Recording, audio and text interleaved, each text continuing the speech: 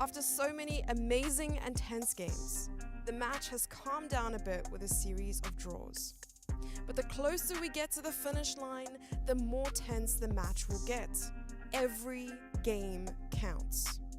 Jan is leading by a full point and has the white pieces today. Can he extend his lead?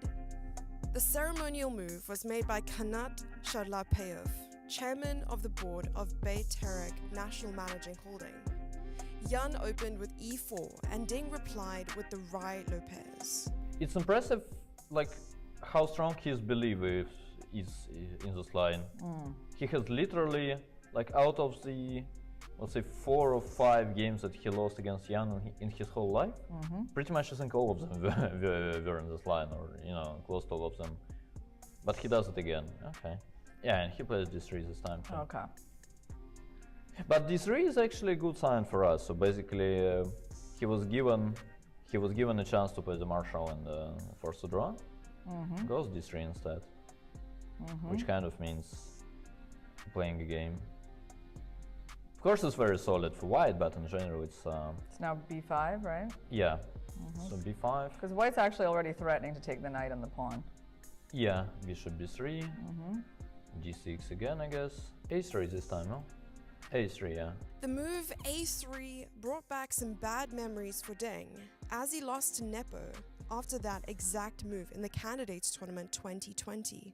Yeah, when he played a3, I recorded game.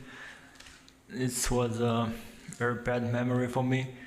He didn't push very hard to win with this line, but white always maintains some small advantages, and black had to be careful to hold.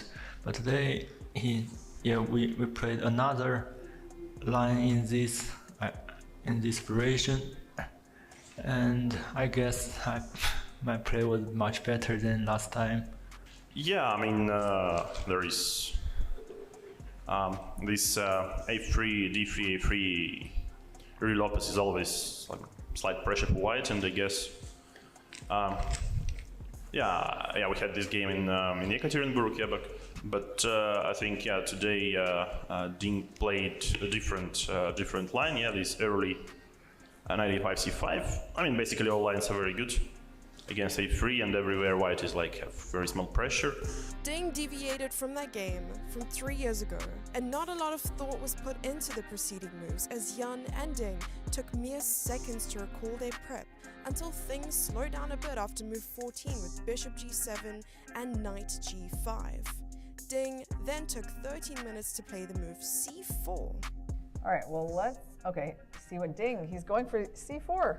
Okay. Right away, without even No, but wait, this is just... moving the bishop back. He just goes for c4 immediately. Yeah, but this has to be insane, no? Well, with knight g5, the idea was take on e6 or play f4, then take on e6 and knight takes on f4. So with c4, first I cut his bishop, and yeah, that's basically the whole point behind c4. And yes, after c4 he always have the chance to equalize to the endgame. But instead of c4, if I play anything else, then f4 comes, I will be in danger of getting worse. So I don't think I have so many chances today. I'm not quite sure I was right to take on c4, because somehow I thought that I will at least get this 3 against 2 rook endgame. But yeah, unfortunately 3 against 2 never happens. So like black has enough time to make sure like it's white won't get an extra pawn. So yeah, probably this was a little bit premature, but anyway I think yeah, black is very solid. So yeah, perhaps should have played it slowly, like I don't know, queen e2 maybe instead of d takes c4. Yeah, so this was perhaps not the best decision, but anyway, I don't think it was something very serious for white. It's not like he's looking for a solution now. He's just, yeah, and he plays a move. What did he do? D takes c4. He took right away. He decides not to keep the pressure. Yeah, there. Okay. Interesting. Very solid approach. So he took We're Makes expecting sense. for knight takes. Makes sense again. They will have this rook ending that is better for white and probably a draw. And the pieces were liquidated and a draw was agreed. There is a rest day tomorrow, and then Ding has 3 more games to try and level the score, of which 2 are with white. How are the players approaching the final games? Of course, I will try my best in the last 3 games. Also, tomorrow will be a rest day. I have more time to prepare some extra idea. Yeah, still it's. I think it's too early to play something like Sicilian. At that point, still there are 3 games ahead. You know, in candidates, I win on the last game, so anything can happen in the last 3 rounds. It's 3 games, and I should give it all, yeah, to do the job, let's say so. But of course, like it's nothing like anything like it's over. Obviously not. It's pretty much unclear match, I think. Only a couple more days are left to watch the games and commentary live on YouTube, Twitch, and Facebook. The next round is on Wednesday at 3 p.m. Viewers are encouraged to ask the players questions on Twitter. The rest day is hardly a reason to do nothing as the Kazakhstan Chess Cup heads into round 3 tomorrow. Signing off from Astana.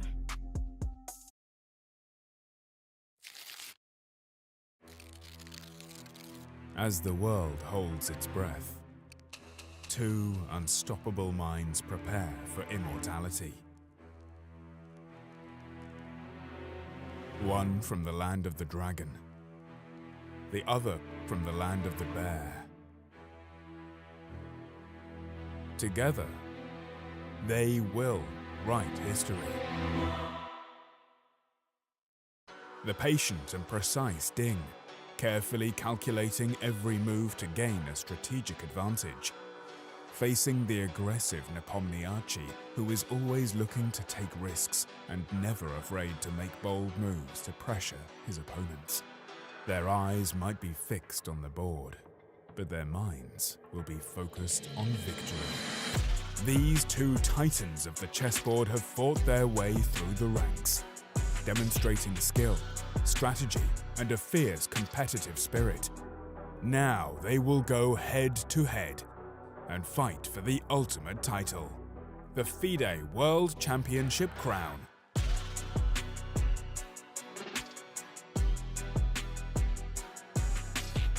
Where champions come and go, chess endures.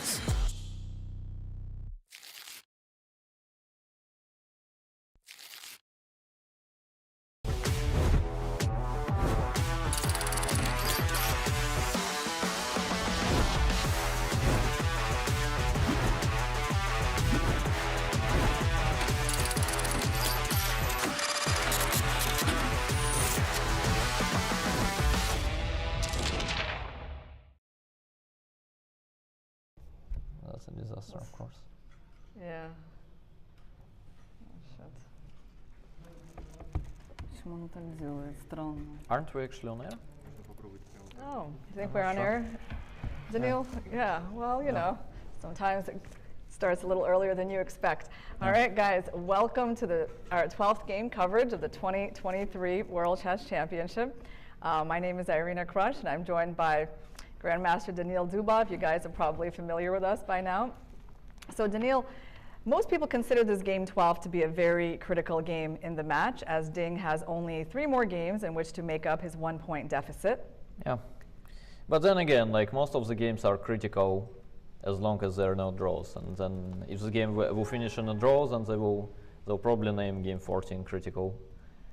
It doesn't make a lot of sense. Clearly, when someone is leading and you only have three rounds to go, clearly every single game is very important. So yeah, we'll find out how critical it's going to be. Caruana described the situation today as like a 50 to 75% sort of must-win for Ding. I don't know exactly what he means by that. I mean, he said basically if he doesn't win today, he's going to need to try to play for a win tomorrow as black.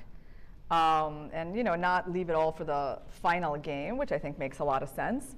I mean, so basically, yeah, it looks like today, I mean, he says that he would be looking in those two directions for white in the reversed Sicilian and also the Nimzo, which we've seen in the match, and that basically he expects Jan to not be deviating from what he's shown in the match so far, because he thinks it takes too much nervous energy to change up your lines at this point in the match. What do you think about that? Yeah, I agree.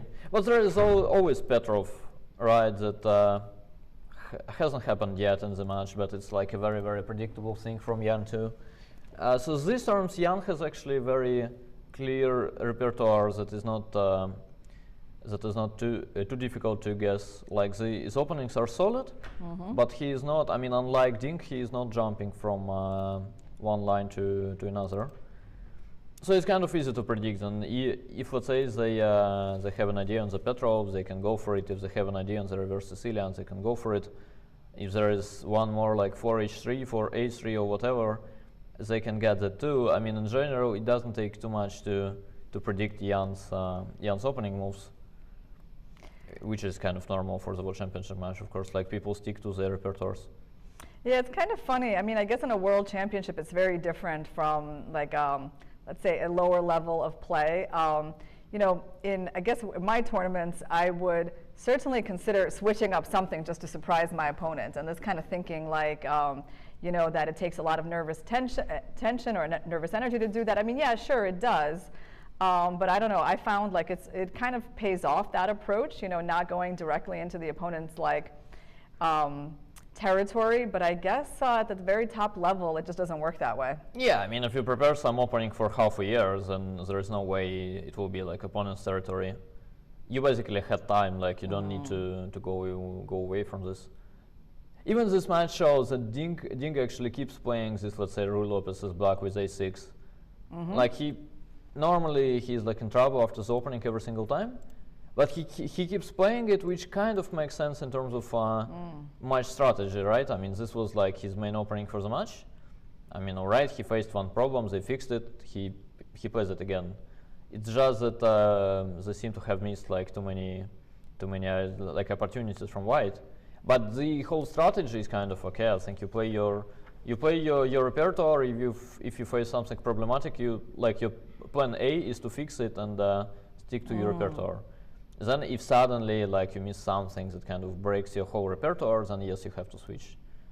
Interesting. So that's kind of like Kasparov, I guess, in his match with Kramnik, right? He switched like he went to 3 different openings as black against d4. He started with a Grunfeld. Well, guess when he didn't want to go back to that, he went to, was it like Nimzo, and then he went to Queen's Gambit accepted. So is that like kind of unusual to do all of that in a match? Yeah, I think so, but he lost at the end, right? And he was also saying that like they had like a very, very big amount of work done in the Grunfeld, and they missed this idea that Kramnik played in game 2. And I think Kramnik and Kasparov in his books, he's saying that he's actually regretting the decision to switch. Yeah. And he says that it would have been better to actually fix this Rook b1 and stick to the Grunfeld and see how many more ideas are there. I mean, it could be that Rook b1 was the only one, right? And yeah, he could never find out.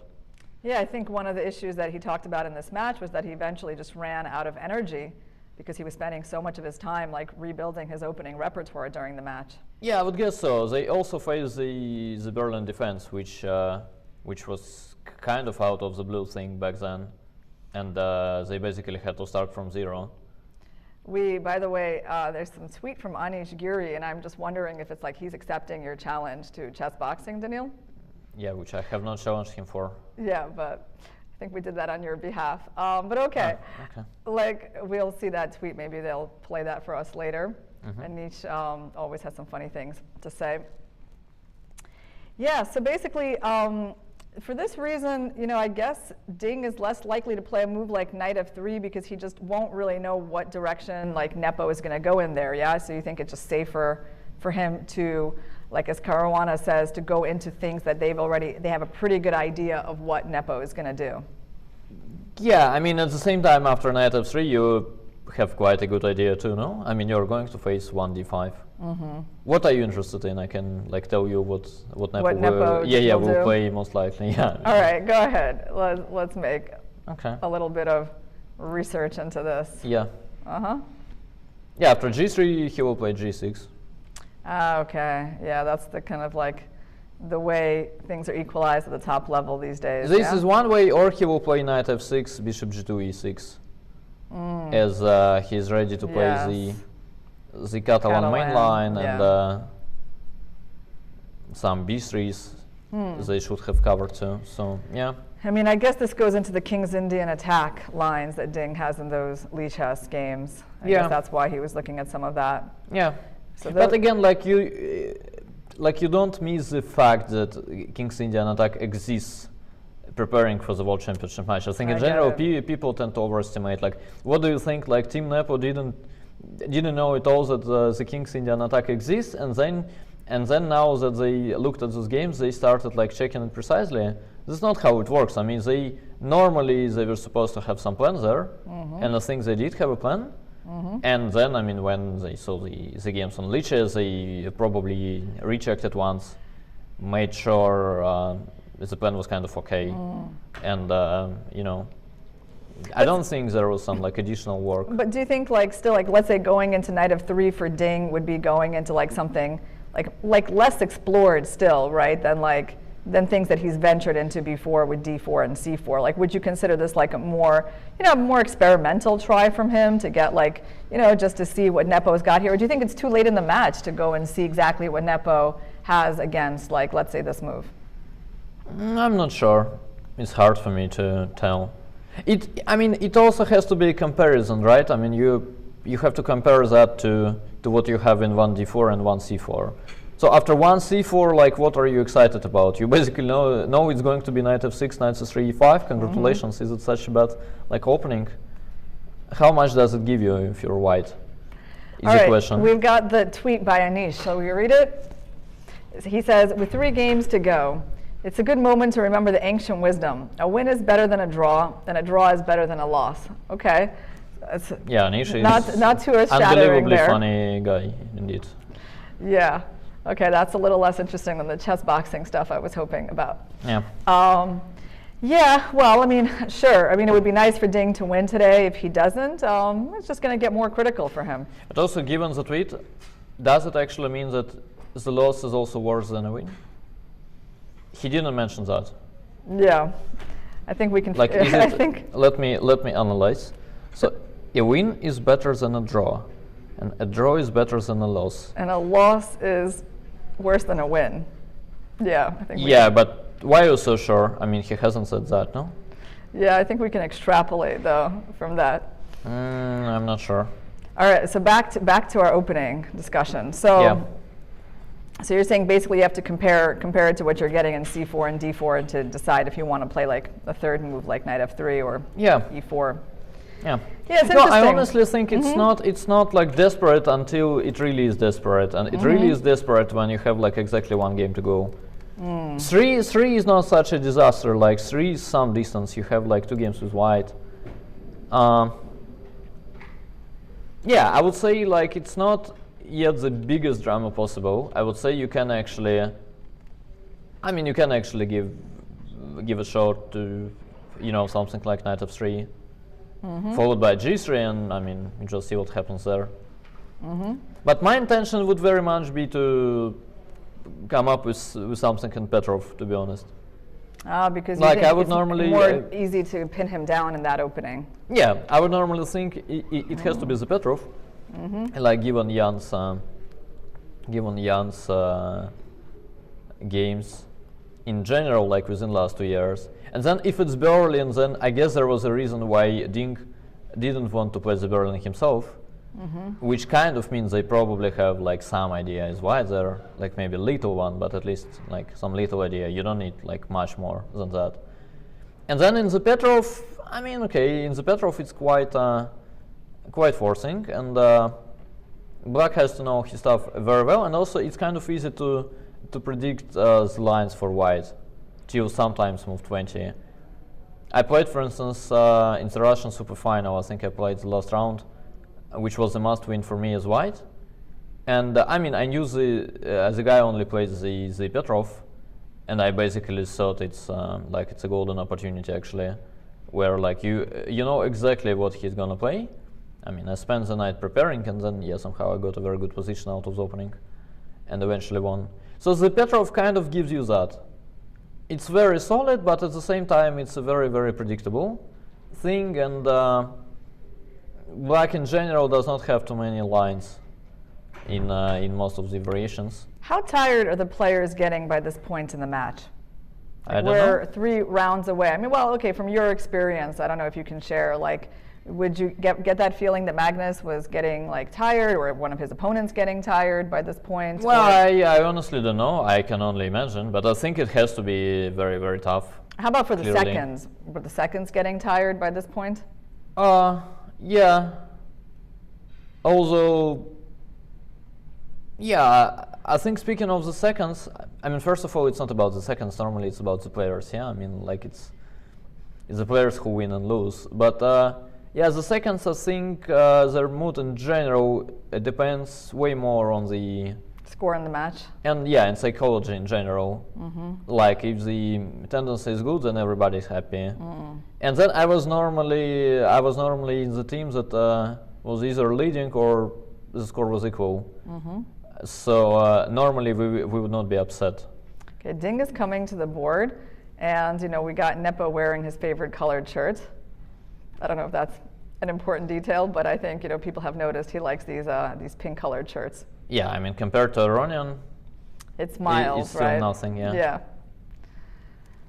a bit too solid. Yeah, I mean the players they've seemed to have a good deal of respect for each other and to be quite friendly, right? From these press conferences we can see. Yeah, at the same time, I've read the interview of Sergei Kishnov, who is Jan's like coach and friend, and actually a brilliant person whom I like. At the FIDE World Chess Championship. Oh, we Good. got Hetty. I Good think to know. Yeah, let's listen to let's Hetty. listen to her. Today Exactly. we have round 12, and the current score is 6-5 in favor of Jan Nepomniachtchi. Today we have the privilege of having with us one of the biggest celebrities in Kazakhstan, Dimash Kudaibergen, a well-known singer and a composer. He will make the first move in this important game of the match.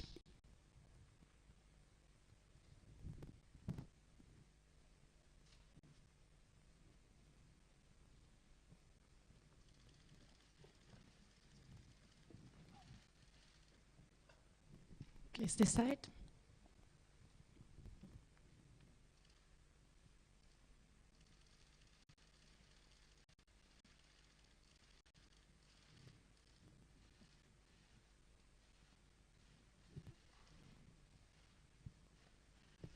Thank you very much.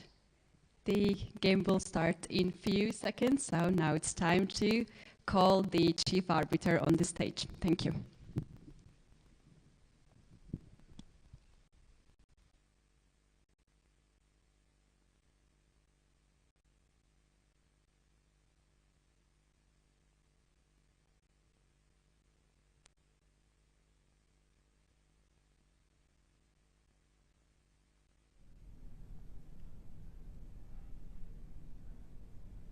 I start to suspect we're back on air actually. You think so?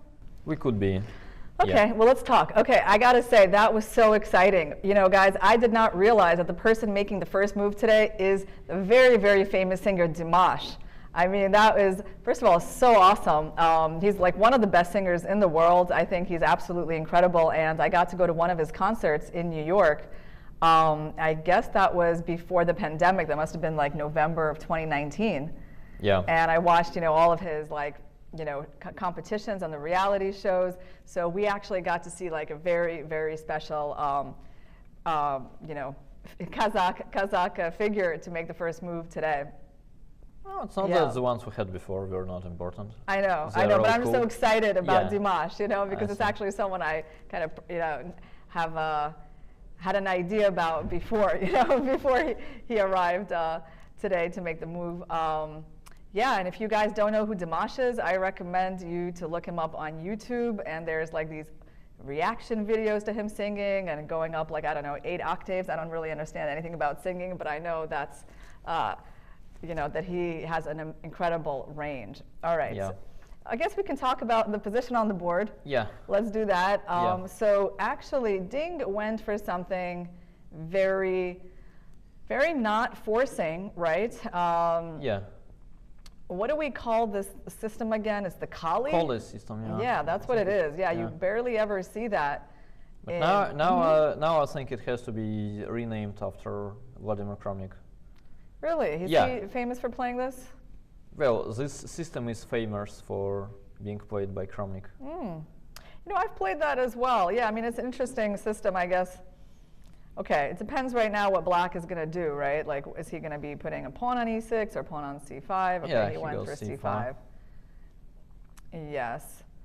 And, okay, we're going Knight b to d2, yeah, exactly. Yeah, I think in Team Magnus, for some reason, we used to call this line the Henrik Carlsson version. Oh, his dad plays this? Yeah, yeah. I mean, I would guess so. Like, I don't know, but I would guess this is why, yeah. Yeah. Yeah. Okay, so basically, what do we have here? I mean, black can actually make a capture, and we can get the sort of Carlsbad system. Yeah. Right, which is interesting, because we had that famous game earlier in the match, Yeah. that structure. No, but honestly, like, just imagine that it's not Magnus involved in Ding's prep. It's actually Henrik Carlsson who is involved in Ding's prep. That would be quite something. Yeah, and okay, what about knight c6? That's the other main move, right? Because you can't really take this pawn yet, or... Yeah, I guess first of all, I think you can, and secondly, there's bishop b5. I think they normally want bishop b5. And then you play the Ragozin at tempo up. Ah, look, with your knight already on d2. Yeah, but I suspect strongly that d takes c5 also exists. Okay, so he managed, oh, look at that, Nepo is going for that structure. Yeah. Okay, and that's certainly a safe move, right, to make sure you like eliminate all the lines where that pawn gets captured. Yeah. So for the second time in this match, we're going to see this Carlsbad structure. Yeah, this time the version is much better for black though. I mean, clearly with a knight on b1 and white to move, like you don't play knight b to d2, right? You play something like bishop d3 or...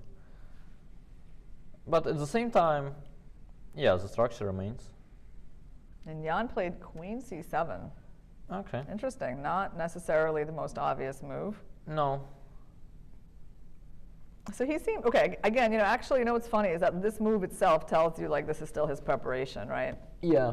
Like he knows that because nobody would ever play that move unless it wasn't preparation. Well, you could play it, why not?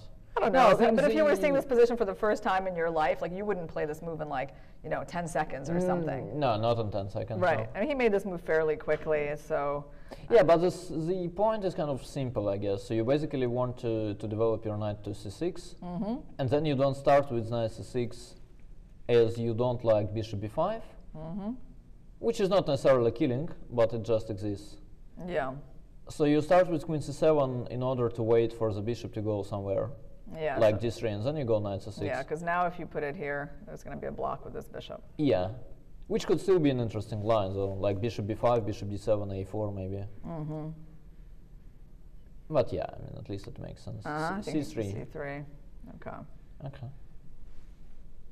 Makes sense. So is he going to go knight c6 now? Or... Probably, yeah. Yeah, because the thing is, if you go bishop, if you bring out your bishop too early, it's going to get attacked, right? Like most likely like this.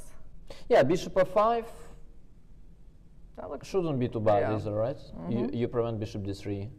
But you do allow this bishop b5 check, which is, Yes. again, like, I suspect it's more dangerous with the pawn on c2 when it can go to c4 in some of the lines.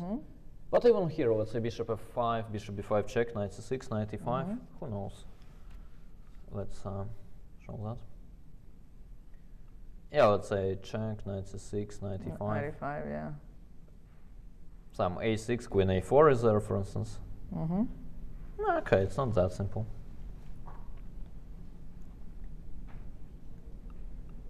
Also, bishop f5 is not the move you kind of want to play if you're not in your book. Like, you're running into some knight e5 followed by g4, in some of the lines you don't want to be.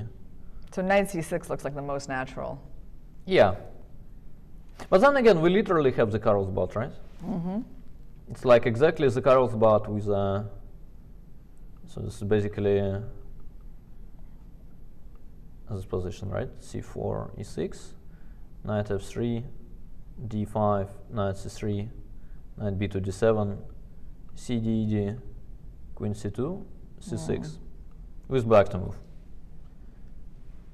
And you haven't gotten this bishop out yet. Yeah, but thinking about it this way, like even with white to move, I kind of like black. Like, I mean, should not be much for white now. Looks very playable. Mm-hmm. You got this knight here already. Yeah. Okay, so let's see. Jan is coming back to the board. So after knight c6, bishop d3, right? That's what we're expecting?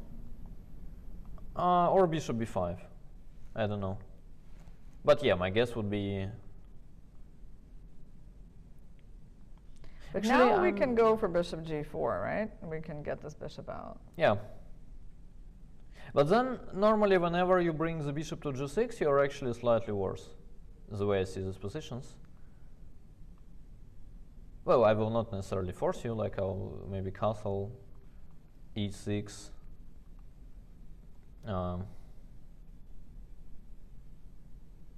Yeah, I don't know, let's say rook e1, bishop d6, h3, bishop h5. I don't know, some move, like, I don't know, knight b3. I think in general, it's not a great idea to go bishop g6 voluntarily. At least if you are going to castle short. If you are going to castle long and try to checkmate me, then it probably makes sense. Also getting g6, g5 will be tough. But let's say knight b3, bishop g6, takes. Why do you want to go bishop g6, just to illustrate, or? Yeah. No, I mean, otherwise there is bishop g5 also. So let's say I take on g6, takes. I don't know, let's say I play some move like queen d3.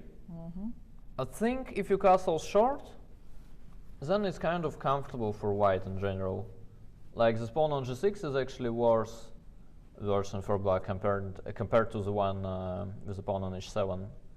Here exactly though, like my knight on b3 is a little bit misplaced. It's probably not ideal. You'll probably get some counterplay with knight e4. But yeah, I mean in general, having this pawn on g6 is at least something to play for if you're white. All right, so Jan is still in his like remembering pose. Yeah. That's the way I see it. I know you say that maybe it's all like a bluff, but that's what it looks like to me. That when he looks like that, he's like remembering his lines. Yeah. No, I mean, it could be that they just had some little note that you go queen c7, which is smart, as you don't allow knight c6, bishop b5, and then after bishop d3, you go knight c6, and then c3 was not covered. I mean, they can't have spent very much time on positions like this, right? Like. Yeah, probably not. I mean, it really depends on the level of laziness. Yeah. But it's actually, seconds, it's really interesting that, you know, Ding goes for this particular structure. Like, he wanted it so much that he's willing to play, you know, this like rather mild move order, right? The Kali system. Yeah. Just to get Nepo into this Carlsbad structure. I guess he just felt like that Nepo really wasn't that confident in it. Yeah. Well, Jan had pretty much the same strategy, no? Like whatever happens as white, he would bishop g5. He would play the Ruy Lopez, bishop g5, take on f6, bring the knight to d5. Exactly.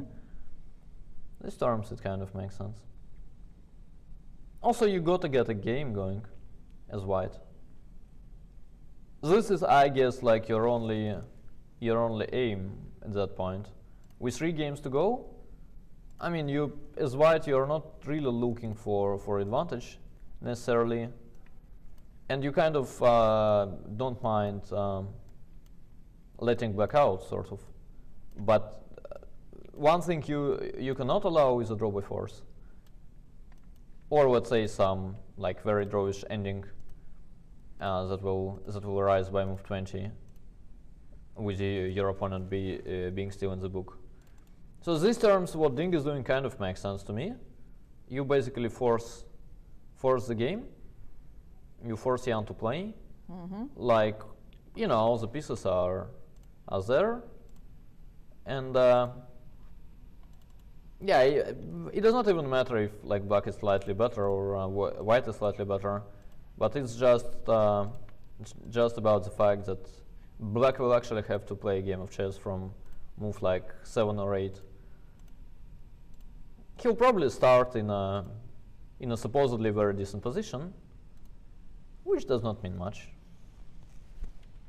Yeah, there haven't been too many games from this exact position. There was literally, I can probably find just like a handful of games. One of them was a recent game.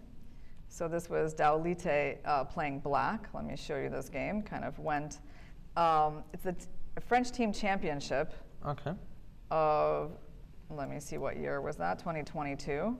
Okay. So knight c6, and bishop d3, bishop g4. Yeah. Castles e6, rook e1, bishop d6, knight f1. Okay. Yeah, it defends the h2 pawn. Yeah, this also makes sense. Yeah. Bishop h5, knight g3, bishop g6, and knight f5. And white wound up getting the bishop pair. Okay. And bishop takes, castles, bishop d3. Okay, looks pleasant. Bishop f4. Okay, not that much. Knight e5. Anymore, yeah. Bishop takes, rook takes. Yeah. Knight takes, d takes. Okay. Okay, knight d7. Okay, where do we stop? Okay, we can stop right here. I think Okay. it's a good moment to stop. Yeah. So. Well, d takes e5 was not forced at all. But yeah, in general, it's the way I see that it's very, very important for black to get this bishop f4. So if white is in time to play g3 and prevent black from trading the bishops, then white is actually quite a lot better. And if black is in time to trade the bishops, then he's more or less okay. That's interesting. So you just want to take away the bishop pair from white. Yeah, which I think is a basic rule that well, like two bishops are actually stronger when there are two, not one bishop against the knight. So yeah, I wasn't sure about taking on a5 either, but it has to be connected with this bishop f4 idea. What you were thinking? No, I mean you can also castle, maybe you just leave another bishop. But then again, after knight takes, oh, you can maybe move your bishop. Yeah, you can probably take, but there is knight takes b7 and f7. Yeah, probably, probably something like that works. And then if you take, as white, what do? Do you move your bishop away from the trade? Well, I think you're first of all, once again, I think you're very happy in general to get this structure, and then let's say go knight e5. And then in some of the lines you just go rook e3 to h3, or you go h4 h5. I think with a pawn on g6, it's normally very unpleasant. You go bishop f4, you go knight d3 maybe. Yeah, this is looking like it could be something. Yeah. I mean, let me just play a few moves. I don't know. Go ahead. Yeah, so this trade is not easy to make. You know, it's funny because if I could move, I would have moved my queen to c7. Okay, I think Jan has played a move. And it is bishop d7. Wow. Okay. That's okay. I mean, okay, that's a little bit unusual for sure, right? Yeah. He's that afraid of bishop b5 that he's like.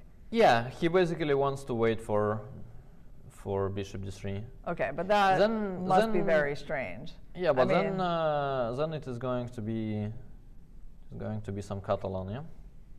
Not Catalan, sorry, some Nimso, I guess, with bishop d2. There is quite a similar line.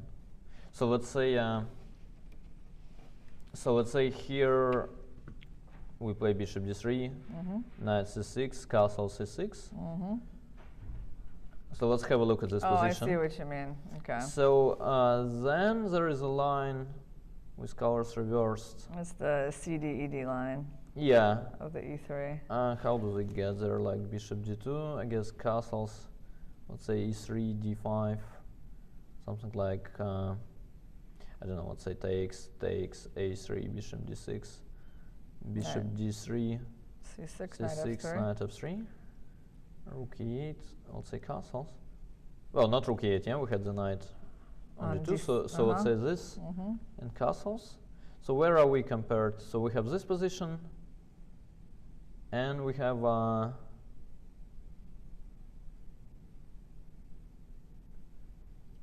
let's say,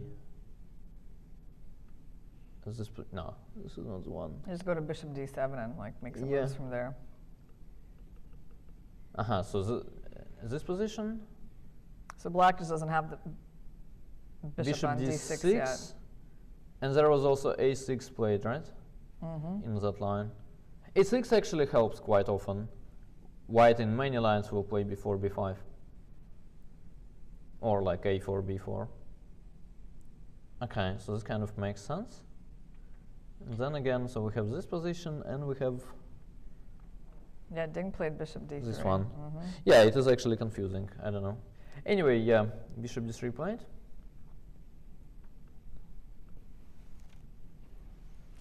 All right, so knight Jan c6. went for knight c6. Okay, so basically, I mean, he's problem, definitely committing himself to like this move, right? He's not like going to suddenly start moving this bishop again. That wouldn't make any sense. Probably not. But the problem with that line is that, I mean, as black or with covers reversed as white in the Nimzo, you can just play, let's say here you just go e6, bishop d6, castles e5, pretty much no matter what.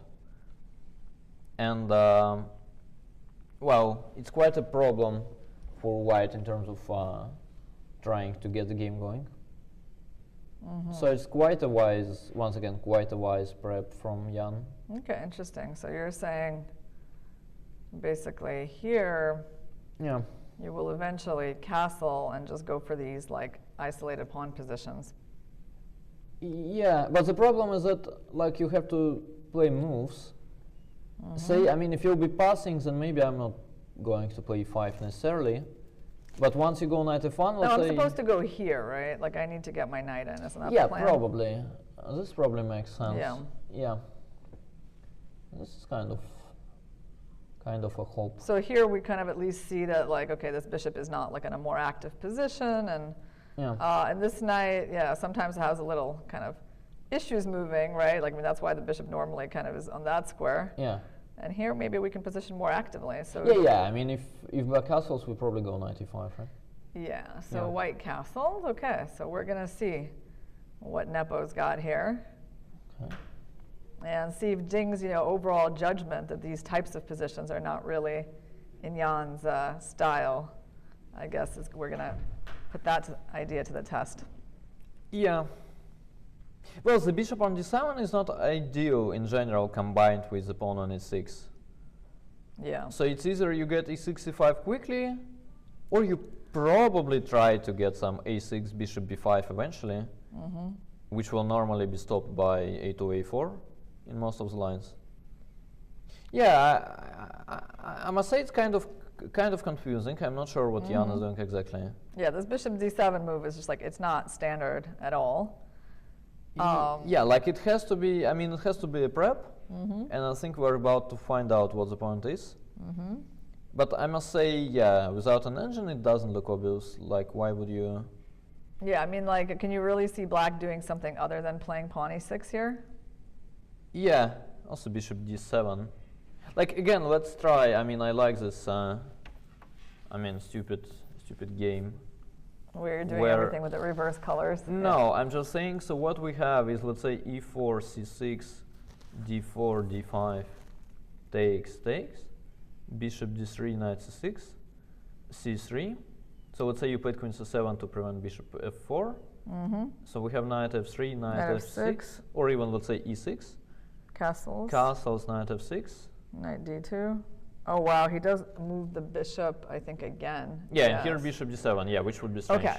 So isn't this all a little strange? I mean, I'm just talking it as a person not knowing anything about this, I don't know, preparation that could be involved. But I mean, you move your bishop once and then you move it again a couple of moves later. It's not really how we're taught to play chess. Yeah. Do you not feel like that's strange, Daniil? I mean, it's modern chess, yeah. But you feel like this must be his preparation because there's no way he's like coming up with this by himself. No, I mean, of course not. Yeah, okay. Yeah. Right. All right. So the bishop went to d7. Yeah. Here, let's find that. Wait. Yeah, just click the main. Yeah, here we go. Exactly. Click the main line. In castles, and then bishop g4. Yeah. So really interesting. Makes sense. On the other hand, it's He lost a lot of tempos. yeah, but it's quite an ambitious setup, right? He's just trying to say, I'm in time to play e6, bishop d6, and I'll get the normal Carlsbad Right. with Carl's reverse. And So White's got like 2 tempi, I guess, to do something here. yeah. Moreover, in the normal Carlsbad, you normally have your bishop on e2, not on d3. I mean, in a way, it makes sense, right? I mean, in a way, it makes sense that he didn't go for like this passive bishop here. Yeah. I get that, but still, it is quite surprising to see this bishop move twice in the opening, especially when you're black. But okay, let's see how White is supposed to make use of this extra time. Yeah, White has many moves. Yeah, I must say it really depends on how deep Jan's prep was. As just, optically, I would say I see quite a lot of things that I'm worried about as black.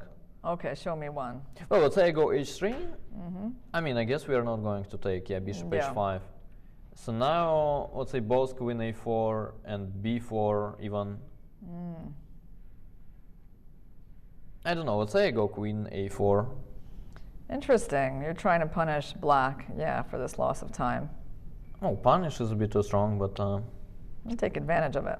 yeah. Okay. So you go e6 or, I mean, knight d7 also exists. But let's say you go e6, knight e5, bishop d6. You're actually in time.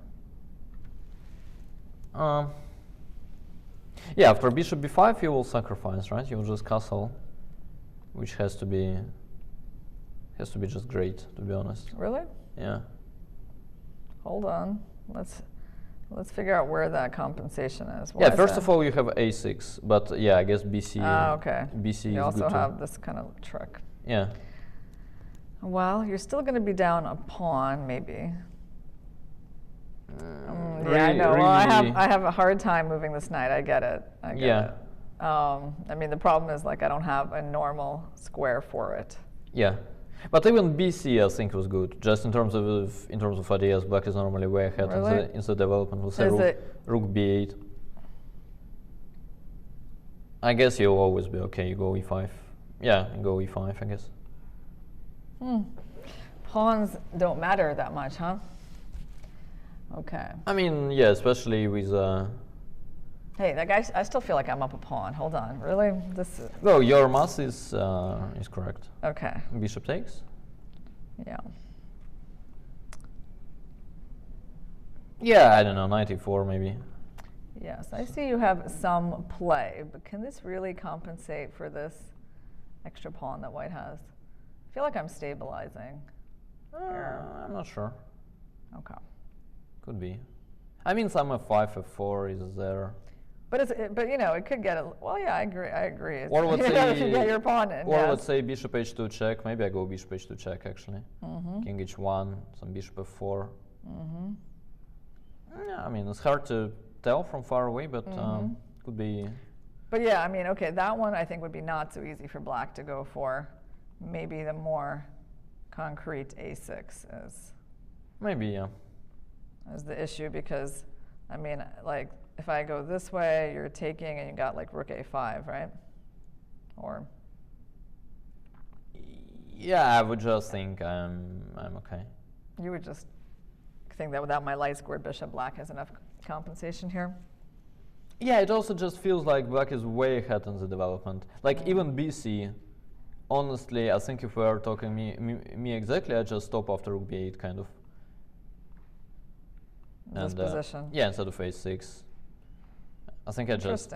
Yeah, I think I just stop and I kind of believe it very much. And kind of easily. Which is probably wrong. But yeah, I don't know. This is just the way I feel, kind of. Okay, so that's one attempt that you've got for. Yeah, then there is probably. Well, h3, I have a feeling I need to. It's useful, right? Well, it's useful, but on the other hand, your bishop on g4 could be under attack, right? So if I start actually with queen a4, yes, which looks counterintuitive. But yeah, maybe it makes sense. I'm just trying to. I mean, there's no chance this bishop is going back, right? Yeah, then we have queen c2. You're gonna. And we improved a little. Yes, the queen is not going to be pinned here. Yes, that's important, right? Yeah. So I guess, I guess you have to do something else. And that something else is either e6 or knight d7. I kind of like knight d7 actually as a solid option. In most of the cases, it's kind of okay. The queen on e4 is normally not doing much unless you get your knight e5. Yeah, it seems like a pretty good move, and I can't really use the fact that this pawn is not protected. Yeah. It's interesting that white's got this development, but on the other hand, like there's still a very passive bishop. There's like a knight that can't move, and he just played rook e1. Okay. Okay, so obviously e6 is what Jana's going to do. So it's funny that after e6, white can play like bishop e2, right? And then it's like very close to, once again, to the normal Carlsbad with colors reversed. Yeah, but that's unlikely. Or let's say h3, bishop h5, bishop e2, and then you go knight h4, and we get exactly... Yeah, it's interesting. So I guess he really didn't like this queen a4 because of this tricky knight d7. And there's just no... Could be one of the reasons, yeah. I mean, there's just no real way to develop an initiative here, yeah, without this square. Yeah. Strange like that, yeah. I also thought about queen e1 a little. But queen yeah, e1 sometimes we have those kinds of moves in these positions, yeah. Yeah, but here it's probably a little bit too wise. It's actually kind of interesting to try to get the knight in here so quickly, getting out of the pin. Yeah. I mean, it doesn't seem completely crazy. Yeah, I mean, I don't know, e6. The problem is they could take, right? Yeah. Take and go knight d7. Yeah, and I was wondering about this position. Let's have a go f4. Yeah, this bishop is a little strange. Yeah, I mean, it does feel like black is probably in time with something, but maybe not actually. Maybe we're in time with knight b3 and bishop b3. Yeah, actually, a queen e1 was quite interesting. Well, he just goes for the standard rook e1. So Nepo's not at the board yet. Oh, he's coming back. Yeah. And what is he going to do after e6? It's kind of sad that they don't have this. You know, there are the boards that that you can basically control from quite some distance. Like, imagine it would be cool if they're both in their rooms and they can just send the moves and the board plays itself, kind of. And we're looking at the board where the pieces are moving. Like remote control chessboard. Yeah, yeah, exactly. Okay, that's an interesting innovation. Personally, I liked our idea of chess yoga. You know, get the players to do some kind of yoga poses in between moves. But okay. Knight f1 played by Ding. Yeah, after e6. Okay. Yeah, he is not, you know, going to overcomplicate it, right? So he's just going like after this bishop, or? Yeah, we're about to find out. I'm going to go knight g3. Okay, bishop d6. Well, first of all, bishop g5 exists. Bishop g5 is like a little weird. I don't know how much of a threat bishop takes f6 is. It's like something you need to watch out for as black pretty much all the time. But it might never be a threat. I mean, but basically, this would be like the standard move, right? And then like try to go h3, like we saw in that game. Yeah, but I don't think the knight in general belongs to g3. Yeah. Do you think there could be like what can black do against this? Well, I don't know. Most of the legal. Oh well, moves. yeah, I don't know. Castle short. How about long. h5? Can you do that? h5 is also legal. Yes. It's illegal, but is it good? I don't know. Well, it very much depends on what happens after h3, and after h3, it's kind of likely that something happens, like knight f5 maybe here. But yeah, bishop g5 played. Okay.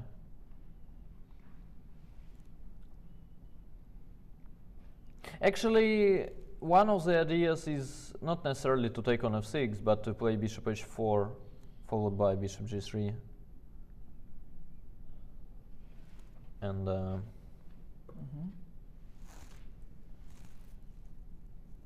yeah, it's a strategical idea, kind of like trading the bishops.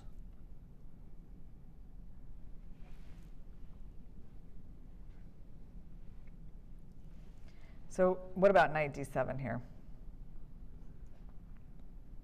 I mean, again, it exists. Like, I'm normally tempted in this kind of positions, I'm normally tempted by like trying knight e3 desperately. I mean, I know I'm giving up the pawn on h2, but I'm saying, all right, I take it and then we'll see what's there. Interesting. Because you always have this knight d5 threat because black's not castled yet. Yeah, I think it is interesting, yeah. Yeah, because I don't know, like taking. Yeah, it doesn't feel like taking on h2 will do. No. I mean, I don't feel great about making these moves. Yeah. And the bishop's about to get trapped, and this is hanging. Okay, so bishop g5 is interesting. You're trying to make it harder for black to castle. No, I think you're like trying to kind of create a threat of knight e3, actually. Knight e3. Yeah, that's what you're trying to do. Going for this pawn. I mean, at the same time, most of the normal moves would just prevent that. But let's say if we go a6.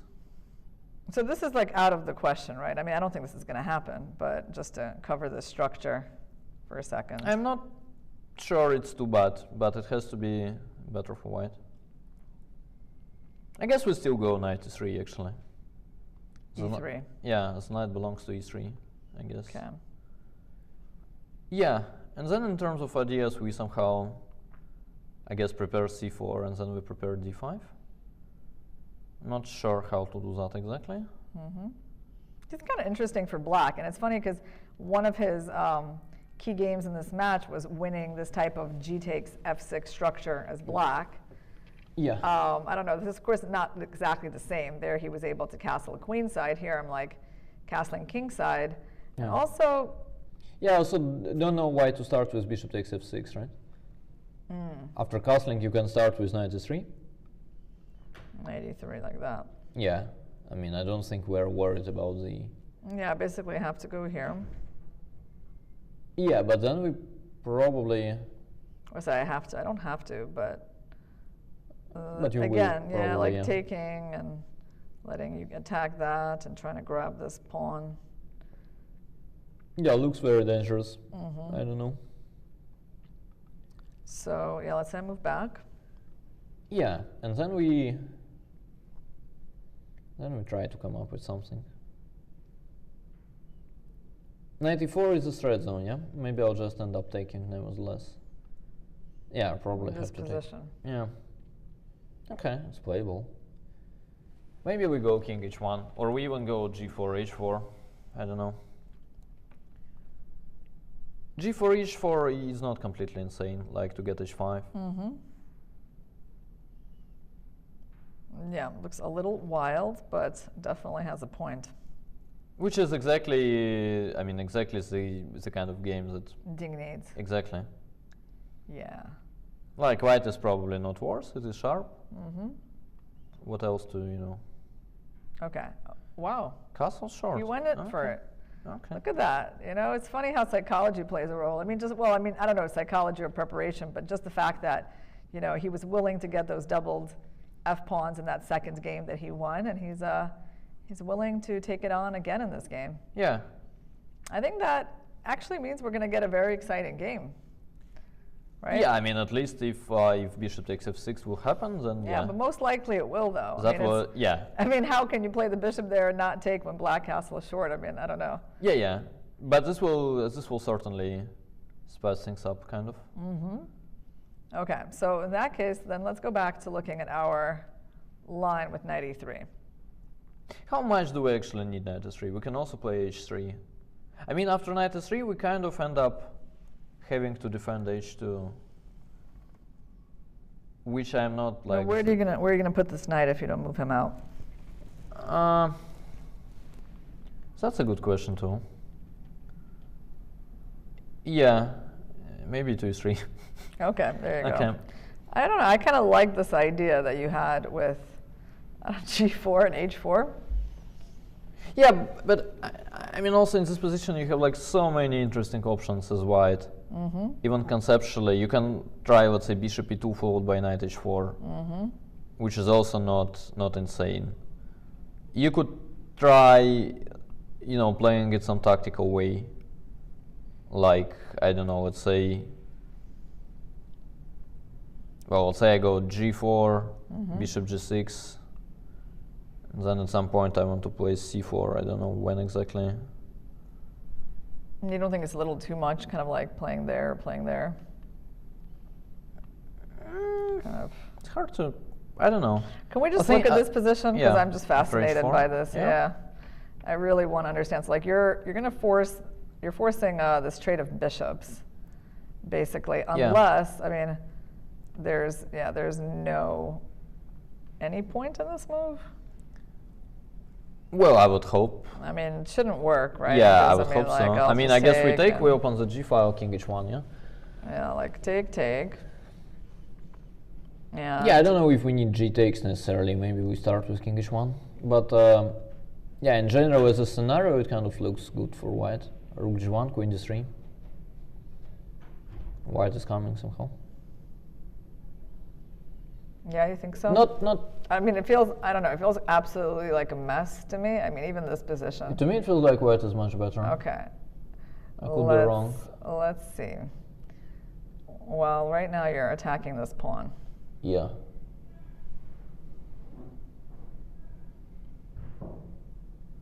Yeah, I can't push it because this is going to hang. All right. Yeah. All right. Well, let's say I just bring in the rook for now. I just want to see how you're going to develop your attack. I agree. Yeah. You got the g file. I go like queen d3. Yeah, king h7. I guess you have some like h5 ideas. Maybe. No, but I won't play h5. I'll just play rook g1. I just want to kind of. Yeah. So your knight is like a little annoying on this square because of the way it hits these. Yeah. These pawns. Also, your structure is just kind of worse. Yeah. In terms of strategic ideas, like you don't really want to play f5. There is no way you'll get g5. And will be problematic. Just curious, like how bad this is. Yeah. So knight e5. Yeah. Shouldn't be too good, right? Not too good, but First of all, I don't know about d takes, but let's say I take with a knight, yeah. I'm just curious about this. Yeah, rook takes. Like, given that this kind of is weak too. Yeah. Can I try to play against that? Kind of, you know, like going here, here, here, here, maybe. Yeah, or even king f7, right? Yeah. But in general, if I defend everything, I think I'm just better. Let's say I go queen g3, king g2, rook a2, e1. I mean, I stabilize. Should be quite good for white. I mean, also the line was not exactly it's not forced. Yeah. All right. I mean, h5 is just kind of an idea. So let's see what else I can do. If I let you play this and I take, how big of a problem is that for me? Well, not I think necessarily so bad. Right? Yeah, I mean, good or bad, I think you'll have to find out. Yeah, exactly. King h8, king maybe. h8, like for example. Yeah, that's what I would expect to be the line, kind of. But it's a strange position. Like, I'm not sure that, for instance, bishop takes g6 is such a stupid move. Because if I take, this way, this pawn becomes weak. Yeah. A little weak. I mean, also. Although, I don't know. It's hard to, How bad can this be for black? I mean, black has a normal pawn structure, a fairly safe king, and normal development. Yeah. But at the same time, yeah, let's say, I don't know, queen d3. You're going to try to, like, push with this? Well, I think your kind of strategic problem is that your bishop on d6 is not doing much. And, like, there is no way to use that bishop. All right, I feel like maybe black maybe can be okay here. Let's try. Yeah, probably. h5, maybe like queen f7, queen g7. Oh, h5, I think you have g takes.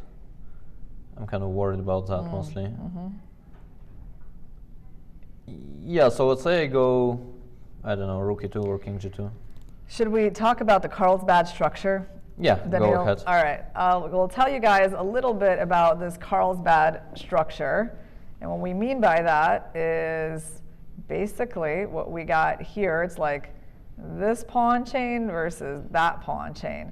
And so Carlsbad is a spa/resort town in what is now the Czech Republic. It hosted a couple of strong tournaments in the early 20th century. So there was, in 1907, a tournament won by Rubinstein. 1911, a tournament won by Teichmann. In 1923, won by Alekhine and Bogolyubov and Moroksi. By Alekhine, Bogolyubov, and Moroksi. In 1929, it was won by Nimzovich. Okay, so it hosted a lot of top tournaments in the first half of the 20th century. Yeah. And actually, one of the players of the 1929 tournament was Edgard Kali, who is who the system that Ding played today is named after. So that's an interesting coincidence. Yeah. I must say I like a lot the way they used to like call the openings, right? Yeah, after like names of towns. Yeah, this name giving like some Cambridge Springs. Wow, you're like wow, simply. Yeah. I mean, imagine some. I don't know. What else do we have? We have the Vienna variation. Maybe. Are we talking cities exactly? Well, we have the Moscow variation. We have anti-Moscow. Yeah. But we don't have like a Hastings variation, do we? That's like a really famous tournament of the 20th century. We have the Mar del Plata variation. Yeah, Mar del Plata. Yeah. Yeah, that's sure. a line in the King's Indian. Well, we have the Leningrad. I mean, I'm coming from a different place, so I'm trying to. Yeah. Yeah. So okay, so yeah, that was a very typical thing, guys, in chess to name chess variations after tournaments where they were first introduced. Oh yeah, how come Dubov got a variation named after him? The Dubov London. So yeah. I don't know. I think it's quite fitting, right? I mean, he did do a lot to popularize this like knight c3, bishop f4 line. Yeah, no, I think it's still possible. I mean, when you start playing some odd line and then you're the only person in the world to do it. I mean, there is this Dubov Tarash. I was going to say that. It's like only because I started playing it and people found out that basically like whenever they have white against me, they can get this position. I don't know. People started calling it Dubov Tarash. Okay, sure. Can you show the viewers again what that is? Because I don't think everyone remembers from the first show, the Dubov Tarash. Well, that is like a normal Tarash that is played the normal way. So let's say, I mean, you normally get there via some knight f3, c4, but the point is that, let's say somehow we get to this position. Yeah, g3, knight f6, bishop g2. Well, and here you basically play the normal c takes d4, knight takes d4, bishop c5. Bishop c5 instead of the path of bishop e7. That's what it is. So yeah, which is kind of just like a better move. Got it. Yeah. So do you have any other like opening positions that you kind of feel like there's a candidate that they could be named after you, or not? Well, there are some positions exactly, but it has to be like massive value too. So let's say this line is decent. Like everybody started playing it from time to time, and I mean, let's say I came up with this stupid. I mean, I used to play Grunfeld back then, and I came up with this. After bishop g5, I came up with c5. Which, I mean, is again, it was like I think a novelty or almost a novelty back then. And it's a decent move and stuff, but in general, I mean, bishop g5 itself, well, it used to be popular, but it's not the biggest problem in the world you can have. So this one, for instance, I don't think in general deserves a name, kind of. Yes, the Tarash, I think, is more logical. Speaking of the Dubov London, this is the Dubov London. And bishop f4. Yes, very popular. Yeah, people are recording courses and stuff. It's funny that, I mean, even at the club level, I mean, even like absolute beginner level, people watch the courses and they try to play like this. Yeah, it's funny that being a Russian player, I had to read all the boring chess books, and one of them was the famous My System by Nimzovich. I'm pretty sure there is actually a game in that book where he was white and he played knight f3. The guy went d5. He played d3. The guy played knight c6. And Nimzovich goes knight c6 question mark, d4 exclamation mark. White is better. But now you can actually play bishop f5, and this is exactly Jabava London. But Nimzowitsch just said the knight does not belong to c6, and this is it. Yeah, I have to say, like, yeah, I have a hard time, you know, with my chess upbringing to make myself play systems like that, you know? Yeah, I mean, I was about to ask why, but I'll just say yeah. Yeah, no, I just, you know, it's funny because I've never played any system where I'm like blocking my center pawns. I just can't bring myself to do it. Except when we play hands and brain. Yeah. You know, that's the only time, guys, when I can wind up having a knight like this. Yeah. When I say to Daniil, like, knight, and then he's going to, like, put a knight over here. Yeah. But what's, like, really funny about the Jabava London is that at some point, Black came up with a smart move order starting with d5. And then after knight c3, you play bishop f5 instead of knight f6. And then the point is that, like, in many lines, they will play f3, g4 or something. And I mean, let's say here you go bishop d6, and in many lines the knight will go to e7, and this kind of kills the whole line. Oh wait, that's good. Hold on, like I'm learning some openings here. Yeah. Let's go through that slower. So you're saying, basically, against d5, knight c3. So we actually shouldn't really play knight f6. Yeah, we can start with bishop f5. Well, that's like a move order trick that I think is useful, yes, for Black. Bishop f4 and E6. e6 delay this knight. Yeah, and then I basically don't know what they want. Like with the knight on f6, they normally have some ideas with g4. Let's say e3, we go bishop d6 and then like after all the g4s we go to g6, and then you can play h6 or h5 after h4, and the knight goes to e7. g5 is not a tempi. But the funniest part is that like I'm yet to figure out when they will like understand that they can actually go bishop f4 here. I mean, after which we'll probably go knight f6, so and then they go into the Jabava. Yeah, but don't tell them. Okay, yeah, I won't tell them if you don't tell them, Daniil. Yeah. Because we know only 3 people are watching us. I don't think it's gonna get too far. Yeah, all three. All three, please. Let's be brothers. Yeah, I don't know. Anyway. So this is the current position. Meanwhile, he took and he played knight e3. All right. Yeah. Cleo Mina says, the tension is at an all-time high, and I already know my work productivity is going to be lower than usual today as I keep up with the game. Yeah. I guess the productivity in the world is lower on days when they have their games. Quite offensive statement, no? I mean, towards them. You should think about it this way. I mean, I don't know. People, really, people are really into these games. I can imagine them like sitting at work and having like the game open and just getting a little bit less done. Okay, sure. Yeah, it's hard to tear yourself away when the games are like getting really exciting. Yeah, that is true. Which has not been the case, to be honest. For a couple of days. For a couple of days, yeah. Yeah. But the games were good. It's just that, yeah, sometimes. Sometimes, yeah. Is there you also need some luck for that. Is there any opening that you associate with Magnus that you think, I don't know, maybe like could be named after him, or at least something that, yeah, he's made like a big contribution to? I guess these Carlsbad positions. I mean, yeah, that's it's hard though. It's hard to give him add his name to that because it's like it already has a very well-established name, the structure. Yeah, but Magnus, I think, is in a way like Fischer. He's brilliant when it comes to kind of using the ideas, but he's probably not the biggest inventor himself in general. I don't think he has ever been into like engines and the opening work and stuff. I mean, when he has to do it, he does it, but it's not that he loves it actually. Meanwhile, I actually tricked people. Bishop takes f6 only happened in our board, not their board. And their board is kind of more important. We have been waiting for Ding for a long time to make up his mind here, like about taking this knight or maybe delaying that by a move and throwing in something else.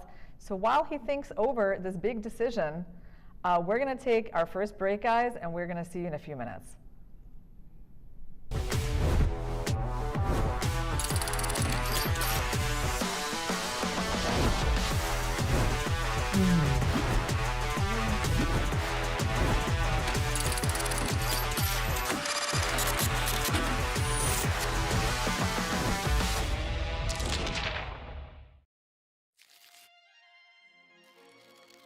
At that point, was some mixed feelings because it's a big challenge for me.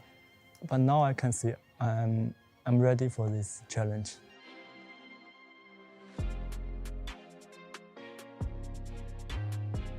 I'm confident about my preparation. Also, I think I grew up a little bit. I'm more mature, so I can handle the pressure. I don't feel any nervous right now.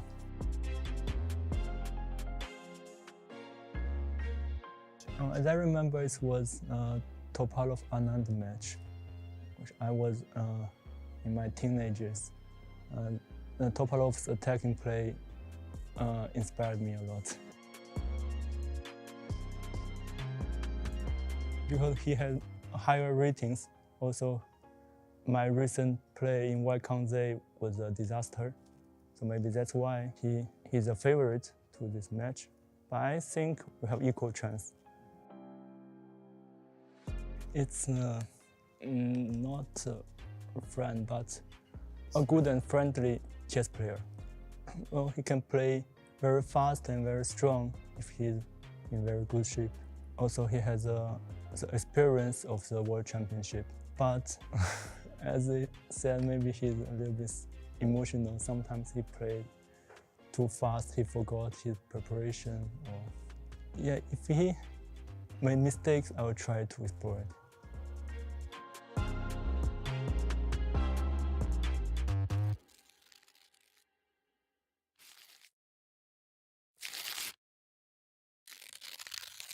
Hello everyone, welcome to Astana. This is FIDE World Chess Championship match, and today the players are having day off. But it's never a rest day for us because we always have a side events. Today in this venue we had a blindfold king giving the simul to 15 players. Timur Gariev managed to win 14 games and made 1 draw. Right now he is giving signatures to the fans and also makes the photos. I also got myself really nice poster.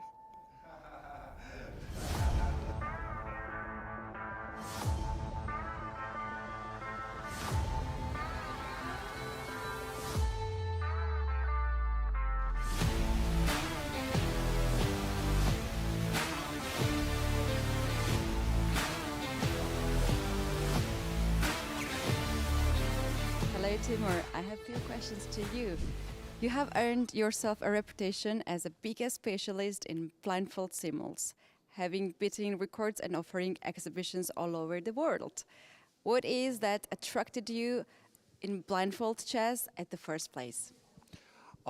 Thank you so much. Yes, Kati, I enjoy blindfold chess, and the idea of experiencing grand simuls ultimately was very interesting, very attractive. I suppose back when I started to try, I was in my peak of my chess performance. I was at 2680 FIDE, and I don't know, somehow I felt like trying other ways to enhance my performance in chess. So I started to explore, try and learn, and then experiment with hosting simuls, starting with 4 games, 8, 10, 12, 15, 21. Then it took, it was two to 3 years after I did a simul in the 30s to finally go for the 48, which was ultimately a success. Can you explain us the reasons why you are using the bicycle while you're playing blindfold chess? So the bicycle functionally, since I'm not able to move, it's nice to have a certain movement to get me going and get the blood flow going. With the performance, try and make it more challenging. I guess it does make it more challenging somehow, in a way, and then makes it also more, it encourages sort of greater activity, greater flow. So I think it's both, you know, and yeah, I suppose it's also to encourage other players, participants, viewers, spectators to kind of experience both the intellectual and the sports part of performance. Here we have with us a player, only player who managed to make a draw today at the simultaneous. Please tell us what is your name and what is the role here for you at the World Chess Championship match, and of course tell us how the game went. Oh, hello, my name is Sujan Falejan. I am a volunteer here. I navigate our visitors to the some studio, to the some centers or photo zones. It's my job. And what can I say about the game? Game was really intensive. Maybe one my favorite game in the whole my life. Not only because I played well, made a draw, because I played against the grandmaster of the chess. It was a perfect experience, I think. I was just taken aback when he asked a draw from me, like bishop b6. Okay, let's end this game as a draw. I was just taken aback after that, and honestly, I'm really happy now. What do you feel as a participant of the event? How crazy is that? Honestly, it was just unbelievable. I don't think that it's possible. I think that he's using some magic tricks, and I just look at him. What the monster is that? How he managed to do that? Just unbelievable. I can say that.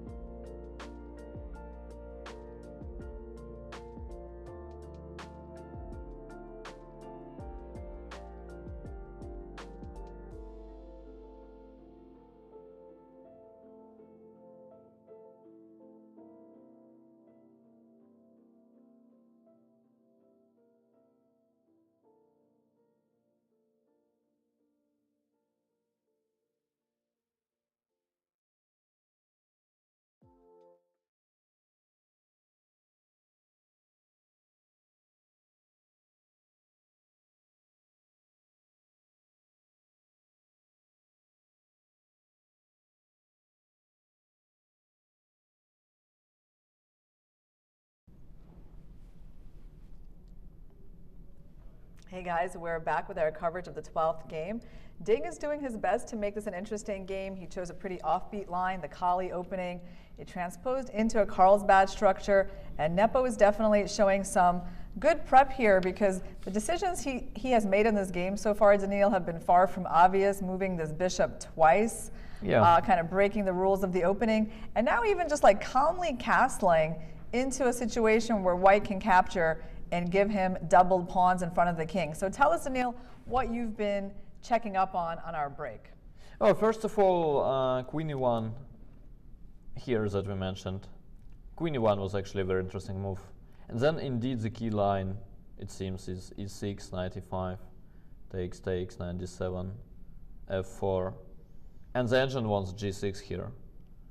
And it says white is slightly better. And the point is to play bishop F5 at some point and then take with the G pawn.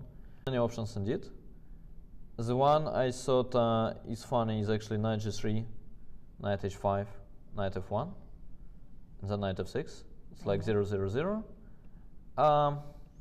So what is this move knight H5 about? You're just like moving the knight away from the capture and what you want to take. You want to go to F4? Yeah, I guess probably the idea. Yeah, I guess black is in general happy to take on G3, forcing H takes, and he's happy to play knight F4 too.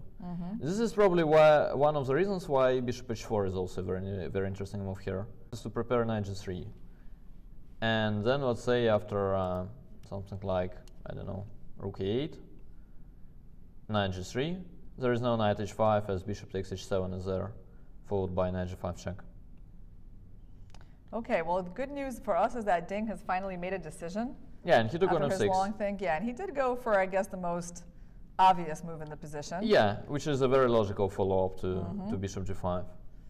And then after taking, I guess he's supposed to play something like knight G3, bishop H5, G3. Yeah, and so we were looking at G4, yeah, it was a bit much, right? Yeah, G4 is actually good for black at the end of the day. Yeah, it was kind of a nice fantasy that you could push these pawns in front of your king, but yeah, it was probably just exposing the king too much. So after G3, so the idea of that is like you're just protecting the pawn. And by the way, we have a move from him, and he actually goes knight G3. G3, okay. Instead of towards the center, he puts the knight here. Okay, I mean, I would say that makes sense. So he wants to go H3 next, right? Or that actually? Yeah, probably. It looks strange to me. Like my first reaction is that it doesn't look kind of right long term. So let's say, interesting. Yeah, how are you dealing with that? Yeah, let's say it's black if I'm in time with playing knight E7, for instance. Knight E7. H3, I have to take. Take where here? Well, yeah, exactly. And go Queen F5 or? Yeah, and then I go F5, and let's say if I'm in time with like King H8, Rook G8, and all that stuff, then it's kind of obvious that your knight on G3 is not perfect. So you put your knight here to make sure I wouldn't have any sacrifices on F5.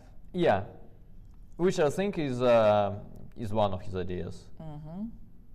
You're kind of like blocking off this bishop. Yeah, I mean, knight G3 has to be kind of justified tactically.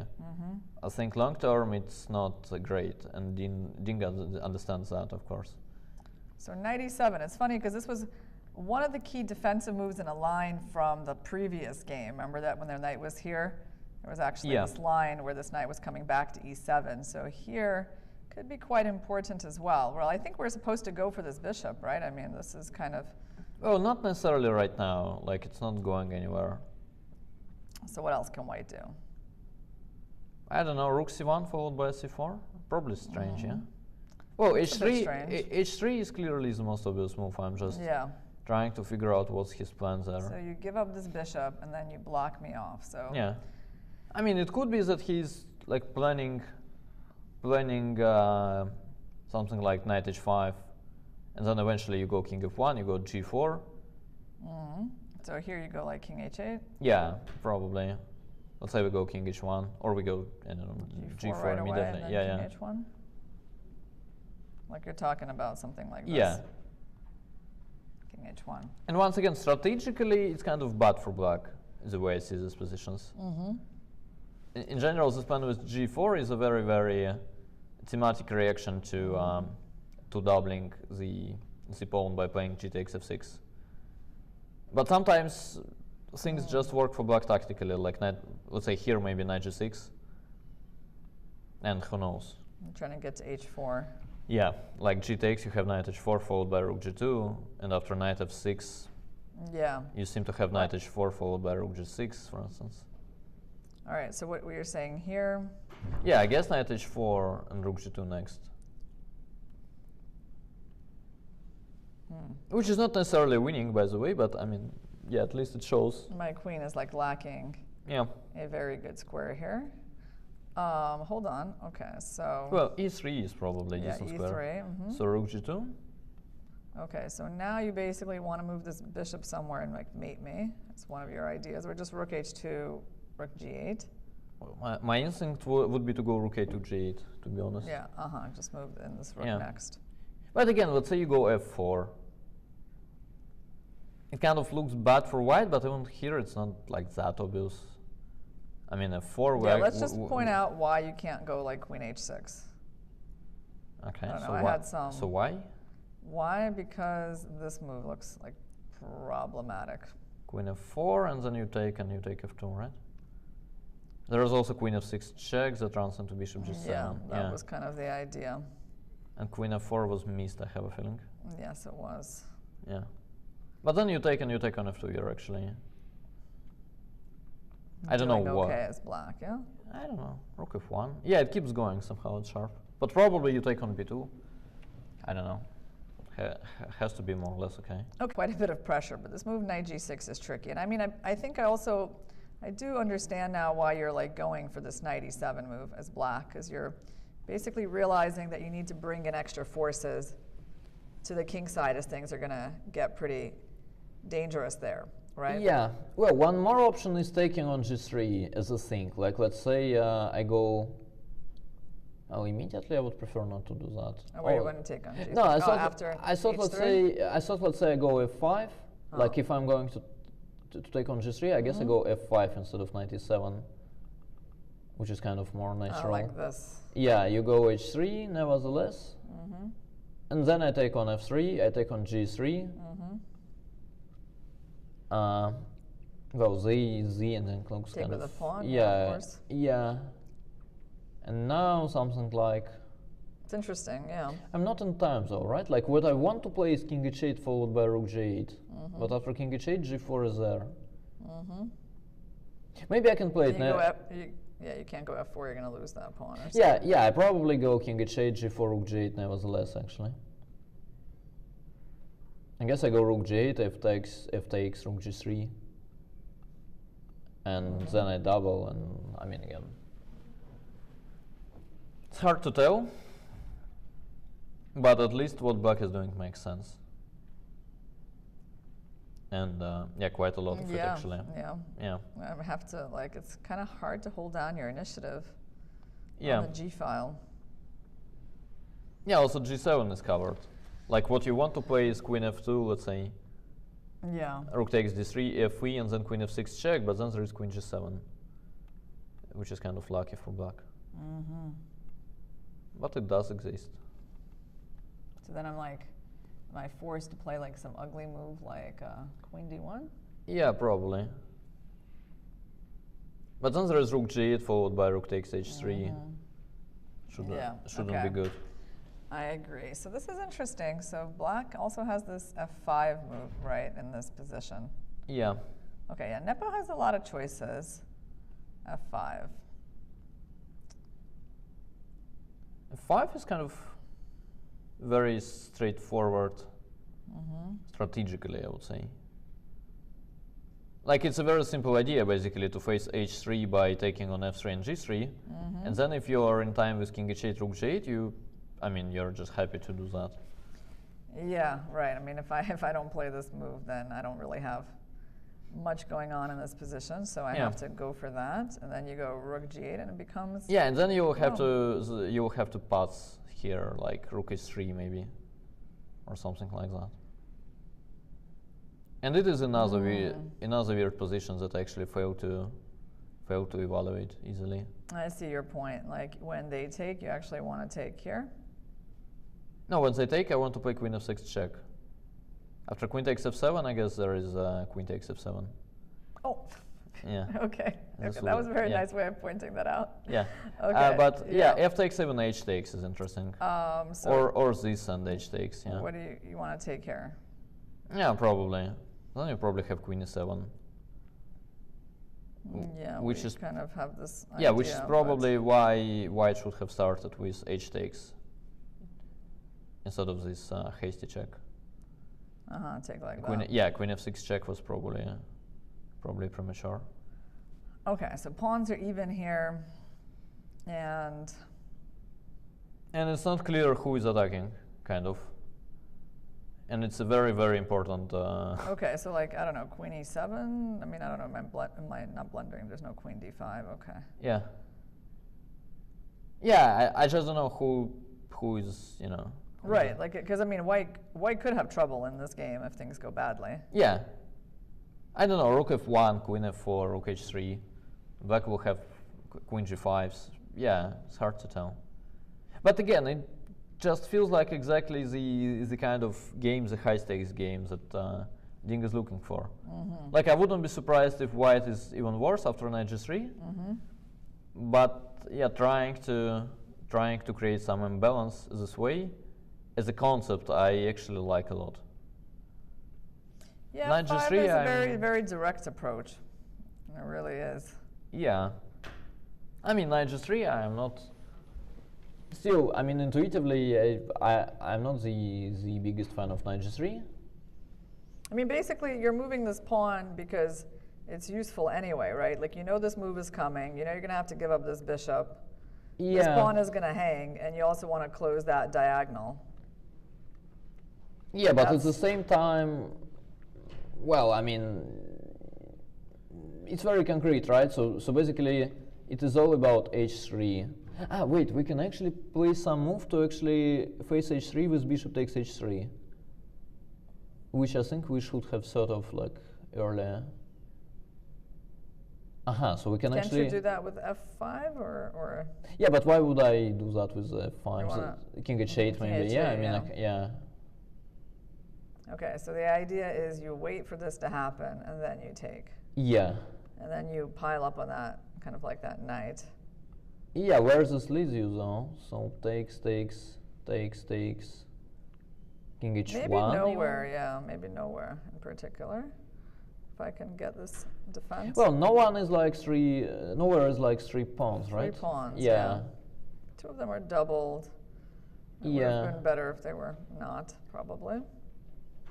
Well, you have your G file thanks to that, but. Well, I have to say, here I would probably prefer white. What do you think? I think it's still very concrete, but yeah, I guess if I had to bet, I probably agree. Well, I agree in terms of saying white is probably objectively better. Like, it's much easier for black to play, of course. But yeah. Really, you think it's hard for white to play because like white just wants to make some kind of obvious moves? Yeah, but black has obvious moves too. So let's say I take on h3, knight h2, rook g8. What are your obvious moves? Well, my obvious move I was thinking was queen e2 here to stop your mate. Yeah, rook g3. I mean, yeah. For that tempo on the bishop, huh? Yeah, I mean, okay, it's not the end of the world. You can just protect the bishop and then you can play rook g1, maybe. Yeah, can I just one second? Queen f2, what I'm looking at, yeah. Yeah.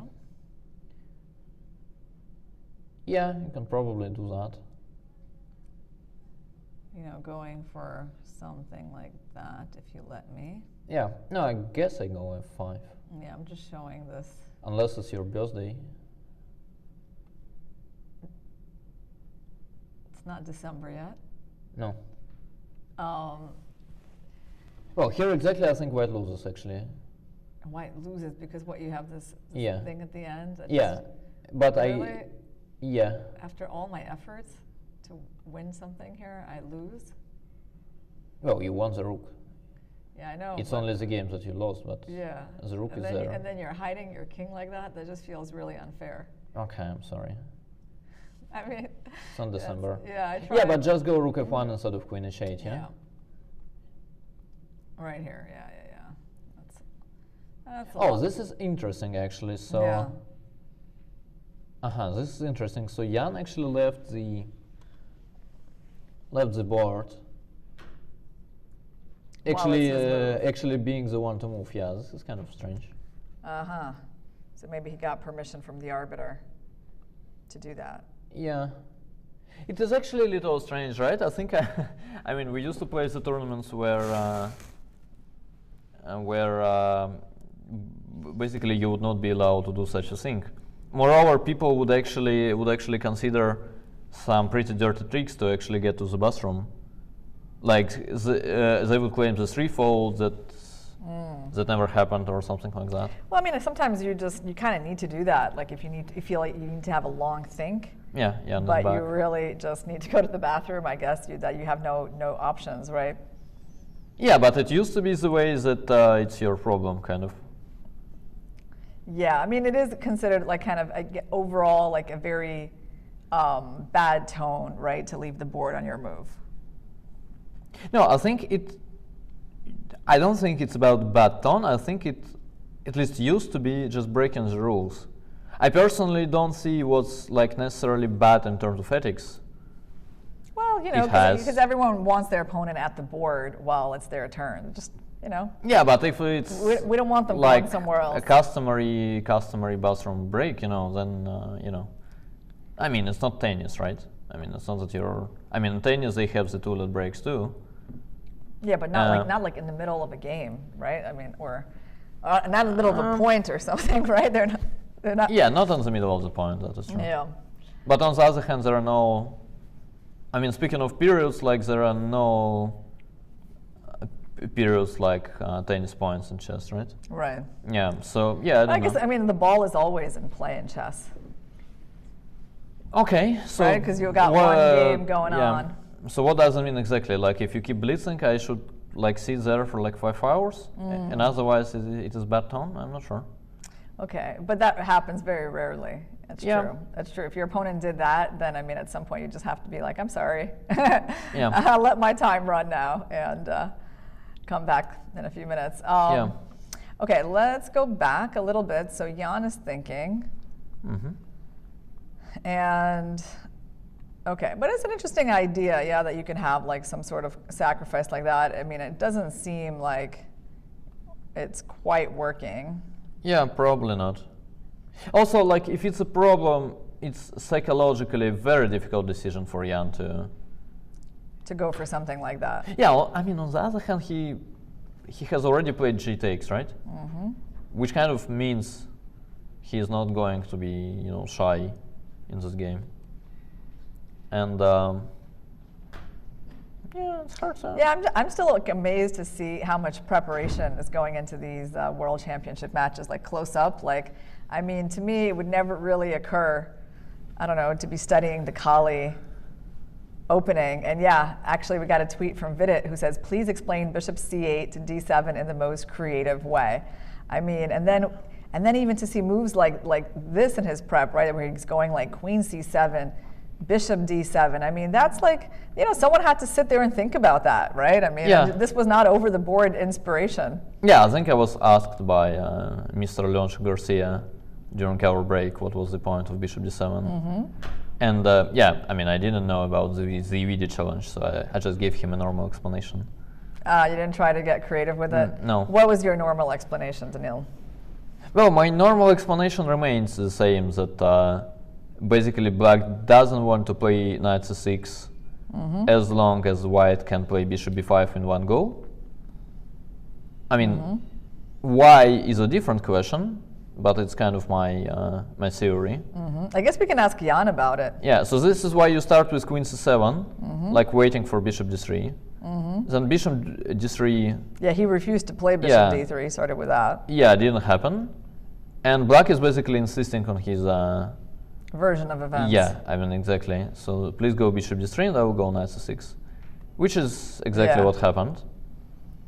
And then, yeah. And then, I mean, like the fact that he allowed bishop takes f6, I mean, that also feels like preparation to you? Or as black? Yeah. No, I think he kind of, I mean, again, I know in general what the preparation looks like in such cases. I think it's normally that like a good team would normally try to face the rare lines with rare replies, which kind of makes sense, and this is what Jan is doing in this game. This queen c7, bishop d7, like there is no way you prepare it as white, and like you spend most of the time on queen c7, bishop d7, right? Yeah. So I mean, you normally try to kind of kind of get them out of the book back in a way. And then you have an idea on what's going on, but it's not too deep. Like he could have known that yes, you can allow bishop g5, bishop takes f6, you castle short, and it's like a very decent sharp position. You'll just play it like it's very likely that white will be out of the book too. You are not worse, you are a good player. Why would you be worried about such a scenario? Yeah. And I think this is the way it normally works, and I think it's a normal way, and I think that's exactly what we are looking at actually. So Ding tried to surprise him, then he was kind of surprised back, but Jan is not like that much into details either. And now we actually have a game in a very sharp position. And we actually have them almost the same on the clock, right? Yeah. And they actually take quite a lot of time, every single move starting from bishop g5, I think.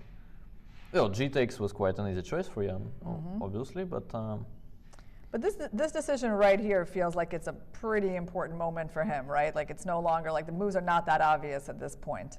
Yeah, I think he's basically choosing the direction, right?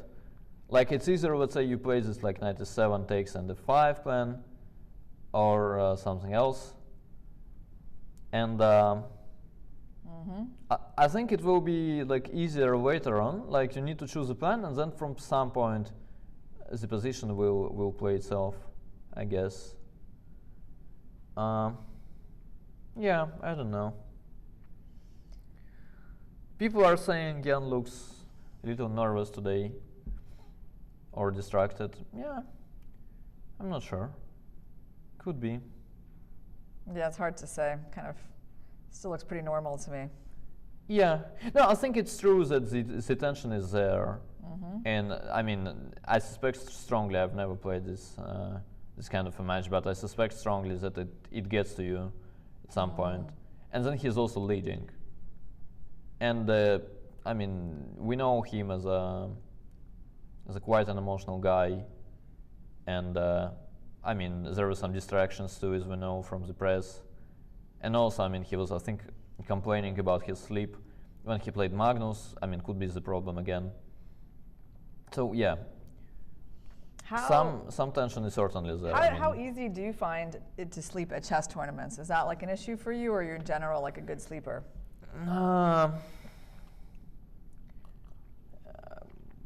Yeah, I honestly don't know. No, I think I normally just go to sleep quite late, which is probably not the best way of doing it, but at least I sleep well. Do you prepare like before the games, or you try to get in your preparation like the night before, then just like wake up and go straight to the game pretty much?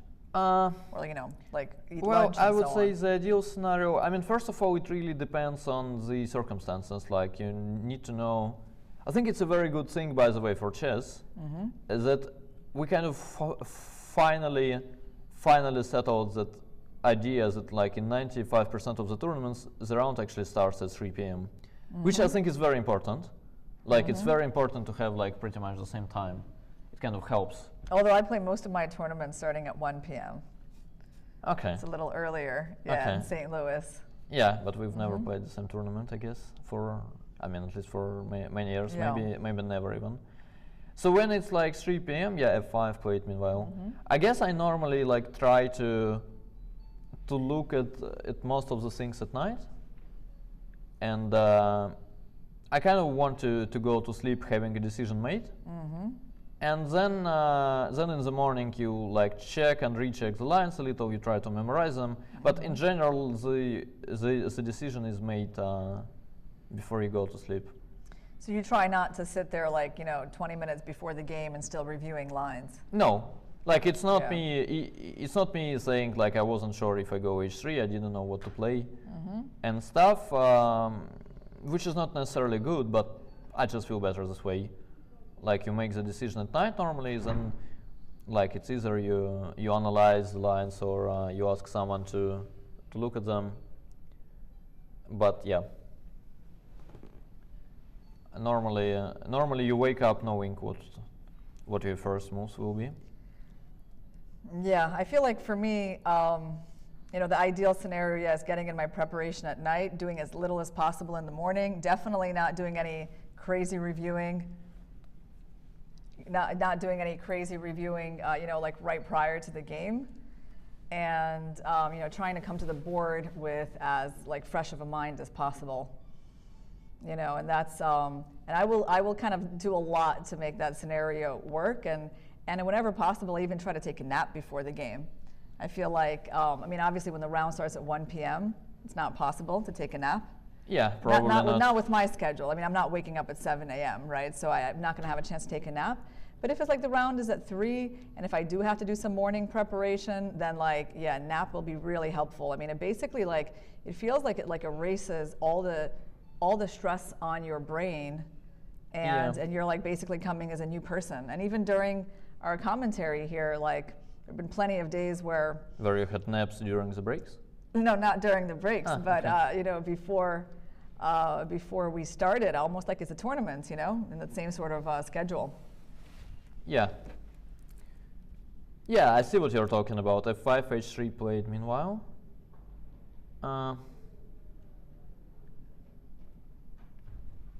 Okay, so why would he think now as black? Yeah, he takes on F3. All right. Now bishop takes H3.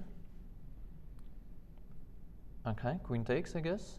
Yeah, so he might be going for this line. It's with bishop takes G3, right? Because if he doesn't go there, then the knight's coming to H5. Yeah. Well, or even knight takes F5 could sometimes be. Well, you can technically play knight to7 here, right? You transpose. Yeah, exactly. To that line. Which I don't see him. You don't see him doing that? Necessarily, yeah. Because you feel like simplify, get the pieces off the board. But also, this was not like a simple position. It was pretty, I have to say, this was a pretty sharp position with this king H8 idea. Yeah. No, what I was about to say is that, the more I look at the position after knight e7, knight h5, the more I think that, well, it's not a very big surprise to kind of find out that white has ideas here, and that in general, in terms of pawn structures, white is better, as he will get this g4. But here exactly looking at it, I think it's even worse than usual somehow. I just don't see what black is supposed to do in order to react to this g4 in some way. So we looked at what, king h8 here? Yeah. But we had some weird line with g4, knight g6, but let's say I even start with king h1. Just in terms of ideas, what are you going to I don't know, maybe I'll bring the rook here. Yeah, let's say I go, I don't know, rook g1.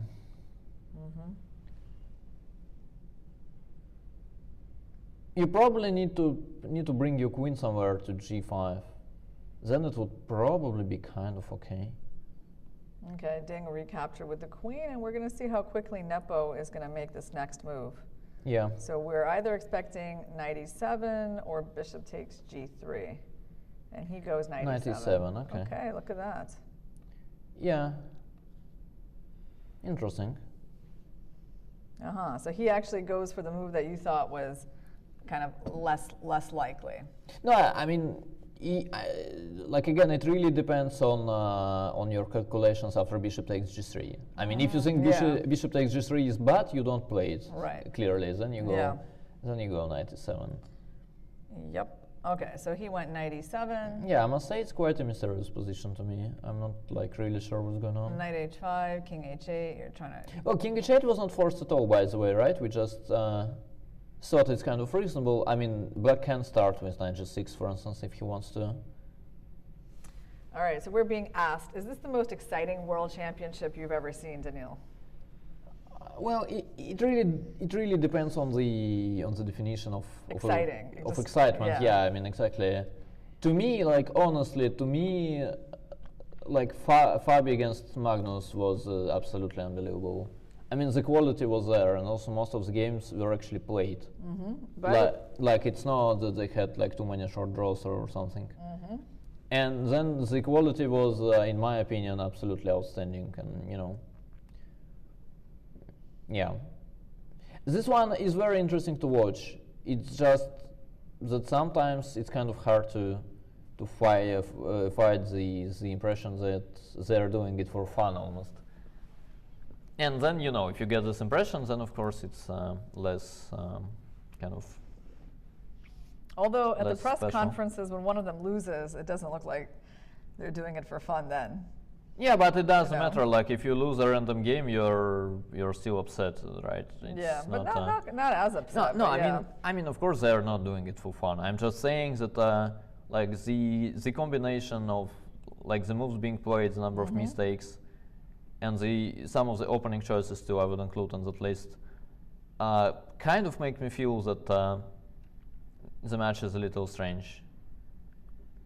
But on the other hand, yeah, we need to enjoy the quantity of decisive games. Yeah. I mean, I don't think we'll see it like too often. I'm honestly not sure like I will ever see this again. Do you remember how many decisive games match? we had in a row in this tournament, this match?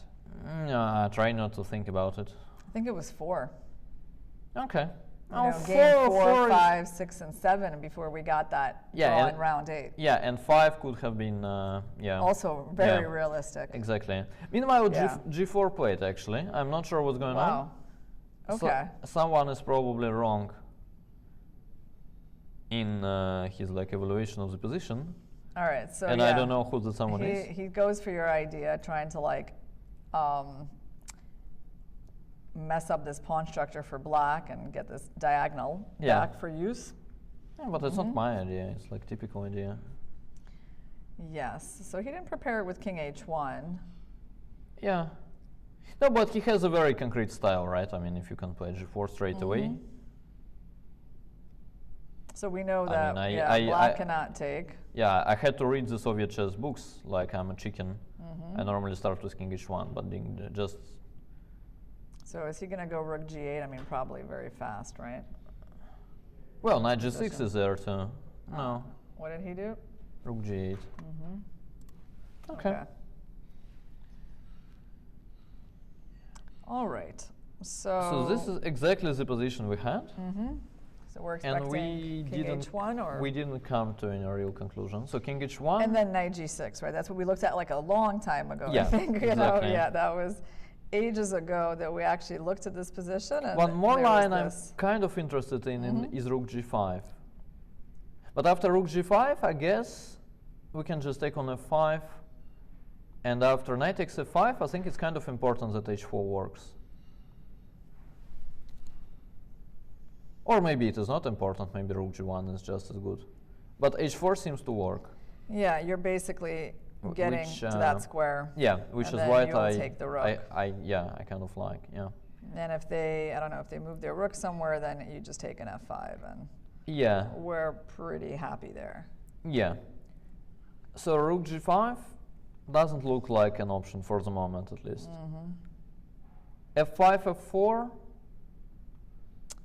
Yes. We kind of don't like it in general, I suspect. Although, you know, we still have to break that down, right? It's not completely. Well, Knight F6, obviously. let's say. Yeah, Knight F6, Rook G7. Yeah, and just something like G5. Looks very suspicious for black, to say the least. To be completely honest, just looks bad to me. But maybe, I don't know, maybe I'm overestimating. I mean, basically, if I take, you just like take with your knight or something, and yeah. And then I go get H5. a free attack. Yeah. Okay, so G5. So how am I going to defend this? It seems a little hard. Because just well, first of all, just because the knight's amazing. Yeah. It's not even like something like where you're going to win in 2 moves.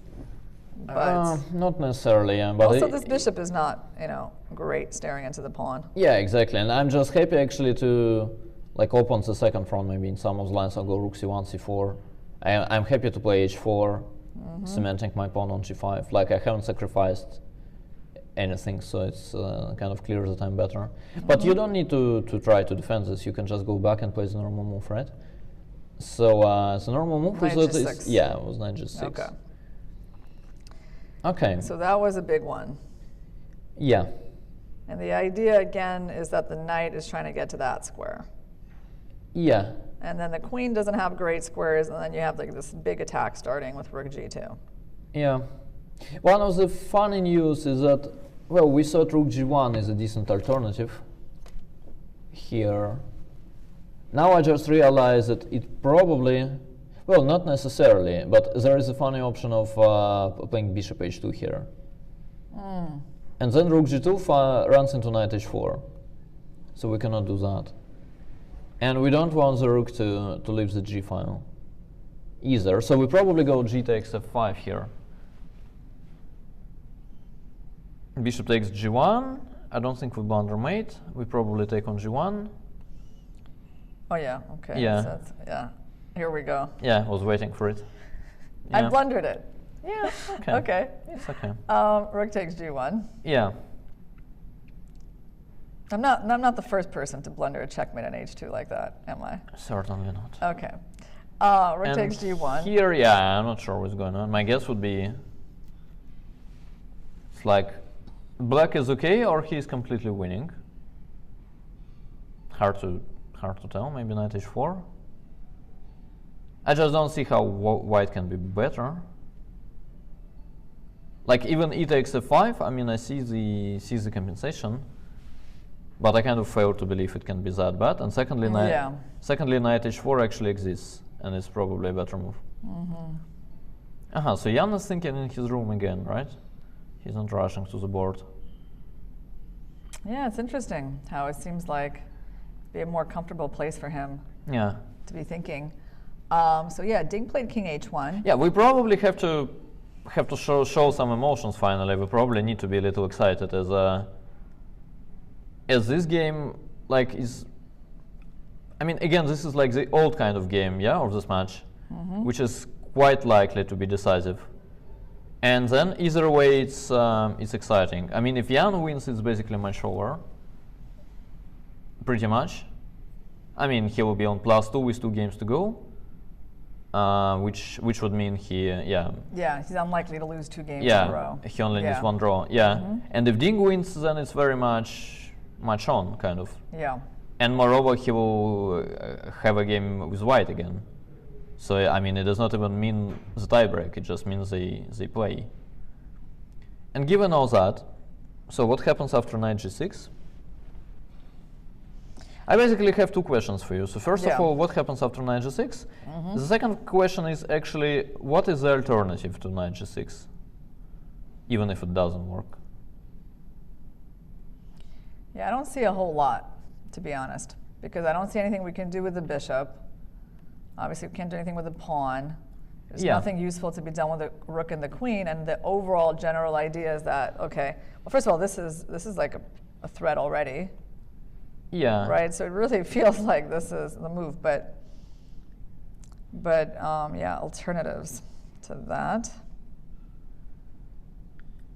Well, but that move is actually very much based on this like long line. Yeah. Well, let's look at it then. Let's try to get a little. So first of all, like, does white have moves here?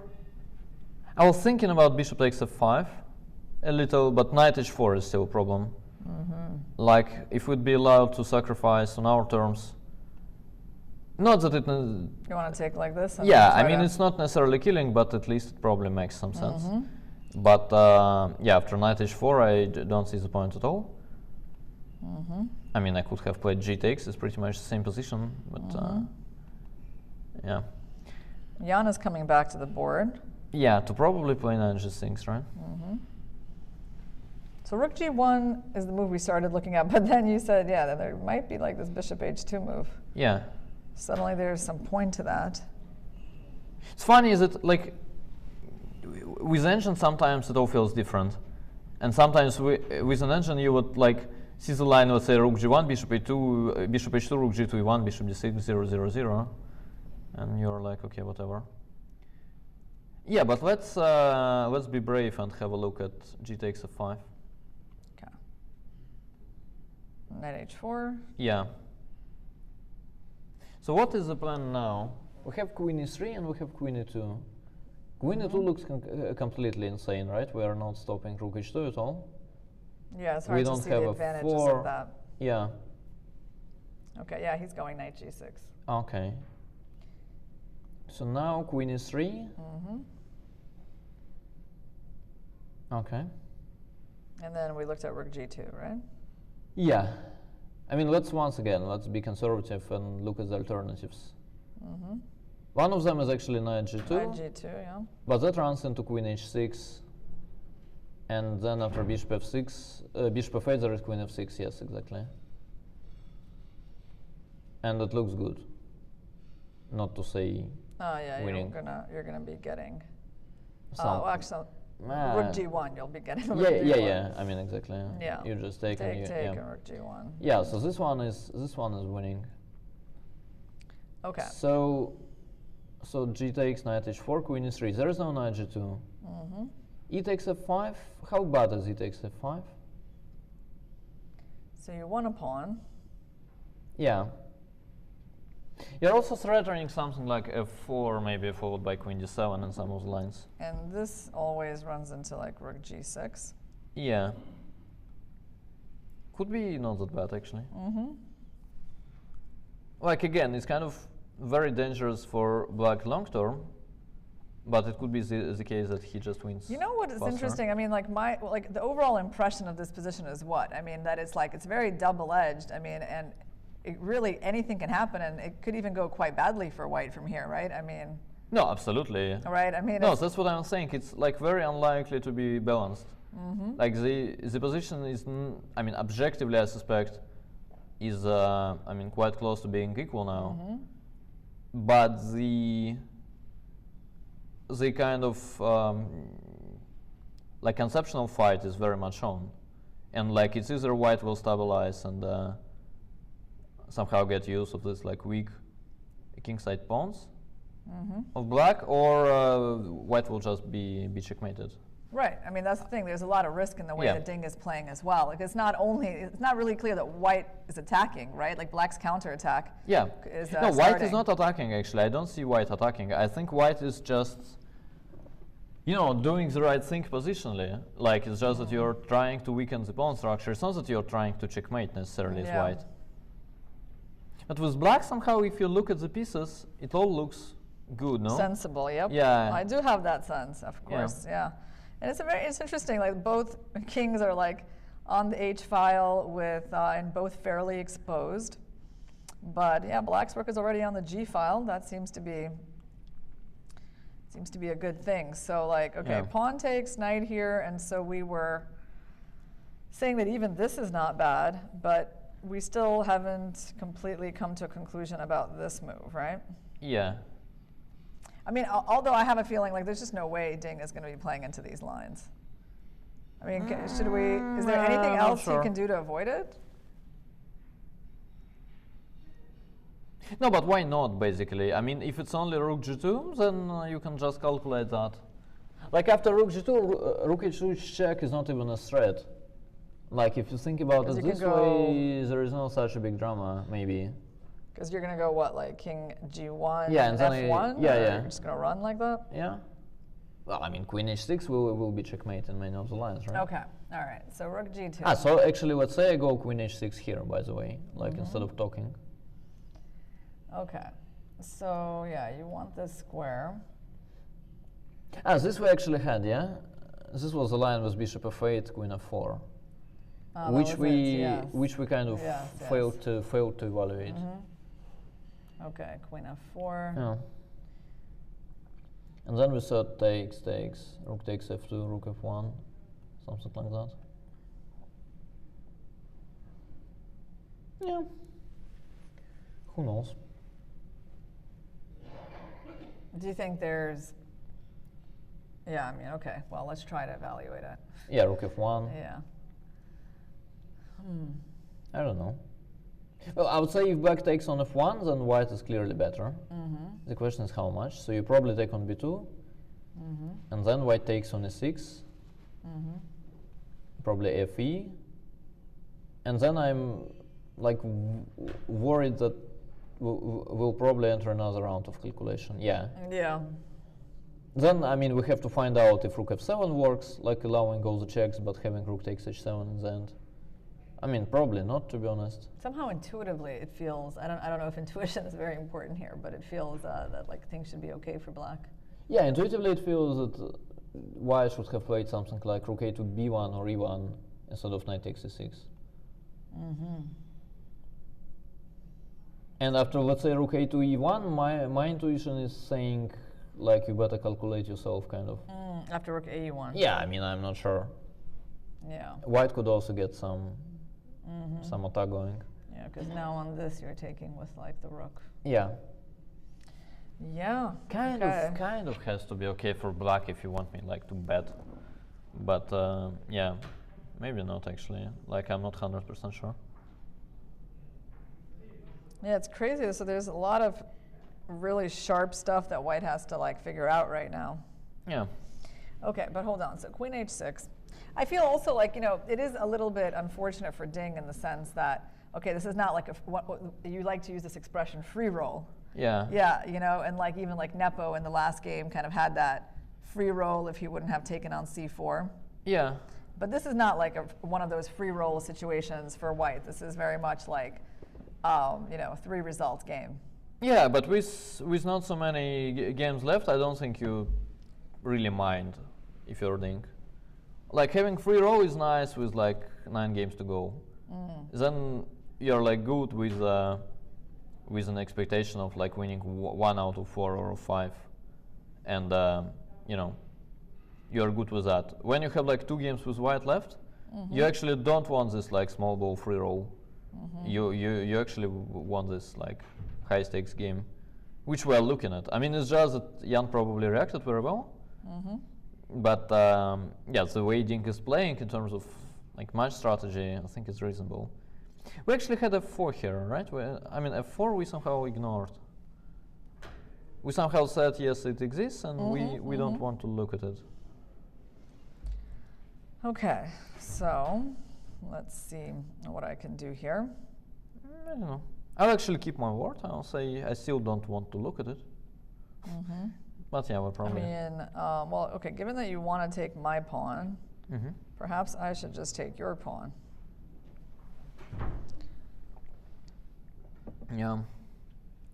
So rook g1. You know, lucky for me, I got to point out, we got to show the checkmate ideas. This is not a checkmate, guys, because the rook is going to block in the end, right? Because we actually have to be kind of careful that something bad like this doesn't happen to black. But fortunately, this rook can still come back. Yeah, looks okay. Okay, so I didn't blunder that checkmate. Yeah. Yeah, it's a weird position. I don't know. So right now... Much easier to play for black, I would guess. Okay, pawns are even. But could be that white is better. Yeah, maybe I don't know. Maybe I go rook g1. No, rook g1. Yeah. Then you can even reshuffle for rook g6. Yeah, and by the way, yeah, you can't try these things because I get that tempo on your queen. Okay, rook g1. Or maybe rook e2. I don't know which one is better. Maybe rook e2, actually. Okay. So you want to challenge this rook? Yeah. But I'm not sure, let's say, even if you take, I'm honestly not sure if, let's say, I don't know, I probably go queen takes, or I don't know, bishop takes. It's hard to figure out. Let's see. Like in general, like let's say you don't lose f5, I don't lose f4. Is it really something with such a king? It probably is, right? If I stabilize, I'll probably start attacking the d5 pawn, like in 20 moves. Some knight f6 will come or something. I don't know. Not obvious at all. Yeah, this is a very complicated position, actually. Okay, so... Yeah, but after f4, of course, what you want to play is something else, right? Like what? No, I don't know. I'm just saying if we are white, let's say e takes f5, we can think, all right, it's some mess. I'm not sure what's going on. Yeah, but you've kind of like, you cut out my bishop and my queen. And I mean, I would say this is a pretty, pretty big threat. You can probably try to, I don't know, checkmate in some way, like rook a to g8. Okay, so... fe and something here. I mean, I don't know what the something could be. This knight is doing such a nice job of guarding that square. Yeah. Still, I have like so many pieces there. Is it the case that I cannot do? Yeah, it's kind of strange.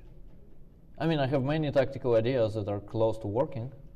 Like let's say rook 8 to g3, Yeah. knight g3, bishop f4, but then you just queen, I guess. Yep. And I guess we just go e7, yeah? Yeah. Yeah, this just works. Yeah, I don't know. Maybe after f3 there is no. So there's also instead Counterplay. of rook g2, I guess we looked at this taking right Yeah. away. Yeah, this was not. So maybe you don't need the rook on g2. Yeah. Yeah, I mean, or maybe you do. I actually don't know how to figure out that. So rook g2, and yeah, I do like this move a lot because I like shutting down black's pieces from attacking the king. Yeah. I mean, given the situation in the match, I suspect if you basically think black is down to playing he takes f5, that's probably what you play. What you do, so you just go for this move. Yeah, I mean, I honestly don't see what the alternative is, kind of. Like, if we're playing for a win, okay, we probably have rook g1, that is alright. But, yes, the bishop h2 exists, it seems. And I don't see what's wrong with it. And I think it's like very concrete solution. Like, it's either he thinks he's just worse after g takes f5, and then it's time to bail out. Yeah, With like which some is repetition. which is not the easy thing to do either, actually. I mean, after rook g1, bishop h2, let's say rook e1, it's not that bishop d6 is the only move available. There is knight h4 too, and you know. Yeah, there's quite a big choice for him, but he has to calculate a number of lines, right? Like maybe it's not so hard, but you still have to go through all these things. Yeah. And actually, guys, we're going to have a thematic Lichess arena that is going to be taking place after black's 11th move. So if you're interested in playing the position from this moment on, when black castled and allowed bishop takes f6, you're free to join. There's actually 35 minutes left, so it's in progress. I would recommend you guys trying bishop h4 here instead of bishop takes f6. Oh yeah, bishop h4. Tell our viewers so that they can get a heads up on this. Bishop h4, and then the idea of that was what? To go and knight then g3? the idea is to play knight g3, and then after knight h5 you have bishop takes h7 check. Oh, okay. Followed by knight g5. Like this, yeah. So bishop h4, and let's say here, I don't know, doesn't matter where the rook goes. Knight h5, I mean, let's imagine the rook is on e8, there is bishop takes h7 anyway. And otherwise, after knight g3, your next move is h3. Then after bishop takes f3, you take with the queen. You have your two bishops, and you try to enjoy the position. Ding actually played some moves that we did not expect at all. It is bishop c2. Wow. Which is a bit unlucky, as we were about to go for a break. Yeah, and now we're gonna stay, I think, for a few minutes and comment on that move. Okay, so he did not go for either of these moves, but his move, okay, let's try to understand it. That's interesting. Is he giving the queen that square? I think he is, Daniil. Yeah. I think that's what it's about. It's actually pretty cool, right? Because like a knight h4, there's queen d3. And then there's a pin going on. Jan is clearly surprised, which I can... Yeah, this is just, okay, it wasn't such an obvious move. It's a pretty quiet move, but I think we can understand it. Like, based on where we were looking at, we were seeing a lot of lines where this queen had a trouble finding a square. Yeah. And at least he's kind of getting ready for this idea. Yeah. And then, but I don't think... Yeah, okay, maybe. Well, like, it's not about knight h4, it's just about creating the threat. I mean, let's say I go queen d8. Let's say I go queen d8 followed by queen g5. Like, you kind of need to do something as white. Yeah, that's a big idea. So the question is, like, if white has really prepared g takes f5 or not? Okay, yeah, that's a big question. All right, so I take... Yeah, knight h4. Knight h4, and so my queen is actually... Well, the problem with this is that, I mean, you can take even with a knight, right? Yeah. I mean, I don't see how this helps, to be honest. I mean, queen e3 maybe. So queen e3... Yeah, somehow it doesn't feel right to me. I don't know, some rook g5, queen g5 even. Actually, queen g5 looks very safe to me. Okay, threatening mate. Yeah. I got a trade, I guess. Yeah, I would guess so too. But then we take and like, what's even wrong? And we're losing our pawn or something. Yeah, I guess so. And black is also attacking. I mean, after knight f6, you could examine some rook g2 too if you are, you know, an explorer by the nature. But knight x f5 is also okay. Yeah. Yeah, a bit surprising. So should we go for a break having said that? Having said that, we don't quite understand the point of this move. I don't know. I feel like maybe let's just try to understand a little more. I like your queen d8 move, by the way. We haven't really gotten a chance to look at those ideas yet for black, but it makes so much sense because this queen is blocked by the bishop. Yeah. And actually you're trying to get it to a vastly better diagonal. So, I mean, the move itself is very, like, sensible to me. His point is actually, I mean, it could be to prepare rook g1, kind of. Yes, I was going to say, here, you can go here because there's no longer bishop h2. Yeah. And then after queen h4, we pray we can take on f5, but we probably can. Yeah, actually, I mean, and here, after knight h4, we go queen d3, and we're kind of... I don't quite get, let's say, knight h4, queen d3. Like, what on earth could be white's idea? Because you're no longer threatening that. Yeah, like sure, you managed to stop f takes g4, but... you're not threatening much yourself. Yeah. Maybe white actually wants to play f4 at some point. And like what, like g5 and try to get the knight in? I don't know, like f4, rook f1, knight g3. I don't know. That's actually kind of interesting. Yeah, but I find it hard to believe it. Yeah? Yeah. Okay, make some moves then for black, now that we found a plan for white. Yeah, but it's not like a plan, I mean, I don't know, b5. Okay. So obviously I won't be taking that pawn, but yeah, you want to go b4. Yeah. All right, but let's give it a try. Yeah, let's give it a try, f4. Yeah. So let's say I played slow way, like I go rook b8. Yeah. Okay, we're gonna Jan see played a knight move h4. from Jan, and he played knight h4. Okay. So none of this like queen d8 stuff. Yeah. He's putting the knight there. Okay, well that's fine. And so I guess we're expecting what, like queen d3? Well, queen e3 is also legal, kind of. Possible. Yeah. I even thought it's probably kind of more ambitious to go to e3 in general. But then again, the question is... So you're saying that what, like I can't take, it's just impossible? Well, queen h6. And there's no good way for me to deal with this? Well, you have knight g6. Yes. Even that could be like a decent way, actually.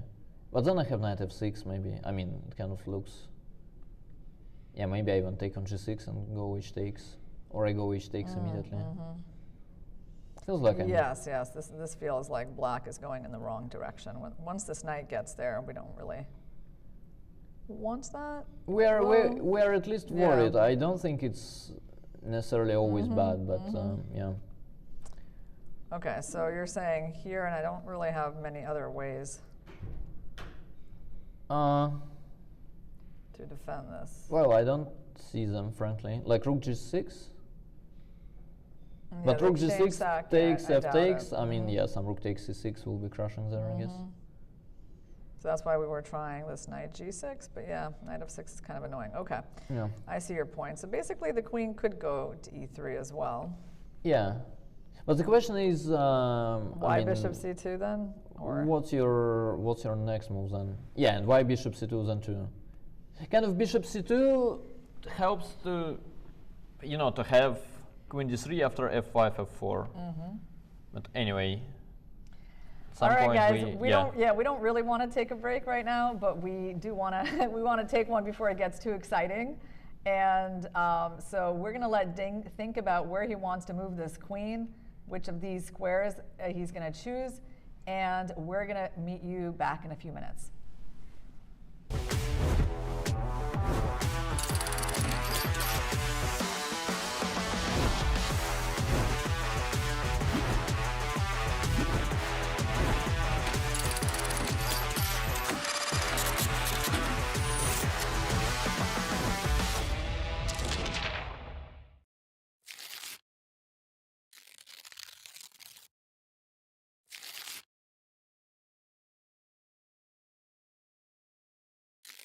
I think the match that I'm most interested about would be the 1972 match. Yeah, but at that time I wasn't born, so I was just following the games, and I thought because Bob Fischer is my favorite chess player, so this match clearly would be the one I pick. But if you ask me exactly the match that I followed or I experienced, probably the match Carlsbad-Kagin. Yeah, because I think that match were actually very tough, and at some moments there were critical moments. Besides my own, I think Fischer-Spassky and maybe 1987 also. If it's my match, I think for my personal satisfaction, Bonn, and for my relief, the Gelfand match. For me, the last one, the previous in Dubai, because that was my first match where I was present and I could feel the tension, the smell, the thickness of the air of the match. That's very special to be there and sense it. Most memorable match, well, obviously for everybody who grew up in the 90s, it's the match of Kasparov against Karpov, because the first match when he was losing by 5 points, and in the end it was delayed, and cancelled. That's of course incredible, to be losing by 5 points and kind of survive and not lose the 6th game. It's very inspirational. So this is the most memorable match for me. But in the history of chess, there are so many memorable matches like that. I think also the match where he won, where Kasparov won, and also Fischer-Spassky match, of course, is very memorable. After all, it's the fall of the Soviet Empire, I mean, chess-wise. I think for me it was the most memorable when Kasparov first time he won this match in '85 against Anatoly Karpov. I think I was in that age I was almost 14, so I was already playing chess myself, and I was following the match. And of course, everybody, the younger generation was rooting for Kasparov to win. It was in this manner, especially after losing the first match, which was never finished. So that was, I think, the most memorable match for me. It's hard to say because I was like 1 year old when Kasparov played what I believe to be the greatest match in the history. So since then, I think maybe Kramnik-Topalov was very memorable, not because of their games, but because of other stuff which was happening. Anand Topalov was a very nice match as well, of course. And although I don't consider it to be a World Championship match, but match Kasparov-Kramnik was very, for me it was very unexpected that Kasparov would lose the match, especially without winning a single game. Well, the match which I remember most is Kasparov-Karpov 1985. I think it was very exciting. It was when I just picked chess seriously and started following it. I remember very well till now the game 24, and I remember the whole atmosphere and how excited I was coming with my parents home and listening to radio what's going on. We heard that Kasparov has pawned down but has some compensation and so on. It was really exciting. So childhood's impressions are always the most remarkable.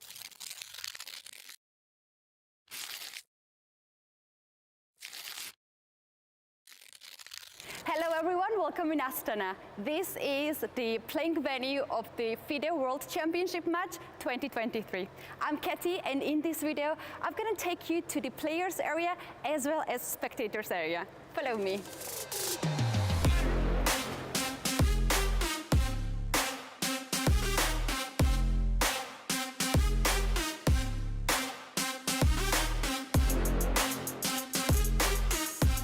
This is the playing venue. 2 champions will fight for the title. And also we have here the spectators area where everyone can follow the game here.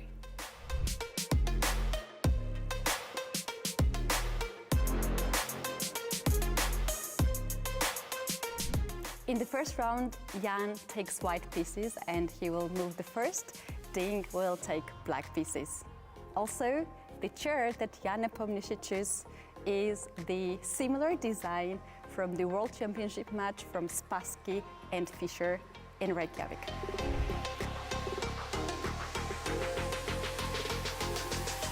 Ding Liren chose because he thinks this is the most comfortable for him.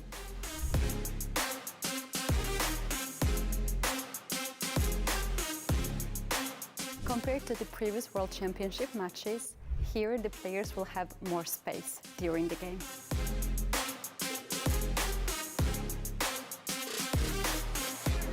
And in the end of the video, I am going to take you in the most secretive place of the whole venue. This is the players' lounge, when during the game, each of the players can come and rest.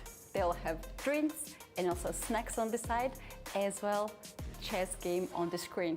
For the first time in the World Championship match history, the players will be observed by the cameras.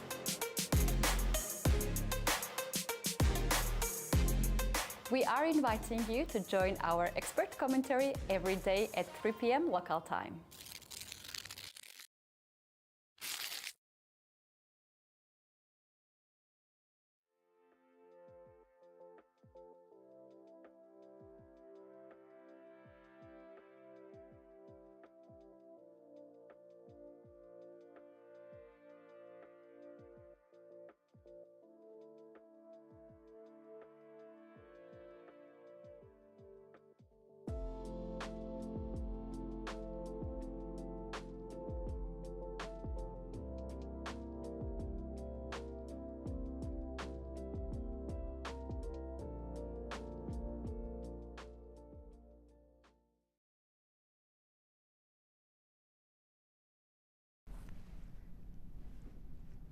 We're back in the middle of the 12th game, and we've had a chance to check some lines during the break, Daniil, and it looks like White's position is actually quite dangerous here, which is very good for Nepo fans.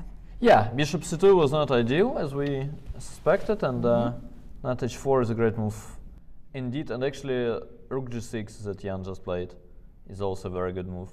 But the interesting part is that here, indeed after g takes, knight h4, queen e3, it's e takes f5 that is a problem. Rather than rook g2. Yeah, and the players must have evaluated that, and they kind of managed. So the move was rook g1, which we thought is like a normal alternative.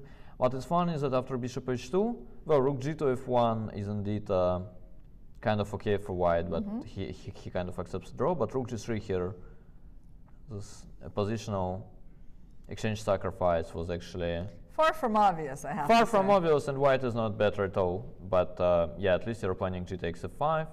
For something like knight f7, white can increase the pressure first by playing rook f1, and then maybe taking on f5 in some of the lines. So yeah, this was very interesting. Still, I don't know who would play that kind of exchange. Yeah, I mean, I personally find it hard. I mean, preferring rook g3 to rook f1 with a draw offer, to be honest. Anyway, Ding played bishop c2, and after knight h4, queen e3, rook g6, which Jan played. I think the ancient thinks that the position is like much better for black. Basically, white is close to being lost objectively. Are there positions where black is just, well, I don't know, he's not threatening to take here yet, right? Like, there's no idea like that because he like, loses the rook. No, I think it's just that white doesn't have counterplay at all. White can never. I think Ding's biggest problem is not even that he is like lost objectively, but it's also much easier to play for black. Yeah, because like, white, how is white supposed to improve this position? Yeah, I mean, white doesn't have counterplay at all, exactly. And yeah, white will basically have to play, I don't know, maybe f3 at some point, and then to sit and wait, which is, first of all, as we know, Ding is not exactly like perfect at. And I mean, no one is, to be honest. And secondly, even objectively, it's well, some b5, a5 will come one day. White will basically have all his pieces tied by the king side defense. I think one of the lines that the computer was showing, it was something where like black plays f4, and then like let's say before the rook, let's say got here, and like queen d8, and there's like some kind of rook takes g4, and it gets really kind of crazy. Could we see lines like that? Yeah, but that line was I think very unnecessary. Also, it was like with f4 here. I right? don't think. Yeah, I don't think we'll manage to see something like that. Yeah. All right, so rook g6. No, I guess it's just, I mean, f4 he could have played with the same idea of queen d3, rook g6. Okay, and let me ask you some human questions here. All right, like, okay, why is f4, it's a move that we looked at before, like why is it bad if we try to go, I don't know, g5 next and close things up? Well, first of all, just in terms of ideas, you won't close things up as h6 will be there.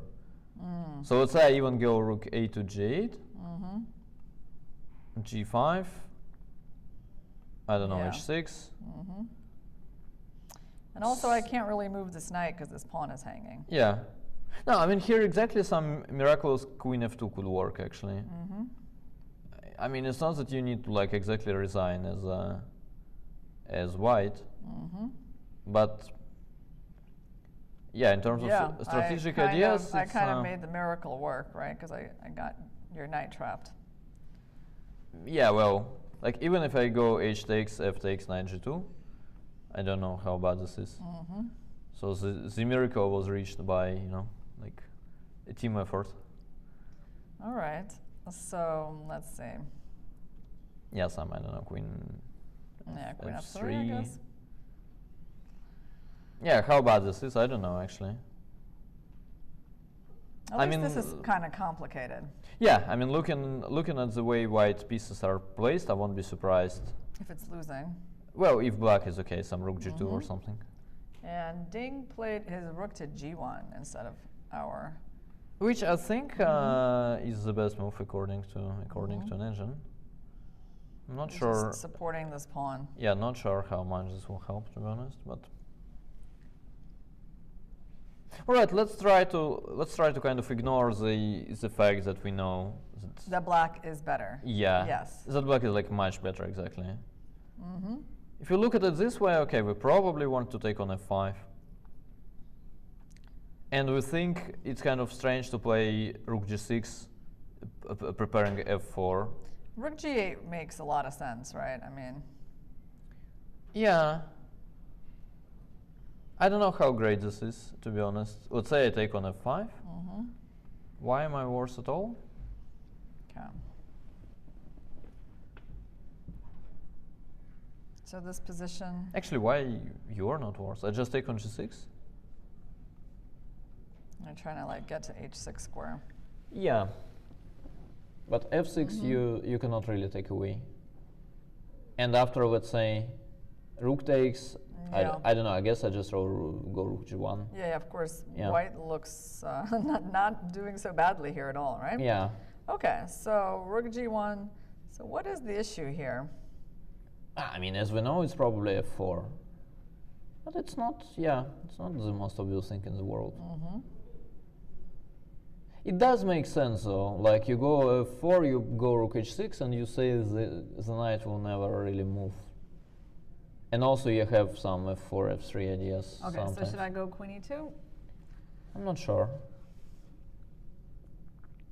You mean I mean, I guess like most of the reasonable moves prevent bishop takes g6 anyway. Like not only rook h6, but queen e7 maybe too. Like that. So basically now if I take your rook, my knight is trapped.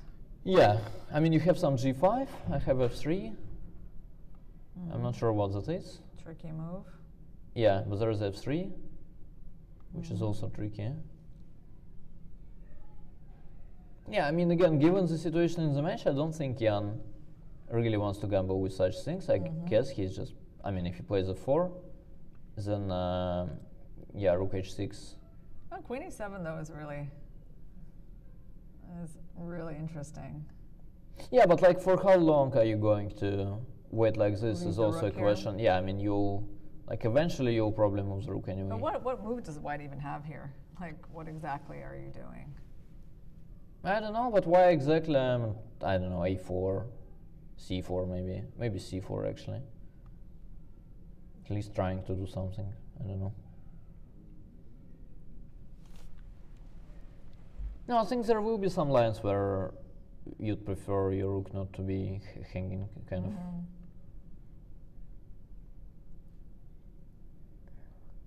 Yeah. Yeah, so c4, you're kind of like trying to take basically. Yeah. No, I think if I manage to like trade stuff, queens especially, then I'll be okay.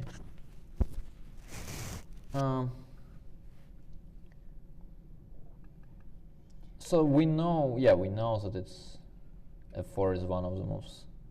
Okay. So once again, let's say we do something reasonable as black, which is not f4. Like show me an alternative. Let's say both we feel like that white wants to kind of take here at some point. Yeah, but at the same time, I guess both we feel like that, like black does not really want to play f4 unless he's forced to. So why was it so bad to take here, like what instead of rook g1? We thought rook g2, I guess. Just like that? Yeah, we're probably right.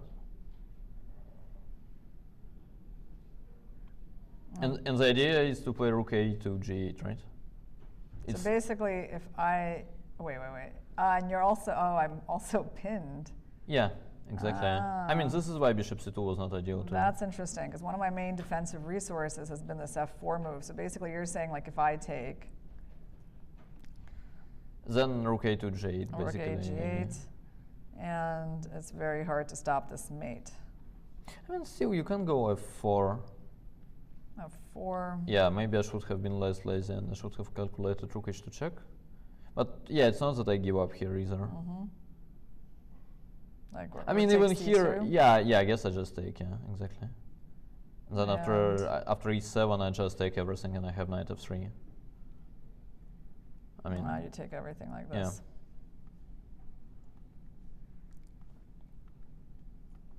Yeah. And this is bad news, I guess.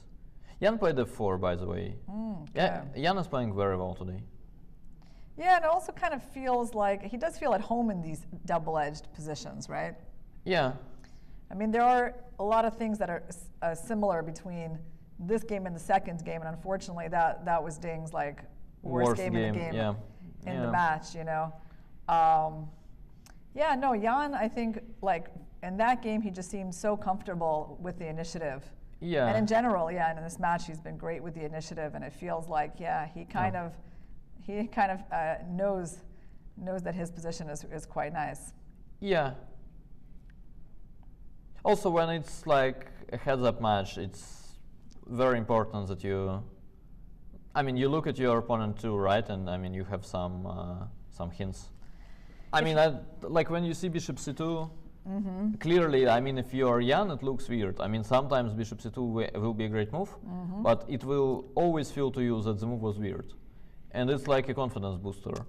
You basically think, okay, now... If he wins this game with black, I mean, the match is pretty much over. Right? I mean, because he's going to be white tomorrow and he just needs half a point. Yeah. It's never over until it's actually over. But if he wins today, the match will be over tomorrow, yes. Okay. Yeah. Yeah, so... That's the problem.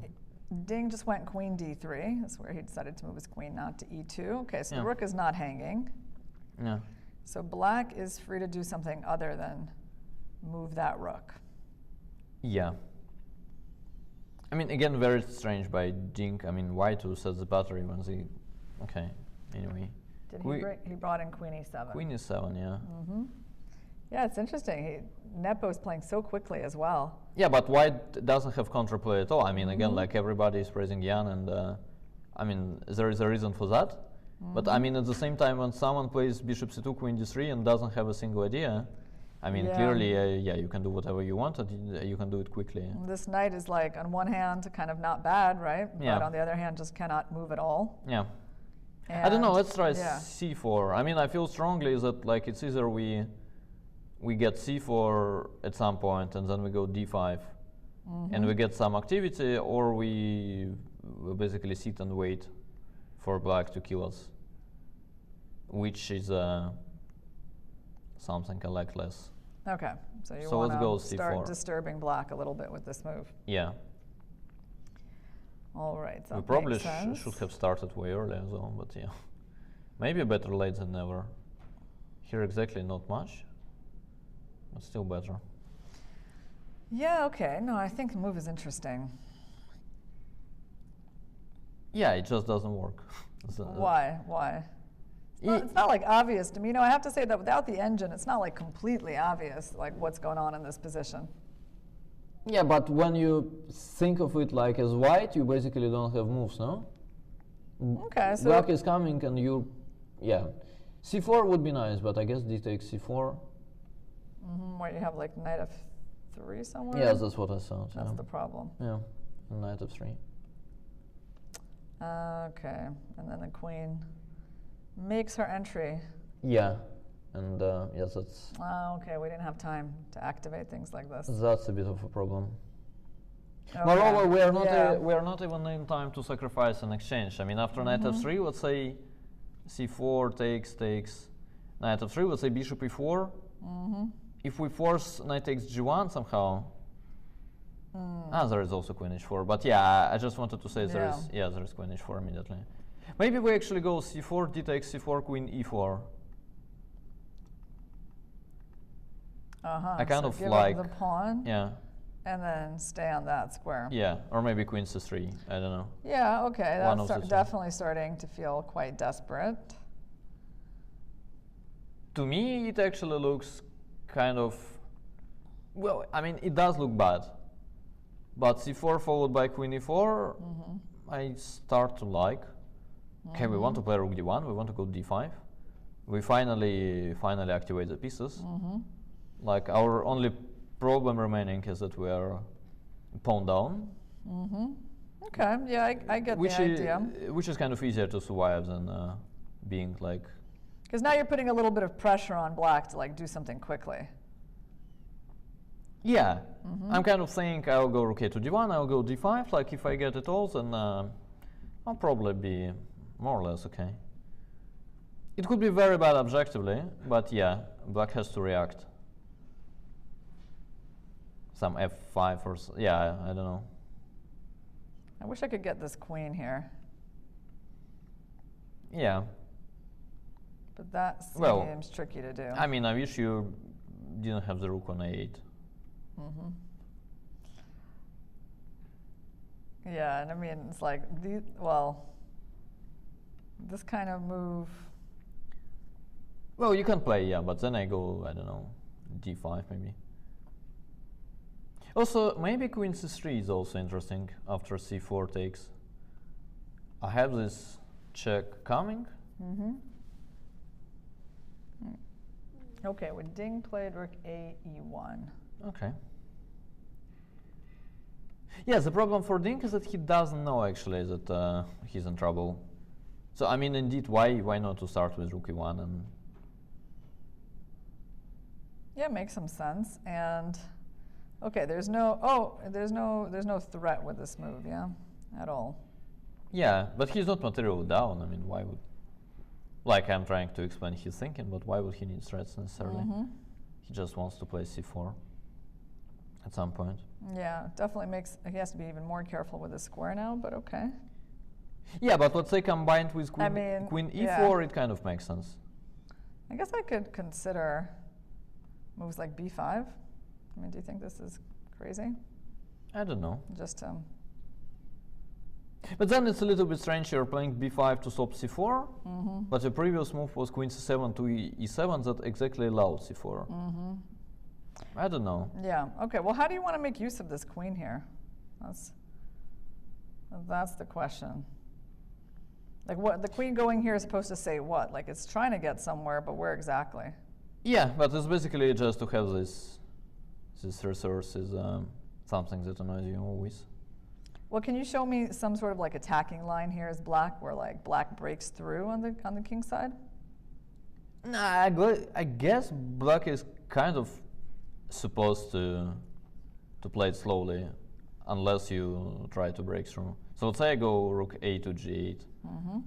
Like if you pass, I just go rook h6. The problem with such positions is that normally like no active counterplay works. Like if you go c4, then some checkmate will come after. So okay, yeah, like if I just stay, right? So that's the thing. I want to see the picture if I stay. Okay, you want to see the picture. By the way, you know what I was thinking? I can first of all play bishop b8, actually. I wanted to say that. Here's my first idea I found for black in a while. You know, I was actually really wondering when Vichy was going to tweet. You know, I was like, we haven't gotten any tweets from Vichy today, so that came just on time. All right, Vichy says, Nepo playing very accurately. White is totally stuck on the king side. Yeah, so Vichy liking Nepo's play in this game. Yeah. And I actually like this idea. We've seen sometimes these sneaky type of regroupings, right? Maybe not like immediately, but somewhere, like for example, like let's say if I just stay. The funny thing though is that at some point you could run into, this is actually funny. So let's say instead of queen d3 here, I actually go bishop takes g6. All right, by the way, Nepo just played queen g5. Yeah. But okay, let me just see what your point was. Well, knight g3 was the point. This is actually interesting. Okay, quite funny. You want to trap black's knight over here. Yeah. No, but it just works. Yeah, it's kind of a valid idea, maybe. Yeah. Okay, interesting. So queen g5 played by Nepo. Yeah, he wants to start with queen g5 followed by rook h6. I suspect. Makes sense. So does he want to sack here, at some point? Not necessarily. So it's like okay. I think you normally improve to the maximum, and then some like opportunity presents itself. Yeah, why? Like as Vichy said, White is completely stuck on the king side. Like almost nothing moves in White's position. Yeah. Like this doesn't move. This doesn't move. So little to do. Yeah.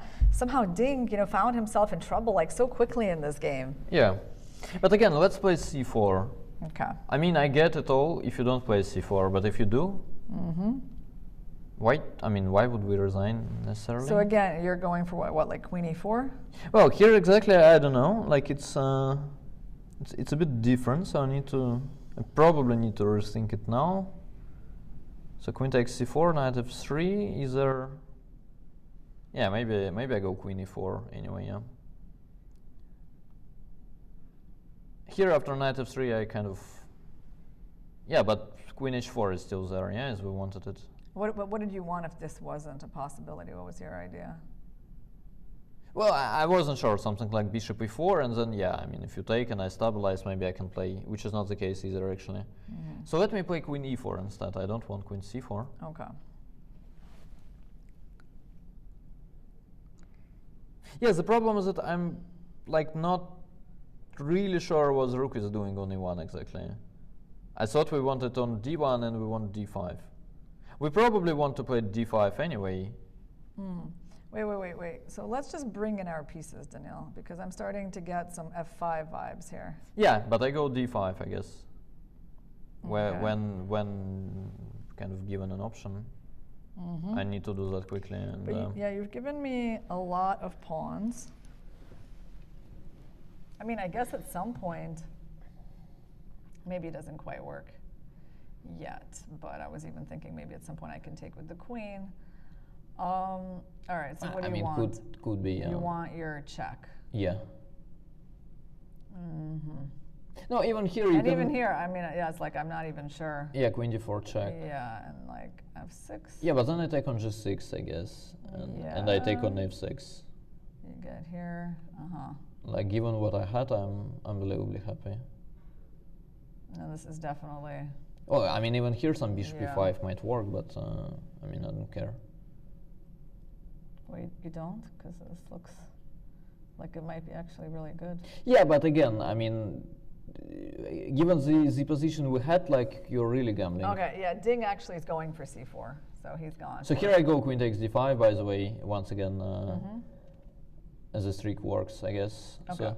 So it was like takes, queen e4, rook a to g8, d5. ED, queen d4. There's so many moves here for black. Yeah, I think e5 is yeah, our I was like. gonna say that's kind of like a simple one that black could consider, right? But then again, I will trick you with this knight g3, like maybe here. At least I'll try.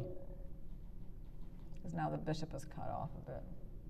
Yeah, I mean maybe you don't take it, like you go rook h6. But I mean at least. Say that it's mate, like mate is coming soon, or. Yeah, but then again, I mean, at least if I survive, there is. Yeah, also I'm threatening your knight now. Yes, but at least I'm suffering for something. I don't know. I don't know. Still feels like pointless suffering. I don't know. No, I mean, suffering is not ideal in general. I agree. What about d takes c4, queen c3? D takes c4 and queen c3, you said? Yeah, have we checked that in this version? Okay, so. I guess we used to have the queen on e7, so bishop b4 was an issue. So how much of an issue is that? Well, the thing is, there's always e5 as a possibility. Yeah, but then I'm technically threatening to take on g6. And then like that knight g3 move yeah. that you keep going to. Yeah. Okay. So let's say, yeah, but it's not so abstract. So let's say you go rook a to g8, I go d5 check, I probably go e5. Then I can take on g6.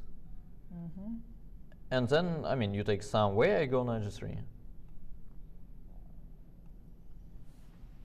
Yeah, it's and a it kind of funny idea. Yeah, it kind of changed dramatically. Like, I'm not saying white is necessarily in a great shape, but it could be that he's better even. It's like, yeah. I mean, it's a mess that no one knows. Like takes bishop b4 maybe. Queen takes b4, knight f3. I don't know. Takes and bishop b4. I thought. Bishop b4. Yeah, but then takes knight f3. Black is basically trying to survive, and by the way, probably failing to. Like after queen c4 or something. Yeah, something simple. Yeah. Okay. We are trying to find lines that are surviving here for white. So let's try a little bit more for black side. So queen c3. Oh, my guess would be that d takes c4 is not like forced at all. I mean, there are moves like rook c8, for instance. Like, how much of a threat is c5? As black, I'm mostly not much. Yeah, as black, I'm yeah. It's just hard to believe that this is like going to be such a problem for black. Like black has an extra pawn for now. Let's try to make that work a little bit for black. But I'm about to have a check. And it's going to be very exciting once you get that check. Yeah, my first check of the game. Yeah. No, I mean you can indeed play it like slowly. You can, I don't know. So what if I move my rook away? Yeah, exactly, like rook h6. Okay, so he did take the pawn. Okay. Yeah, now we're going to see Ding's plan here, since we know he can't really capture. I'm not sure there was a plan necessarily.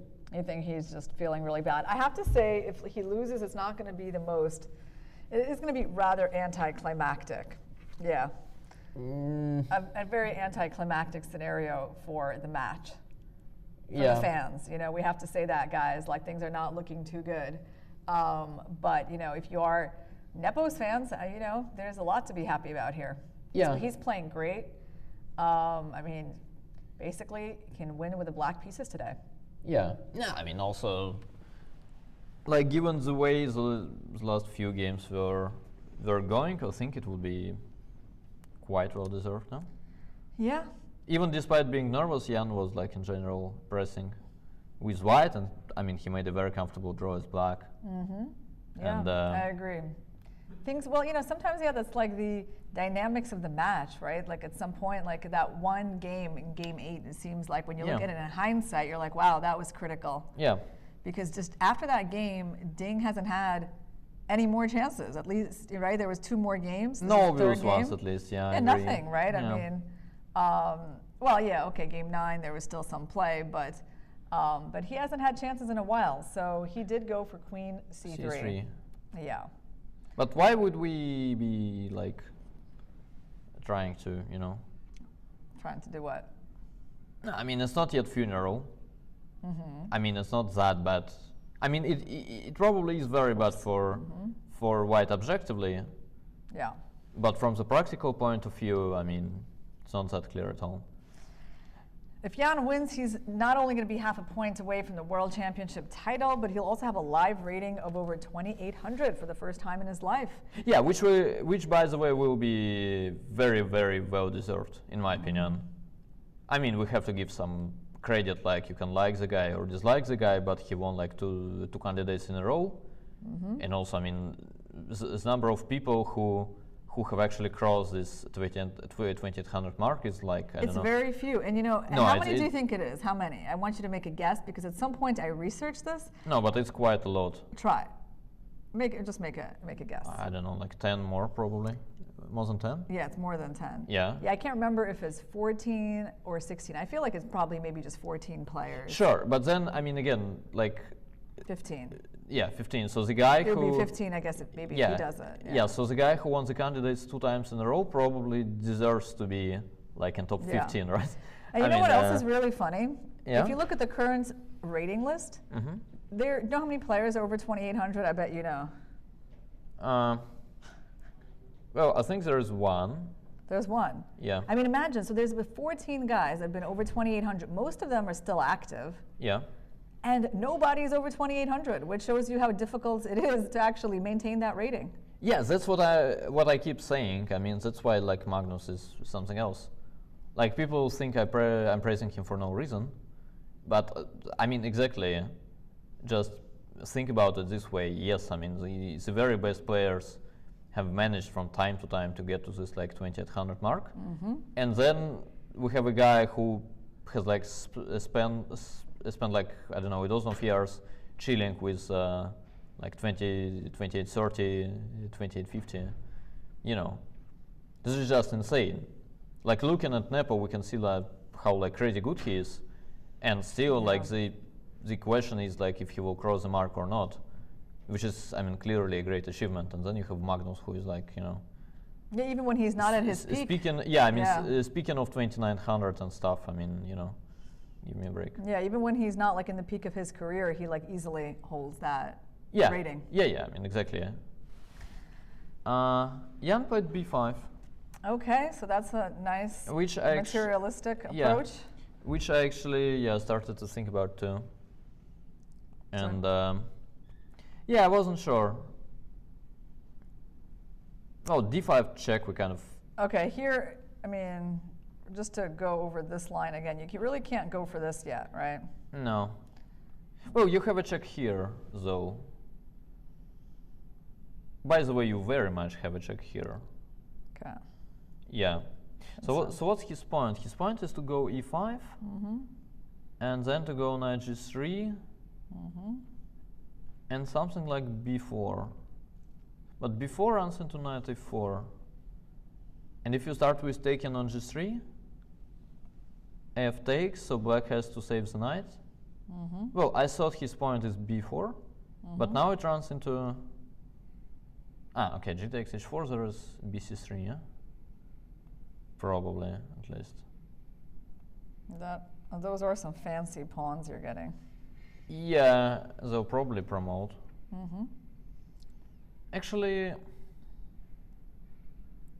Yeah. Yeah, it has to be bad, right? Yeah. Yeah. So let's go back. Interesting. So he is allowing the rook to get captured. And basically, if you start with d5, it's just going to be the same line. Yeah. Just e5.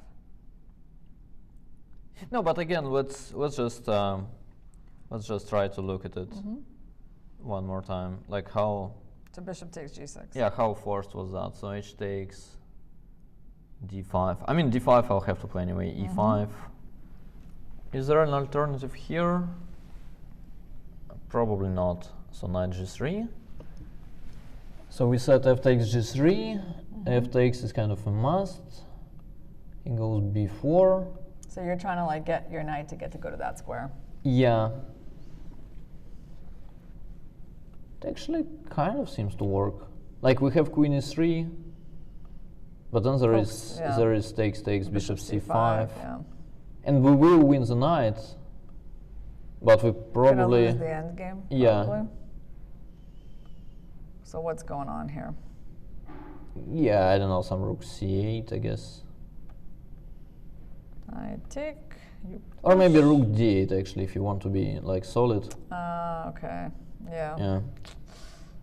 I guess how many pawns are we down here? Just one, but Just one, but yeah. it's kind of a big one because you got passed pawns over. Yeah, I mean also our kingside pawns are somewhat moving in the wrong direction, yeah? Yeah. Like about to leave the board. Mm-hmm. Yeah. Mm-hmm.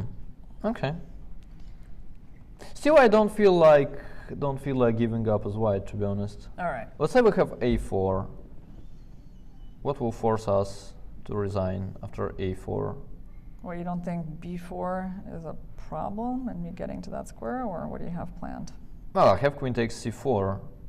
Now that you open the diagonal, I'll have some queen c6, yeah. Mm-hmm.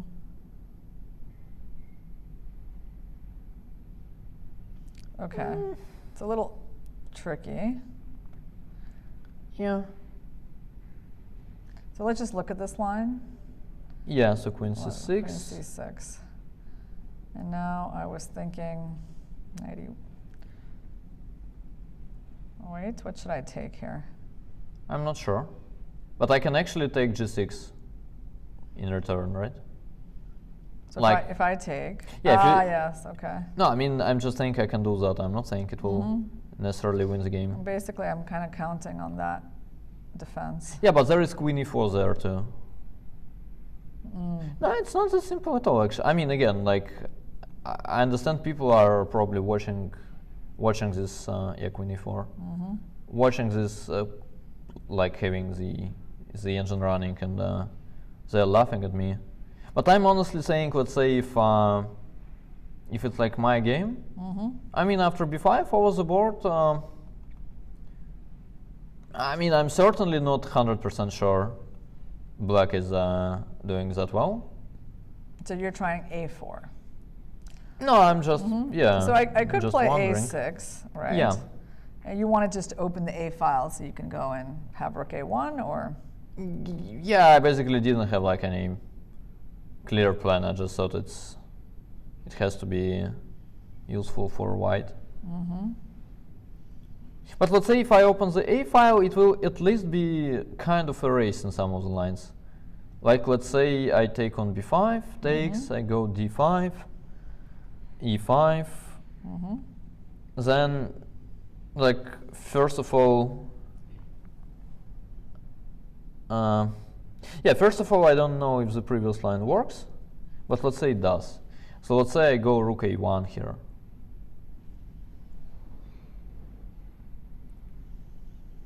So what were we doing to win this position before? It was something. Well, we did not really have it. We basically tried knight g3 as white, and then there was this tactics with takes b4. Yeah. Okay, so if I go like rook, well, where should I go? To d8 or g8? Yeah, somewhere. But in both cases, you will have to calculate the stupid bishop takes g6 and then knight g3 again. And then even if it doesn't work, which is probably correct actually, Jan found this brilliant idea with b4. I mean, unless the pawns can fail to promote, which is kind of hard to believe, to be honest. Same kind of line that we already had, yeah. Yeah, some rook a6 cannot be a chance, probably. Probably, I mean, I want to say probably not, but yeah, rook c6. Can I just go rook b8? Or you're going to go rook b1? Yeah, sort of rook b1. And maybe now you go rook a8. Wow. It's kind of wise. That worked out surprisingly well. Yeah, okay. That's kind of cool. Yeah. 'Cause you can take like two different things, but it doesn't help you. No. All right. Okay. Let's go back a little bit. And b5. Yeah. Okay. So yeah, you're really trying to drop some counterplay for white. Yeah. But yeah, b5 is an interesting move because there are so many positions in where b4 and then access to that square is going to be possible for black. Yeah, but why did we just like give up like that? So once again, a4, a6. What was it like? Takes, takes, d5, e5. Can I actually play rook a1 here? Ah, this is what we had, and you play a4. And he goes for a4. Yeah. And you wanted rook d8 here, yeah? Yeah. Yeah, but what's your next move then? Like, let's say I go, I don't know, rook a6. Yeah. It kind of doesn't feel like I'm... So there's no way I can just do this b4 idea. It's not working in every situation. I don't know. Could be. So you're going to take my pawn, and I finally get the knight in. Mm-hmm. Somehow that's been like, feels like the achievement of a lifelong dream. Okay. It's quite a weird dream, though. No, it's really, really quite rational. Okay. Yeah, probably. I mean, even here, I'm maybe one tempo short, or even not. So let's say I go rook takes d6 here. Mm-hmm. It's okay. What are you trying to do? Trying to go to e4 again? Yeah. Yeah, you got this sneaky idea. Queen g6, right? But queen g6 saves me, yeah? I thought so, but oh, it is a bit messy. Like we're like basically blitzing in this. Let's say I go queen e2 here. Yeah, yeah probably. I have to yeah. go, what, like knight e2, yeah, yeah. Knight d4. Yeah, queen e5. Oops. Yeah. No, it wasn't exactly what I wanted. I guess there's like f6, but. Yeah, but then I take on d6. This is certainly not what you wanted. Yeah. Yeah. Okay, let me be a little bit more careful. Yeah, let's go back. Okay. So rook takes d6 kind of looked desperate. So, can I just take like this? Yeah. I think that's probably pretty good. Probably. Oh, then my point was to do something like rook a1. Yeah. Okay, so right now I'm up in exchange. Yeah. And I still have all the good parts of my position. Well, so you lost some of them. How am I just not like winning here? I mean, I see like you're always got these kind of tricks. Yeah. Well, I'm also threatening to take the rook now, and finally. Yes, yes. And basically, like, you're saying that at some point, like, okay, just to show, let's just look at this line for a second. Yeah, that's probably a good line. So after rook a8, you want rook g8, yeah? Mm-hmm. Yeah. Relying on my rooks to... Seems to work. Well, it yeah, I probably does, right? Yeah, I guess. I mean, I'm up in exchange and I'm still attacking. Yeah, it's like very unlucky that, yeah, that there is 91 check, exactly. Yeah. Otherwise, it could be. Okay, but yeah, but this shows that it's not like trivial. So basically, after a4, so Nepo has like the pretty simple a6. Yeah. I mean, what else does he have? Let's try to see what the ideas revolve around. Yeah, I suspect he has many moves, to be honest. Like a takes b5 is not exactly winning. Like a6, you're trying to keep everything. Keep it b4, I think, which is quite a bad sign for Ding, as I think you only play it if you have it all calculated till the end. So b4, queen c4. Yeah. And what did we look at here? We looked at we tried knight f3. Was there anything else that he could try to do here? Well, he could try to just like rely on some positional factors, right? like just rook a, yeah, exactly. Rook 8. G8 or D8, yeah, G8. Okay. Okay. Makes sense. Rook 8 to G8. Yeah. He's basically saying after D5 he will play E5. And he has this like strange fortress at the king side that can also checkmate. It's like an attacking fortress. But after D5, E5 we can actually again, no, we cannot. I thought we can take and play knight G3, but not with the queen on C4, right? Because the square is available. Yeah. Also after D5, knight F3 was legal too, I suspect. Still, I mean, I don't know. It's very much about being checkmated or not. I mean, chess in general is How's very the much. time situation? I mean, Ding has 29 minutes for 13 moves. It's not too bad. I mean, I think he's kind of speeded up with his last few moves. Yeah. But certainly still not that easy for him. Yeah. About but 3 minutes per move. Can I actually ask a concrete Or question? 2 minutes, yeah. So what's wrong with queen c6 now? And my point is that basically if you move the bishop, I'll try to take on g6. And I go knight g3. Okay, well, that And seems like a really yeah, good question. and the queen will cover the f3 square. Yes, and maybe this rook is not entirely super well placed there. No, I mean in general, like these pieces only make sense if you checkmate in the end, right? I mean if you don't, then those rooks are not doing much. Queen c6 played. Okay. Yeah, it's quite important that he got this control over f3 back. Yeah. Okay, so the bishop's hanging. It's funny, like I can never, really go for queen d5, right? Like, because if we go for this. Yeah, but looking at Jan, I have a feeling this was not missed. Like that he has something prepared here. Yeah. Queen c6, all right.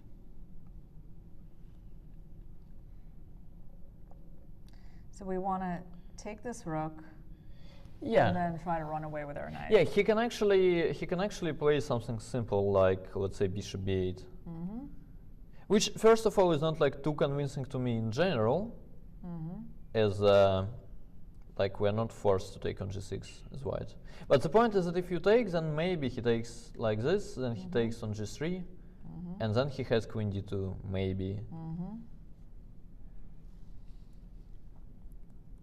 Where, I mean, like even here black is probably doing very well. Yeah. But even here it's not like too obvious actually what your next move is. Like I go rook e to f1. And that's what he did. He pulled the bishop back. Yeah. Okay. So we go here, and what do we want? We just want to take? Yeah, we also kind of cover f3 one more time, just in case. It looks like there is some drama happening on the board, Daniil. Yeah, so we were just told black went from like being -4, so completely winning, to to plus 2.5 in a few moves. Okay. Yeah, but that's what I'm saying. Listen, like when you play those games yourself, that's why I was kind of advocating white, right? I mean, like, I mean, all the world knew it's like so maybe -4. I wonder where he missed his big shot. I mean, it definitely felt like everything was going fine up until this point. So I don't know, the things that started to happen after b4, maybe that was the beginning of how things got a bit out of control and made this. Yeah. This letting the queen into c6. Okay, but now let's figure out how is it winning for white? Yeah, I mean, exactly. It's not that simple, as we know. But I told you, I mean, when you play yourself, it's like, seriously, I mean, it's a different experience. Yeah, I mean, I wasn't sure, like, they were saying black is completely winning. I mean, I was coming with this c4, I was saying, okay, like, white has practical chances. Now they say it's +3, and I'm about to say, I mean, like, all right. Why? If you're that bright, I mean, go there. I mean, sit sit there instead of Ding and I mean try to win it against Jan. Okay, well, I think though we do have an exciting new phase of the game as it looks like Ding has something here. Let's try to find what it is. Because a +3 advantage is pretty huge, right? So yeah. How did the game change so quickly in just a few moves? And but it could be just some, you know, like unbelievably difficult to spot resource that. But you don't think so? You don't think it's like taking the rook? No, I think it is, but it's just because I know the answer kind of. And I suspect now strongly that okay, you have to take, right? And we suspect strongly that you have to play Queen D2. Yes. Okay. Maybe it's Queen E4. Or even Queen back somewhere. Yeah. Oh, yeah. I'm gonna stop doing that. Yeah. Yeah, Queen back actually kind of makes sense. You allow the knight out, but yeah. So here my point was to play Rook E2 next move. Exactly. Yep. Still, I mean, you have to like. Wow. You have to kill F5, for instance. Yeah, although you know you can sort of feel that this could be good for white. Okay, I go. mean, if you can go. win this night. Okay, go ahead. I go F5. All right. Okay. Okay, so yeah, I see what you're talking about. You just you're getting this out. I mean, also if I'm getting out, you. Yes, then I'll be losing. Yeah, you're basically checkmated. Yeah. Yep. So yeah. Okay, that didn't work out too well. Queen E4. Well, Queen E3 could be the thing, but Queen E3, you're in time to take and play F4 as black, which I think is the only way. You're getting rid of this pawn. Yeah. Okay, that's definitely not like a +3 evaluation. Well, takes and Rook takes E6, I could kind of. Yeah, but not like +3, right? I mean, this is. Yeah. No, this is not like. Probably not. I don't know. Like Rook C8, Rook E2, we go Rook D1. Yeah. Could be that we're okay, but yeah, not more than that. Okay. Best line for white, bishop takes G6. Okay, so we guess that one. Yeah. And after H takes, wow, this is hard. Ah, so it's D5, yeah? Wow, yeah. I guess you're going for that square. Wait, so let's try to understand this. So you're like, this is not even a threat because you're going to take and open up a discovery. Yeah. And this but is the only. So much to, I mean, wow. Like you're closing the diagonal, you're allowing knight F3. That's hard. I mean, he has to be like a machine to see all of this stuff. Well, he's pretty good, I heard. I mean, he's pretty good. I had the chance to like check it myself, you know. He's pretty good when. So you think he can find this chance? Like you think he can feel like the tide turning here? Well, I think this is like his best kind of quality in chess, and I think it could be that he fails. No, he played Queen B7. He didn't take. Wow. Yeah. Yeah, I mean, again, with all the credit to Jan, he has been running unbelievably well in this match. It's like the number of. Like, it's not that the problems he had against Magnus were not there. I mean, again, like, he was nervous, like, in this game, let's say, he's now completely losing. And, I mean, speaking of the excitement, again, like, excitement is not exactly quality. Okay. Let's have a look at Queen B7, though. He probably played it for some reason, right? Yeah, I mean, it's such a sad thing, though, for Ding, like, that there was such an opportunity presented to him. I mean, it's just the problem is that it's so hidden, right? It's not like, if you don't know it's there, and you just kind of see your knight getting trapped. Yeah. I have a theory that Ding will most probably lose this match very much because of the time control. I think it actually broke him, like this game where he basically lost on time, kind of broke him. And he cannot force himself to think anymore. And he is just worried about being flagged. So he's just trying to like play too quickly in these critical moments. The problem with Queen B7 is not that it's Queen B7. The problem with Queen B7 is that like you play it quickly. Like it's clear that you can take on G6, you have this knight G3, like even if you only see knight G3. Yeah, he is playing really, really quickly now. Bishop E4, okay. Yeah. Okay. So what do we think about this? He's like protected the square. Well, and we basically think he's doing all the logical stuff. That would be okay, like if bishop takes g6 would not be winning instead. No, he's playing reasonably, right? I mean, he's controlling the diagonal. He's making sure there is no knight maybe f3. he can even take this pawn at some point. Yeah, I mean, moreover, even in terms of positional ideas, like the material is actually even, and this d4, d5 at some point is still. And I guess we should mention like why he didn't take this pawn on this move, right? Is it just knight f3? Probably. I'm not sure. He had that capture. Yeah. But okay, probably this. And black's like rook is holding everything. But again, it's like holding, but how on earth can you be this sure? Like you have rook takes c6 here. Yeah, well, they both play this part very quickly. So rook takes c6, there is like rook takes h5 or something. This is why. Nice tactic. Yeah, and then you basically don't have checkmate on. Don't have different moves.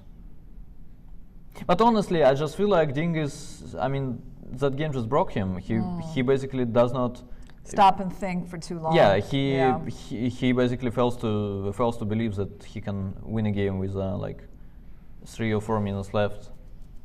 At move 40 or 30, and you know, he's rushing. Yeah, I mean, that's the thing. This is kind of a theme, right? Is that when Nepo gives him chances, at least the chances are kind of hidden, right? It's not like, I mean, I know it looks. I mean, okay, bishop takes g6 is not hidden. It's like the rook that you can take. And right, and but then this d5 move is certainly but it's a not little. but it's not about d5 if you spend like 3 minutes. This is the sign. Like, it's not about. I mean, you can miss things, which is okay. Let's talk about why this move was winning, though. Or, yeah. Yeah, I don't know. I mean, it's not the most clear thing in the world, but I guess one thing is that you're trying to get that square for the knight. And you're also trying to, I don't know, break through or like promote it's basically, it's basically just that it seems to prevent g takes h5 as the key like factor. Yes. And then I guess we just go d takes c6. So basically, like if I go here. Yeah, then I guess we just go, I don't know, d6. d6. Then we go, I don't know, e takes f7, and then something will work. So yeah, I take, and you take on f7. Yeah.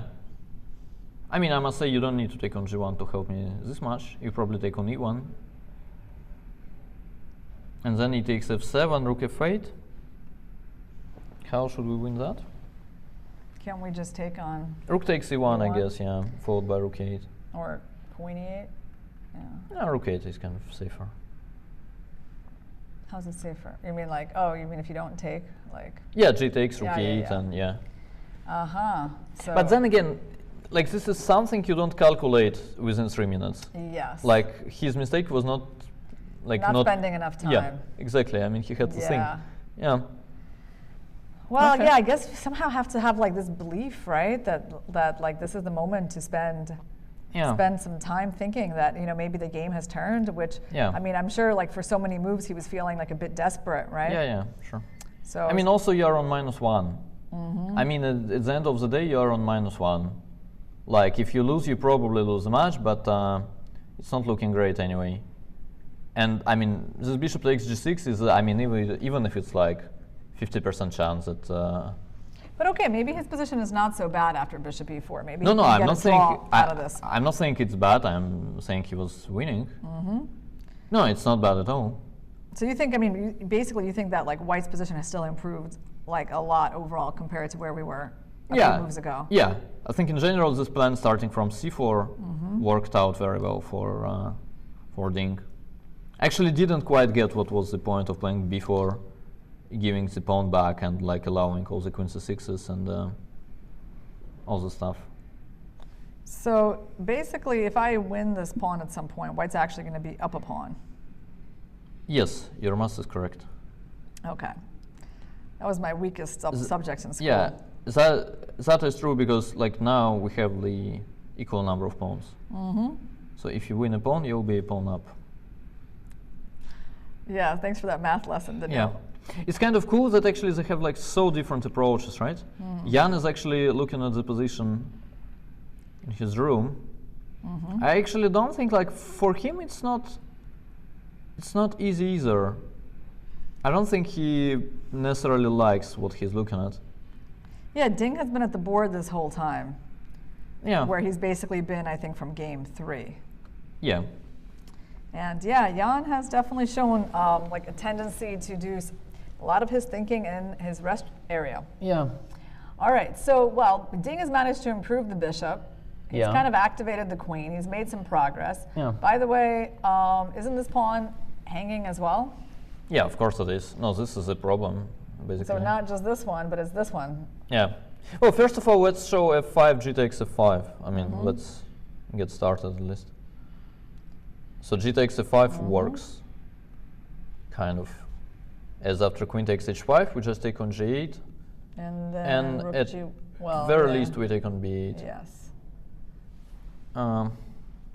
Do you think Jan knows that he missed some chances, or that he was lucky that Ding didn't play bishop takes g6? I don't know about that.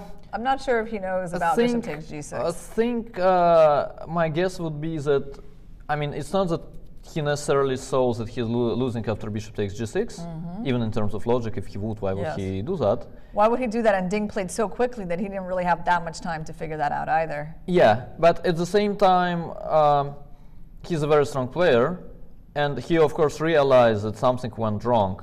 I mean, he knows he was much better. Like for him, I think he has the reasons to be upset and worried. Yes. And it's not about bishop takes g6, it's that even now looking at the position he has. Oh yeah, this looks so much more out of control than Yeah, I mean, it doesn't look obvious at all that you even take black here. I personally don't, I believe. Wow. Like, if I don't get to think and I'm just asked who is better, I'm saying... Yeah, because there's a risk that these pieces that actually get kind of stuck, you know, like White's pieces were stuck on the king side before. Yeah. And now it feels like, okay, maybe there's a risk of that happening to Black's pieces. And he definitely has something very specific to figure out here, which he's doing, from the rest area. Yeah. No, I mean, I have a feeling Ding, I don't know if he's better now. But if not, I have a feeling he will be better again in this game. Wow, so you think we're going to have like a roller coaster now that the game has sort of blown up? I mean, I don't think it's necessarily like it's a roller coaster for spectators. I mean, again, queen b7 he played is reasonable. It's like easy to explain. Many good players could have played that. Yeah. I mean, you only take on g6 if you're like determined to spend a lot of time and you calculate very well, which is not like the case every day for everybody. But at the same time, playing queen b7 followed by playing bishop e4 is just a sign of chess culture. This is like normal. You make sure you're not checkmated. I mean, you have ideas. Now, let's say suddenly rook c1 followed by rook c8 is also a very annoying threat. Now that I think about it, it's like actually the backrank issue Yeah, also too. this rook could actually like wind up not being able to move for a long time. Yeah. All right, well, let's try to find a move for Black. I mean, Yeah, I mean, exactly, yeah. I start to suspect that it's actually now Black who has to play a very precise move. He's probably better, I don't know, but it has to be something special, like it's not a random move. Maybe some knight g6, for instance, sacrificing the f7 pawn, hoping for some queen h4, or something like that. Okay, Yeah. let's give that a try. Yeah. I mean, unfortunately, there's going to be, queen f6, but then you get this pawn in the end. Okay. Yeah. So knight g6. Knight g6 looks good to me, actually. Yeah. So this is sort of the critical pawn that I can take. Yeah. Now, unfortunately, I don't have rook f8 as queen g7 as checkmate. Okay. Or maybe fortunately, as my my options are limited and I'm basically forced to play queen h4. So I go queen h4, and what happens there? Jan, I think, is about to play a move. Well, it's interesting. You don't consider this like an option you want to at least look at. Yeah, but then after g takes, White just has queen takes c6. I see. And yeah. You guard everything. Yeah, looks good enough. And you're basically guarding the game in the light squares here. Yeah. Got it. Okay. So you don't want to do that. Queen H4. Queen H4. And yeah, I don't know what's wrong with Queen H4, to be honest. Looks you good. Got a little checkmate threat. Yeah. And okay, should we at least examine this endgame? Yeah. I mean, Yeah, for sure. I mean, I can't put my king into like the discovery. Yeah. So we have to, yeah. No, we gotta look at this. And Jan has just made a move. He's played Rook F8. Rook F8. Okay. So also possible. Yeah, possible, but looks a little strange, right? Yeah. It looks a little passive. Like somehow both of these rooks look so weird to me. Yeah, but Ding is somehow going crazy, no? I mean, he's about to blitz the move, is my feeling. He's so afraid of losing on time. Yeah. But again, now, I mean, he has 9 moves to play, 22 minutes. Mm-hmm. The move you could blitz here actually could be Queen takes b4. Oh, this match taking and attacking the rook. Yeah, this match I can kind of understand. Yes. Actually, that looks pretty interesting. I mean, why not do that? You're getting a tempo. Yeah, you're getting a tempo on the rook. He takes. What is going on here? He takes. Yeah. This feels very strange, right? Yeah. I mean, like just Rook F8, giving up that pawn with tempo, and I just wonder what is going on in Jan's mind right now. I don't know. Also, Queen C5 next move actually is very, very valid thing to like at least consider. Okay, so first of all, where is this rook gonna go? Is it gonna go back? I wanted to ask you. I don't know. Oh, okay. I'm supposed to come up with that one. But actually, how? I mean, how is this not like much better for? I mean, I don't know. Okay, Jan's about to make a move. I mean, I just find it crazy how quickly things have turned in this game. Okay, Queen D8. So like D8. everyone kind of going backwards. Yeah. Okay. Wow. Okay. So now it's kind of not the knight on h5 that is dominated by white pieces, but the rook on h6 that does not have squares, right? Yes, and I mean, I mean, like, look at it. Like a few moves ago, Ding clearly knew he was in trouble. Like now, he knows that he's gotten his chance, some kind of chance in this game. Yeah. It's very clear from the body language and. Yeah. Actually, this position looks very good for white. If white is winning, I have a suspicion that it could be like easier this way. This time, I mean, maybe rook c1 simply. I mean, it's like I don't really get where the counterplay will come from. Some f5 we need not to blunder. Mm-hmm. But with rook on h6, it just feels like white will, like even if we blunder that, will somehow checkmate. Like let's say we go rook c1 now, they go f5. I mean, I don't know why, but it just feels like there is no way white is not winning here. Really? I mean, the g file is about to open. It's like too many issues. I don't know. Some okay, d5 opening what z. What are you going to do? I don't know. I still feel like it's completely unclear what's going on. Yeah, for the moment. Okay, let's say I go bishop b7. Yes, yeah. Try to clarify things for us. Okay, so you got rook c8 as an idea. I can actually play queen b7, which is even more direct, perhaps. Ah, okay.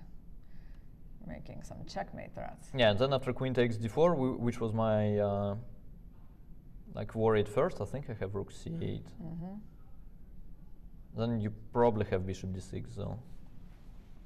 But it's not going to work. Like I think here, if you're a strong player, in general, looking at these lines, I mean, you feel like your intuition is screaming that white is winning. Well, that's because it's a lot easier now than it was in that moment. With Yeah. I mean, exactly. This bishop takes g6 is just. I mean, it's a random moment where, like, out of the blue, you need to like figure out that this is the moment where you stop. You spend 30 minutes, and you come up with some study-like solution, which is not obvious. But here it just looks very good in general. I don't know. At some point, we can even take an f5, right? Just yeah.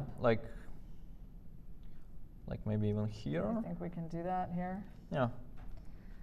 All right. Rook h5, yeah. It's very close. We have to checkmate somehow on g8, yeah, at some point. Yes, unfortunately our queen is a little like tied down to protecting this guy. Okay, Ding is about to make a move. then he goes Queen C3. Okay. Okay. Doesn't look brilliant to me. You liked intuitively like the more active position of this rook, yeah. But it's not me playing. Yes. Also now that Still, it's kind of understandable. I mean, now that I gave it some thought, I actually realized what his point is. So the point is to, so the point is to go, I mean, bring the knight back. We'll just show quickly. So let's say after Queen C3, you play some, I don't know, random move like, what could it be? I don't know, Bishop D6. The point is that you have this idea now. Okay. This was the point. Winning the pawn, yeah, that's why he played Knight G6 to guard it. And also, I guess on D5, does he want to think about like Bishop E5? Yeah. As well? No, also let's not forget Queen H4 exists. Yes. I was actually trying Knight G6 earlier with the same idea, right? Yeah, that's a big one. Yeah. The white needs to watch out for, okay. Can't we just take everything though now? Take on G6? G6? Probably not, right? So let's say we take on G6, H takes. And then D5. Yeah. And then E5. Yeah, so my first question was rook takes E5. I guess you kind of have to take. I take F6. I take on F6. What is that? Yeah, we take. We go G5 in the end of pretty much, we go G5. I'm not sure what's going on here. King G2. Okay, so this looks a little crazy, but you got two rooks hanging. Yeah, and also like in the rook endings we're quite a lot up, yeah? Is this move a problem? Yeah, I don't know. Queen takes F6, it keeps going, right? So we take, takes. You probably include rook G5 check, or maybe not. Like if you take, I think rook C1 is a problem. So white's still like up a pawn here. Yeah. I mean, also I don't see the way to actually pick up F6 even. How is this? Yeah, I see what you're doing. You want my king to go to like a worse square. Yeah, but then you go rook takes G6, yes. which is bad news. So you go to F1, and and then you take. And again, it looks winning. This one actually looks way more winning than the previous one. Interesting. All right, so Knight G6. So there's some value in like Ding calculating these forcing moves, starting with Bishop takes G6. Yeah. Okay, we need to go through that more slowly because we like zipped through that. The line didn't look forced.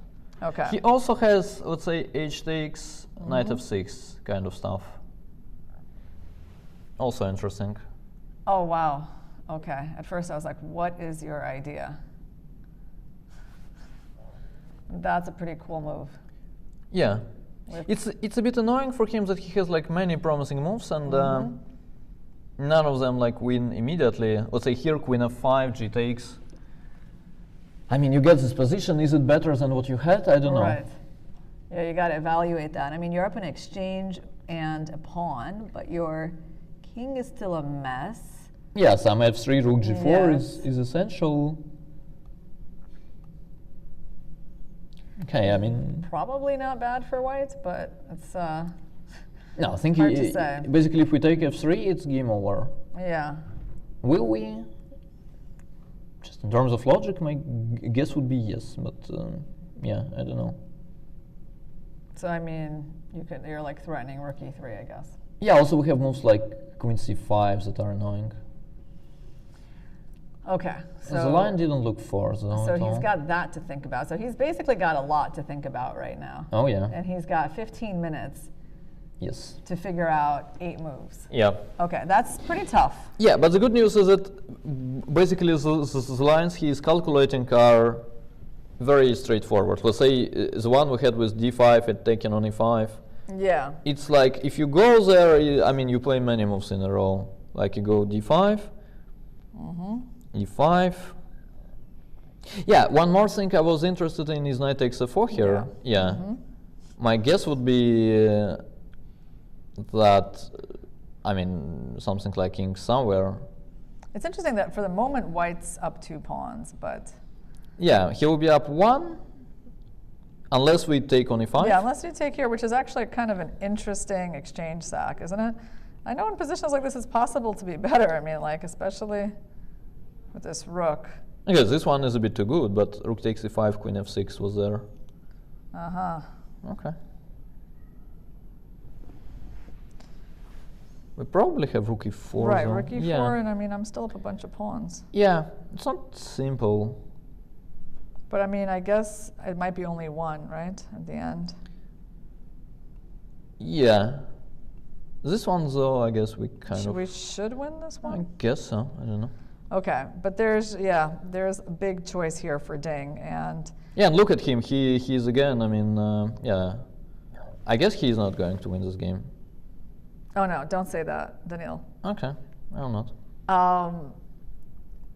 Well, No, I mean, it I'm makes sense kind for him to take some time here, right? I mean, it makes sense. This is a critical moment. He's got to calculate things out. We actually don't want him just like playing subpar moves, you know, trying to make the time control. Yeah. No, I mean, in terms of like the match, I kind of root for him. Mm-hmm. What did he play? Bishop Bishop G2? G2. Okay. Bishop G2, so like completely not going in our paths. Mm-hmm. And it goes Bishop G2, so he's defending this pawn. Yeah. Okay. That kind of makes sense. He's also preventing D5, Bishop E5. Mm-hmm. It does make sense, but what I don't like is that he's basically not forcing anything. Yeah. And then, I mean, again, he spent some time for it. It's only move 33. Black has like a billion of moves. Mm-hmm. You cannot guess the exact one. And yeah. He's probably saying, his point is that basically he kind of stabilized the king side. It's another move that surprised Nepo. Well, I mean, clearly. I mean, I don't know. It seems like almost every move surprises him because at least that's what his facial expressions say. Yeah. Okay, Vishy says, so once again, the Yonkers. He was playing quickly and well, and suddenly the opposite, and suddenly quickly and badly. Yeah. Yeah, I mean, it has always been, yeah, exactly. I mean, I don't know if I need to repeat it after Vishy, but it has always been the story with Jan that, I mean, clearly, if someone is like that quick, like, and constantly brilliant, then that someone would be like the world champion for like many, many years already by that point. It's just, yeah, he's lacking this consistency, clearly. And I mean, indeed, like Jan, who is playing his best chess, is like one of the worst opponents you can imagine. Like there is literally... Because he plays so quickly. Yeah, no, I mean also like, it's not even obvious what you're hoping for, sort of. Like he plays quickly and well. He brought in the queen. Okay. What's he threatening here? Well, not much, but it's white to move anyway. He's threatening the pawn. Okay, the pawn we can survive, kind of. Okay, Ding immediately goes to protect it. Okay.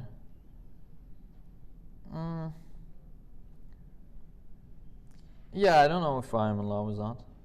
Well, I think Ding's point was that, yeah, he spent some time for kind of coming up with this defensive strategy. So yeah, his strategy is a bit defensive. I mean, he's up a pawn now. Yeah. So he's trying to consolidate and not give Nepo, you know, something obvious to do. I mean, Nepo is down a pawn. He's got this rook trapped, and if he doesn't manage to break through on the king side, I guess Ding thinks that long run, you know, he can win, and maybe even like push up these pawns at some point. Yeah. I mean, it's not even about winning. It's basically about making it to move 40. Yeah. Yeah, that's the strategy right now. Get to move 40 without giving black a chance to do something. Yeah. Also, it's kind of wise, I think, in these games to kind of sensible back to the other half. So now, like, it was white who was kind of like better, but he had to prove something. And now he's saying, all right, like, I'm not going for a kill. I'll just try to stabilize, but now it's black who probably has to be very precise to kind of keep himself in the game. Can we come up with some ideas for black? I don't know, rook takes h5 is legal, g takes. But that one probably, okay, yeah, I see. So I was thinking about queen f3, but what, you're going to take and go knight h4? Yeah. Okay, Cleomina, who we checked in with earlier, on her way to getting fired from her job. Absolutely no work is getting done right now. This is too exciting. Who doesn't want employees like that, Daniil? Yeah. Who are spending their workday watching the Chess World Championship. Yeah, I mean, also, Cleomina, if things will go wrong for you, just come work for, FIDE or some other chess source. Because that's like an organization where you can watch chess all day, and that's part of your job. Yeah, and you'll be paid for that. Yeah, exactly. So. Yeah. All right. So if you sack the exchange like this, yeah, okay, I guess you just. What are you trying to say? I don't know. Queen h6 maybe. Okay. I must say it takes me a little. I do not really believe that this exchange sack works. No, no, I'm not. I'm talking the game in general.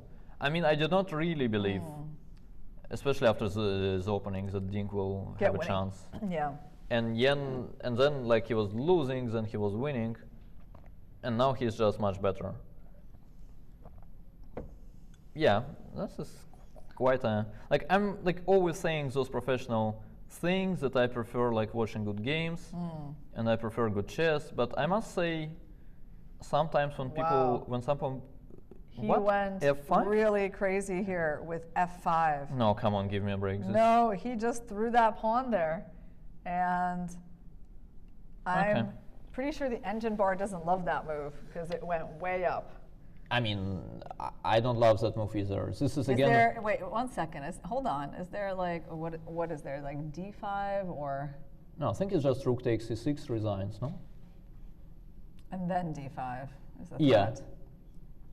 Like we only have to calculate it carefully. Okay. But I'm not even sure what are we supposed to calculate. This could be explosive. F3 or what? What's going on? Okay, F3. Okay, Ding is like reaching for something. He's not in any mood to lose on time today. Okay. Yeah, but after F3... D5? Yeah, bishop E5. Can we just take it? Or? Yeah, I guess. What's that? F takes G2, rook takes G2, no more checks, right? Yeah. I was even thinking about King G2. Is that crazy? Well, King H2 is also good.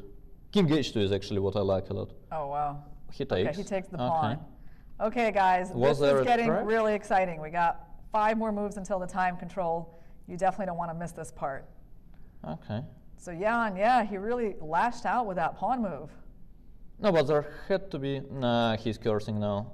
Oh man, did he blunder this? Yeah, I mean he threw the pen. Yeah. Really? Yeah, he's cursing now in Russian. Sorry for sharing this to you guys, but like half the country knows that, so I don't think you should be missing that fact. Oh man, he is looking at the board with some concern. Yeah. This will be just a crazy game. You know, like the whole game is absolutely insane. Look at this, No, this is just great. Wow. Yeah. Oh man, it's like the whole panorama of Jan's expressions. Yeah, I will not translate it literally, but like in general, he's like wondering about such a game happening. He played this move like, I don't know, he just played it so confidently, like, and he just completely forgot about this pawn. No, I think here he actually, to some extent, I mean, again, he's a very strong player, and he's I mean, a bit of an actor too, right? I mean, it's like you don't play F5 quickly, like honestly feeling like F5 works and you are in a great shape. This is not the case. You know, my feeling is like, in a way, this game is like, I don't know, it's just my personal feeling that it's kind of terrible. Like, White just gets this terrible position from the opening. So we finally, I mean, we finally have like two commentators who like work for the like official FIDE broadcast who are saying those games are actually terrible. All right, there we go. I don't have that feeling about all the games, but I feel like this particular game, like he really got himself completely tangled up, completely stuck, like right out of the opening with White. Yeah. Right, it was just terrible. No, listen again. I mean, this is very much the story of his life. He's like one of the most talented players out there. Like to me, for instance, I mean, I saw things.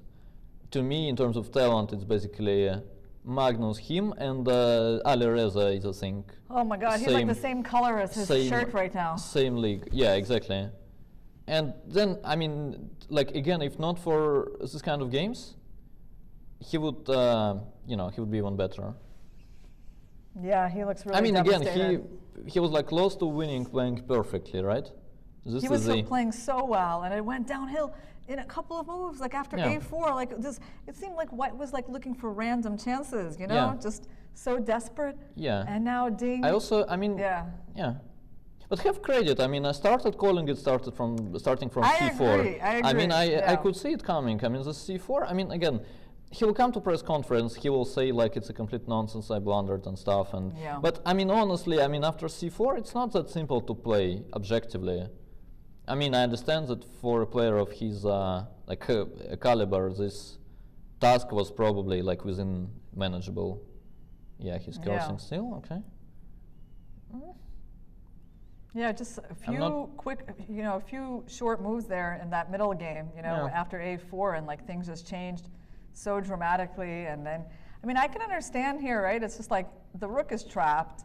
The attack is not really clear, you know, where it's going, or Yeah. this rook got passive. Like it's Yeah. hard to find a move. I totally Yeah. get that, you know? Yeah. And it's just crazy No, that he I blunders this yeah. pawn. I mean, I guess Ding's choice was kind of interesting these terms, right?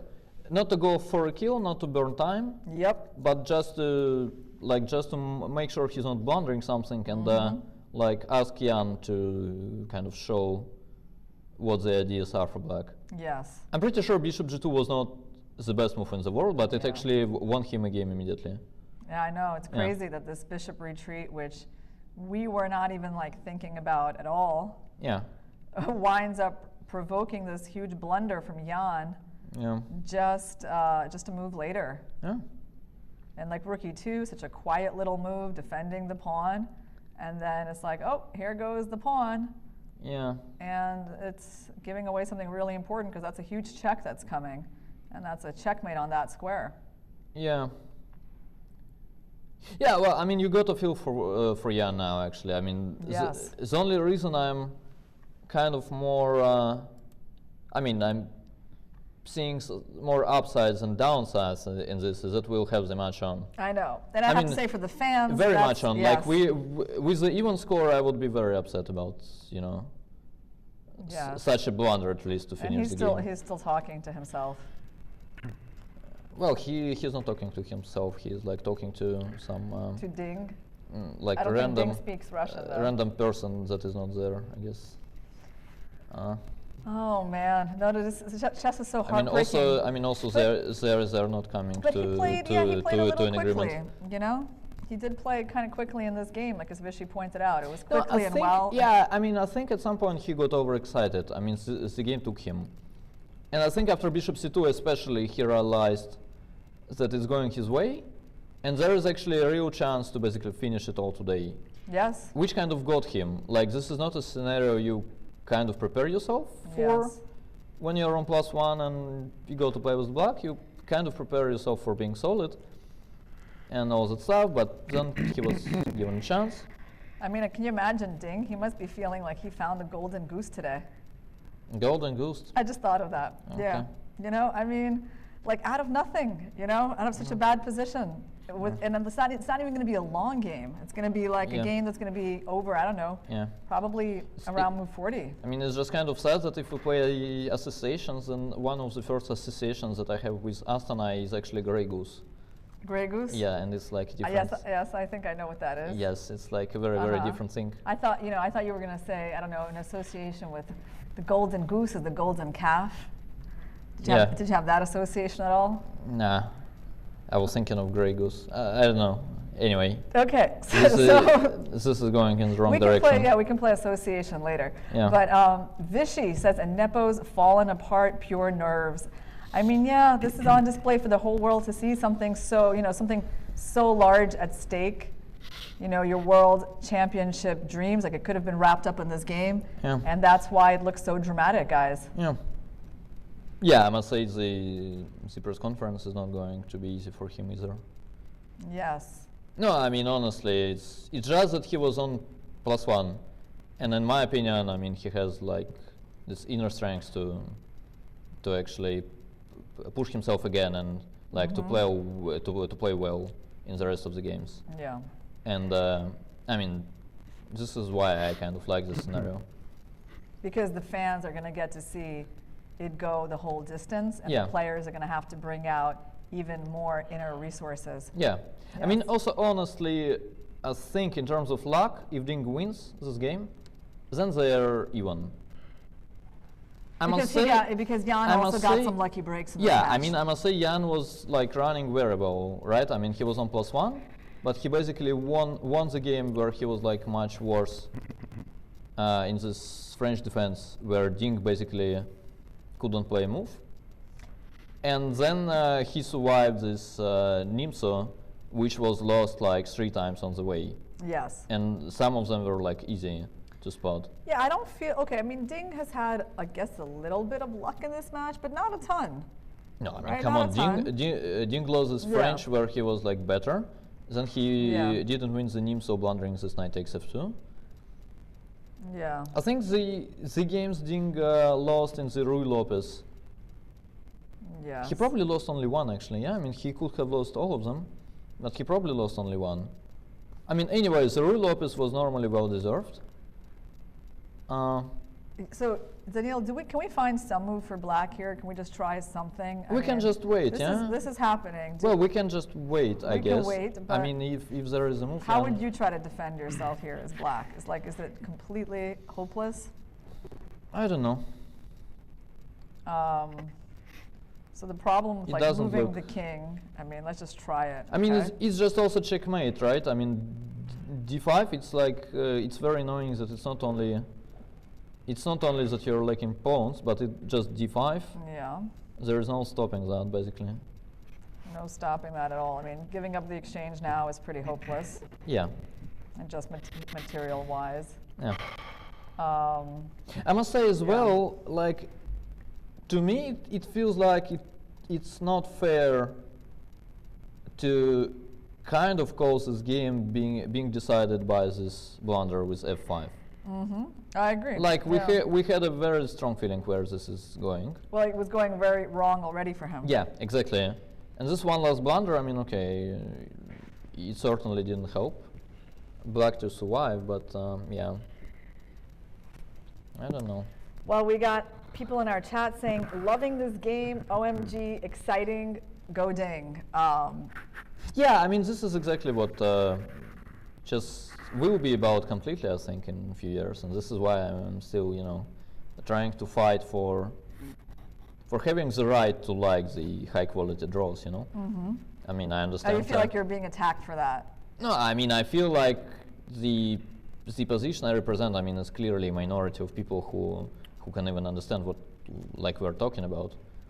Yeah. Yeah, I mean, those are like basically most of the professional players and like 1 or 2% of the rest. So yeah. And you're like even daring to voice your minority opinions out loud, you know? Yeah, I mean, okay.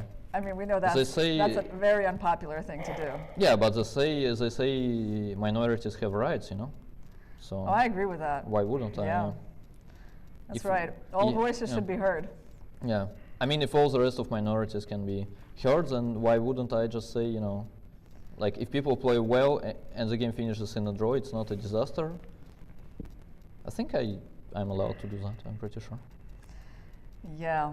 Well, no, I get your point. You know, I get your point now. I mean, chess is definitely moving in the direction of excitement, excitement, excitement, you know, online stuff, shorter time controls. It's not only about chess, though, right? It's just the way the world is in general, I guess. Yeah, so Jan is still trying to come up with a move. He actually has less time than Ding now. Man, yeah, this press conference, I don't think I'm going to enjoy it. You know, I think it's going to be quite painful. Okay, you can skip that, no? Yeah. I normally don't watch them, actually. I mean, I open the YouTube way later and see what happened. Yeah, I mean, normally if there is something interesting, then there is some short video with it. Yeah. Yeah, Jan is upset. I honestly think, though, he has that inner strength to kind of come back and play a normal game. Yeah. You know, Ding is very calm. You know, he's basically being completely unperturbed by like all the emotions that Nepo is expressing now. I mean, he clearly understands where they're coming from, right? But he's just sitting there, calmly and letting it all play out while he, I guess, calculates some lines. Yeah. By the way, I think I started that story like 2 hours ago, but never finished one. So, like I think it was yesterday when the Kishnev's interview was out. Sergei Kishnev is Jan's friend and coach, like older friend and coach. And well, he said many interesting things. One of them was that actually they don't trust Ding's behavior at all, and they think Ding is a brilliant actor. And he basically said, all right, like everybody thinks he is Robin Hood, but we don't buy it, kind of. Which that's from Nepo's team? He's yeah, exactly. He basically said, okay, like Ding is doing what he's doing, but he is an actor and we don't buy that. Which I clearly don't know if he's right or not, but I just thought it's interesting. I mean, clearly when you play the match, you kind of... I don't know. I feel like, I mean, does he have really, that many talents that, like, not only so good at chess, but also such an actor? No, it could be. I think in general, we got to trust the people who are inside. This was my impression, normally. So if they have the reasons to, I mean, at least hesitate, then those reasons probably exist. Yeah, I guess I'm very naive like that. I'm just like, okay, this looks like a very nice guy and very... No, I mean, maybe he is, but again, I mean, let's not call Team Nepo paranoid. Yeah, if they think so, I mean, there could be some reason. Yeah. I mean, I also kind of agree. Say, I mean, one of the arguments for this theory is, I mean, let's say when Ding was asked about the leak and leeches and stuff, he basically said, I don't have a single idea on what you're talking about, what leeches. Oh, yeah. But he was supposed to say that. What could he say? Come on. You got caught with your whole preparation on leeches. It's already such a disaster. I mean, I feel like you have the right to use a little bit of deception there. But sure. But let's say if you're supposed to say that and you say that, then I guess you're capable. Yes. Then I mean, for instance, you're not supposed to be saying that like you have some like mental problems, right? I mean, you cannot play basically. I'm speaking at the very beginning of the match, and you're actually on the screen, so you can look in the camera, I guess. And yeah, I mean, they certainly had a reason to think so, which is interesting. I mean, if they are right, it is like very, very, I mean, I don't know how can we find out. But if they are right, it's like honestly interesting, right? I mean, it's like something I've never thought about before, that actually Ding could be pretending all the way. Still hard to believe, to be honest, but yeah. All right, well, we're not professional psychologists, so it's going to be hard to evaluate that one. No. Well, we just got to look at what we've got in front of us right here, which is a very sad situation for Nepo, as he's actually getting down to 3.5 minutes. He just can't bring himself to make a move. Yeah. Yeah, but also, I mean, it's kind of clear that d4, d5 is like almost pre-moved by that point. And it's not even clear what can you play in order to... I mean, I guess you go f3, right? And you check this line with d5. Okay, right. So f3, d5. Yeah, I mean, I guess you try go... the block, and then you take this bishop. And then you see. Then you see what happens. And you still can take the rook, because there's going to be a checkmate on g7 in the end. So, well, you can't survive this. You can't even bring a queen back there. There's a knight controlling that square. There's no checks, and like basically this king is in trouble. You can't even go there. There's a check on the back rank. Yeah. And so, and if you moved your king, he did make a move. I think it's f takes g. No, it's rook takes h5. Okay. Okay. So he's giving up the exchange. Okay. Makes sense. Well. And Ding takes it. Just as much sense as most of the moves. Now maybe f3. No. F3 is at least funny. I mean, I don't know what's funny though. Like what's part of that? Just funny. I guess we can just take, huh? Yeah, even that. I mean, queen takes f3 is also very, very solid, I must say. Yes. Yeah. Oh, man. Yeah. Yeah, I must say this is like, it's not only that he's probably going to lose this game. But like honestly, this is probably the worst way to lose the game. Yeah. Yeah. A game where you're like clearly better and you were already in the mindset that you were like trying to win. Yeah. And then it just goes downhill so fast. Okay. Yeah, and Jan resigns after Yes. d6. All right. So there was a check. Yeah, and he d6. just decided to throw in the towel here. Yeah, I mean bishop d5, I guess. Yeah, bishop d5 is coming. Rook e7 is coming. Yeah. Yeah, I must say it's really painful. Like. Yeah.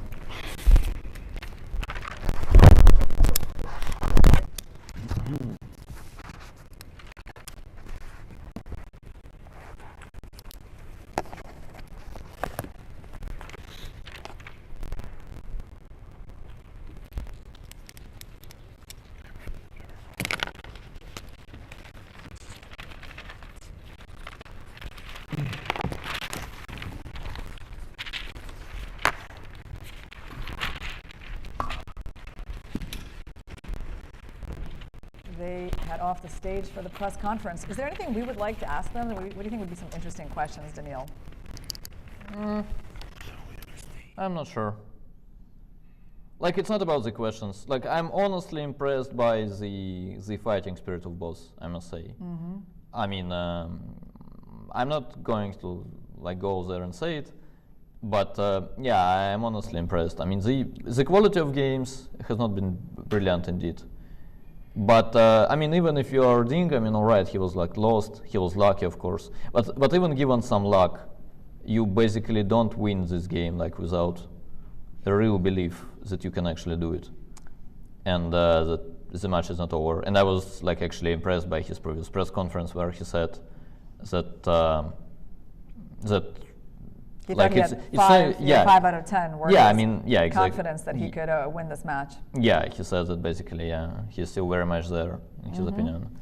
Yeah, well, this seems to have been the position on the board that we just put is one of the critical moments of this game. Up to that moment, everything was going great for black, and we did actually think that a6 here, just that simple move, just supporting the pawn, was the way to go. Yeah. But Jan went with b4. That seems quite good as well. And then the strange move, rook a g8. Yeah, that loses a large part of the advantage. Oh, it's not a strange move. It's that they had to calculate this knight f3, which we saw as well, and we didn't like for some reason. So let's look at that for a second. So he should have gone here. We actually, well, we thought this was possible, and queen c6, right? And we, were we taking the wrong rook? We were trying to take this rook, so apparently we got to take this rook. Yeah. And what is the point? I think we here? had bishop takes g6 here as one of the issues. And then after rook d8. Okay, you protect everything. I guess we basically missed that queen h4 is a threat. After, let's say, bishop takes f7, we probably stopped, but it's only queen h4 indeed. It is this idea that kept coming up so much in this game. Yeah. Wow, okay, but yeah, that requires some special calculation. That's why I kind of feel like the move that we were talking about was just simpler. Yeah. You know, less to calculate. It's not based on just like one move at the end of a long line. Yeah, so too, there was nothing wrong with a6. So he went for this, which is fine if you've got everything calculated. Yeah. But if you don't, right, and you can't make this move work. Yeah, I also don't get this in general. Like, if you're not like even planning knight f3 here, then why not to do the same without giving up the pawn? Right. I'm not sure. Anyway. Yeah, this is a very strange moment. Yeah, but this is like typical Jan, right? I mean, he's always fast, and when he plays well, we are just. I mean, we normally fail to believe that you can be that fast and that good at the same time. And when he's not, then you know. How much drama can you fit in barely 4 hours of chess? How dramatic do you think this game was, Daniil? Pretty dramatic. It was pretty dramatic, and most of that drama took place in like the last 30 minutes or something. Yeah, I guess. At the same time, I mean, Ding getting this kind of a position as white by move like whatever 20 was not like given. It was not part of the plan for today. Yeah, I mean, exactly. It was not given before the game, right? So yeah, this was also quite dramatic. No, but it's clearly the drama is very much about like not only Jan losing, but actually Jan missing the winning opportunity. Wow, and look at this. Apparently, bishop b8 was another mistake by Jan. He had some Knight f5 idea where he could go again with his queen h4. And I guess, okay, yeah, obviously you can't take the knight because of, queen h5. Anyway, most of the things I will cover in my recap, I guess. And for the moment, let's actually look at the press conference, right? Yeah, we'll see you tomorrow, guys, for game number 13.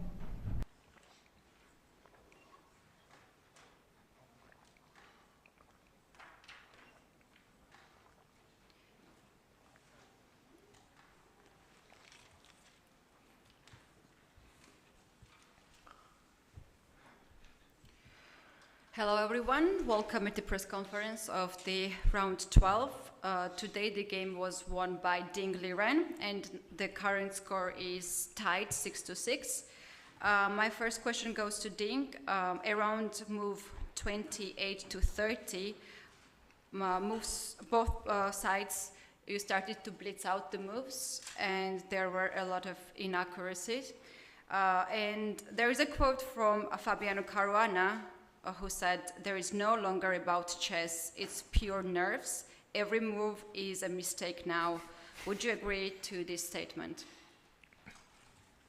Well, I agree with the first part of his words. It's not about chess, since I know the quality is very low, but actually I'm not so nervous at the point. I just thought at one point I feel it's total silence in the playing hall, and I didn't feel anybody watching the games. It seems the playing field, well, it seems to be the very important game, but I didn't feel it at all. I have to told myself that it's quite important. I have to focus on. I didn't feel any kinds of emotional at that point. But the game itself is quite bad. I think my mistake comes earlier as bishop c2. I should have played rook g1, I guess. Bishop h2 and then rook f1. Maybe that's an improvement over the game. Right. Yeah. Thank you. And Jan, would you agree to this statement of Fabiano Caruana that it's no longer about chess, but it's about the nerves now? No, I guess it's still about chess, and not the best thing to do, like to lose a supposedly winning position. I guess after c4, like something like rook c8, provoking c5 would be like very, very clean. And then basically white has no counterplay, so it's pretty much, in my opinion, pretty much over, since cd5 doesn't work. But I somehow decided to go for some forcing lines and met the consequences. So, yeah, I think it's pretty much chess, but yeah, at some point, of course, it was a big mess. Once I found out that, okay, this... I'm not sure, after bishop e4, so strangely I didn't see like any ideas for me anymore. Yeah, so perhaps, okay, what I did was reasonable, but clearly it was an important moment. So, yeah, but happens. Thank you. Ding, at what moment have you realized that the tables turned on your side? Well, I didn't understand his choice b4 and then didn't follow by knight f3.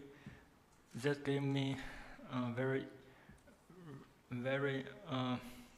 easier play, and my queen had developed to a very good square. So, but after bishop e4, I realized I was maybe already better at that point. Right. Have you considered actually to capture the rook on g6 instead of playing queen to b7? If it takes. So you considered, but you disliked that move? Yeah, I considered a little bit. Yeah, but I think when I saw queen b7, then followed by bishop e4, I thought it's quite good for white. Mm-hmm. Okay, thank you.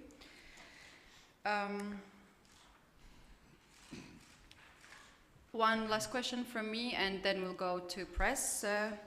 to ask the questions. Jan, you played very sharp moves and got a great advantage on the king side. When the things started to go wrong exactly for you? As I mentioned already, yeah, probably the whole concept like with capturing on c4 was unnecessary, so like rook c8 and keeping the center closed. I guess it was pretty much it, but yeah, what to do? Okay, fair enough. Do we have questions now in the press? Please, Leoncho. Leoncho Garcia from El País. Today I have the same question for both. Millions of chess amateurs all over the world were following the game with the help of very powerful computers, which were saying that black was winning for a lot of time, and then at a certain moment that white was winning. But both of you are human beings, so I think it will be very interesting if you can explain as best as possible how were your feelings during the critical part of the game. For instance, Ian, did you feel completely winning? Liren, did you feel totally lost? Let's start first, Jan, with you. Yeah, indeed, it looks like winning. I think the whole like attack on the king side doesn't work here, but yeah, it looked promising. Yeah, but still, you like even if you are winning, you still got to be precise till the end, and clearly I wasn't precise today. What about you, Ding? Well, I thought I was better out of the opening, but after he played a series of very good moves, the table had turned around, and I realized after he played f4, and then queen e7 quite strong, also queen g5 the best. After that, I thought I was nearly lost, so I have to complicate the waters by playing c4, queen c3. Thanks a lot. Thank you. Next question, please. Эльмира Мерзоева, телеканал Матч ТВ. Вопрос к Яну Непомнящему. Ян, вообще в целом вы были довольны тем, как сложился для вас именно дебют, вот этот маневр слон d7, слон g4, вы перед этим думали, вспоминали, то есть это то, что называется, играли по книге? Jan, the question is to you. My name is Elmira Mirzoeva from Match TV channel. Jan, were you glad with your moves bishop d7 and then bishop g4? So did you play by the book? Could you explain? Yeah, I guess, да, я полагаю, что... Jan, please answer in Russian and we will translate, yes. Да, ну, вроде бы, это, мне кажется, часть подготовки, по крайней мере, итогами дебюта я был доволен. It was part of my preparation, and by the results of the debut, I was happy with. Right, next question. And I have a question to Dean. Dean, were you surprised with bishop d7, bishop g4, all this maneuver? Have you seen it before? I'm quite happy to see bishop d7 come over the board when I was sitting in the rest room, because maybe he's worried about bishop b5 if he played knight c6, but actually knight c6 was the best move according to my analysis, so it means he's a tempo down comparing to the normal position. Thank you. Do we have a next question? Hello, Maria Milyanova, chess.com. I have a question for Ding. On the move 12, when you took on f6, you spent half an hour thinking on that move. Coincidentally, it's also move 12 in the second game where you did not expect the capture on f6. Is there any psychology behind thinking for so long on that move, or is it completely irrelevant? Well, I was choosing between bishop f6 and knight g3. On knight g3, I saw knight h5, h3, bishop take, queen takes, knight takes, pawn takes, bishop takes. And then maybe rook e3, but here maybe bishop d6 also works. So I have to choose between these two seemingly equal variations. It's very hard to decide which one is better. In the end, I think maybe just I have to take the knight first. So you were just thinking about the lines. There's nothing psychological. Yeah, but after he takes a pawn, it reminds me a little bit of the games. Okay. Yeah. Thank you. Thank you. Do we have more questions in press? I would ask myself one question to Jan. If you were surprised by the opening choice of Ding when he played move e3, call system, as it has a reputation that it's not so ambitious move? No, I wasn't surprised. You're prepared for it? A little. All right. Next question. Hi, Aditya from Chessbase India. Question to Ding. When you went A4, if Nepo had gone for A6, what was your idea? Yes, A4, A6, maybe take D5, E5, and Rook A1. Did you see that on the board, or was that your preparation? No. it's already in the middle game. I was totally lost. No. Okay, thank you. Thank you. I think now it's time of the Twitter segment. Please, Jesse, bring the questions. Jesse February here. My first question is for Jan. What were you discussing at the board right after the game? I guess instead of F5, which was not so fortunate, I also calculated F3, Queen F3, F5, but yeah, we discussed some lines afterwards. And for both of you, if the games were to go to the tiebreak, which time control would you feel more comfortable playing? What do you think the odds would be? I think we will go with you first. Well, I'm quite happy to play 25 plus 10 seconds with 4 rounds. Yeah,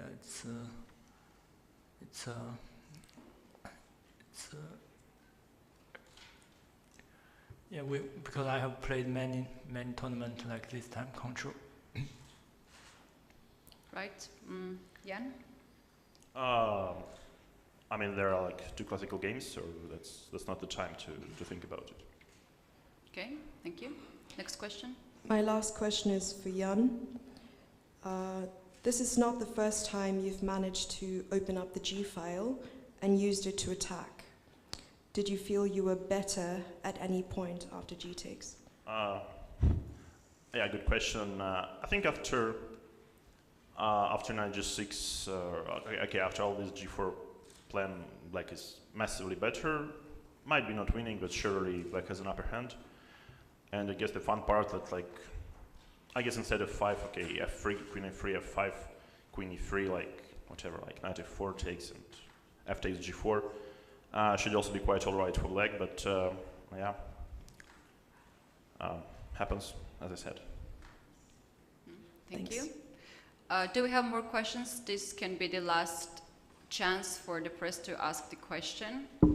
Otherwise, I would like to conclude today's press conference. Tomorrow, the round 13 will start at 3 p.m. local time. So thank you very much.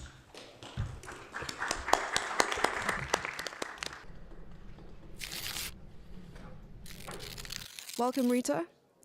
You are currently the secretary of the FIDE Commission for Chess in Education, a Women International Master, and you specialize in teaching math through chess. What was first in your life, chess or mathematics? Thank you. I'm really glad to be here. I am the secretary of the FIDE Education Commission. I'm also a mathematics teacher and a Women International Master. I learned chess when I was 8 from my father, and I'm pretty sure I have attended some mathematics lessons beforehand, so strictly speaking, mathematics came first. But then, when I went to school and university, I took every opportunity I can to skip maths for chess. So whenever there was a chess tournament available, I chose chess. And after university, when I started to teach mathematics in secondary schools in the UK, then chess had to take a back seat. But once a chess player, always a chess player, so I'm back in the arena here, albeit looking at things from a different angle, from the educational point of view. I love that. All right. So Ding Liren was an outstanding student in math, and he has often said that he loves calculating and solving problems. Do chess players tend to make great mathematicians and vice versa? Do chess players tend to make great mathematicians? I would be very careful to say yes. There's definitely some similarities. Logical, algorithmic thinking involved in both chess and mathematics. But I think there are also differences there. For chess, you need to have more visual, spatial skills and the personality of a warrior. While for mathematics, you need to be more logical, but you don't necessarily need the visual spatial skills. So my short answer would be some mathematicians make good chess players and some good chess players make good mathematicians, but there isn't a like-for-like relationship.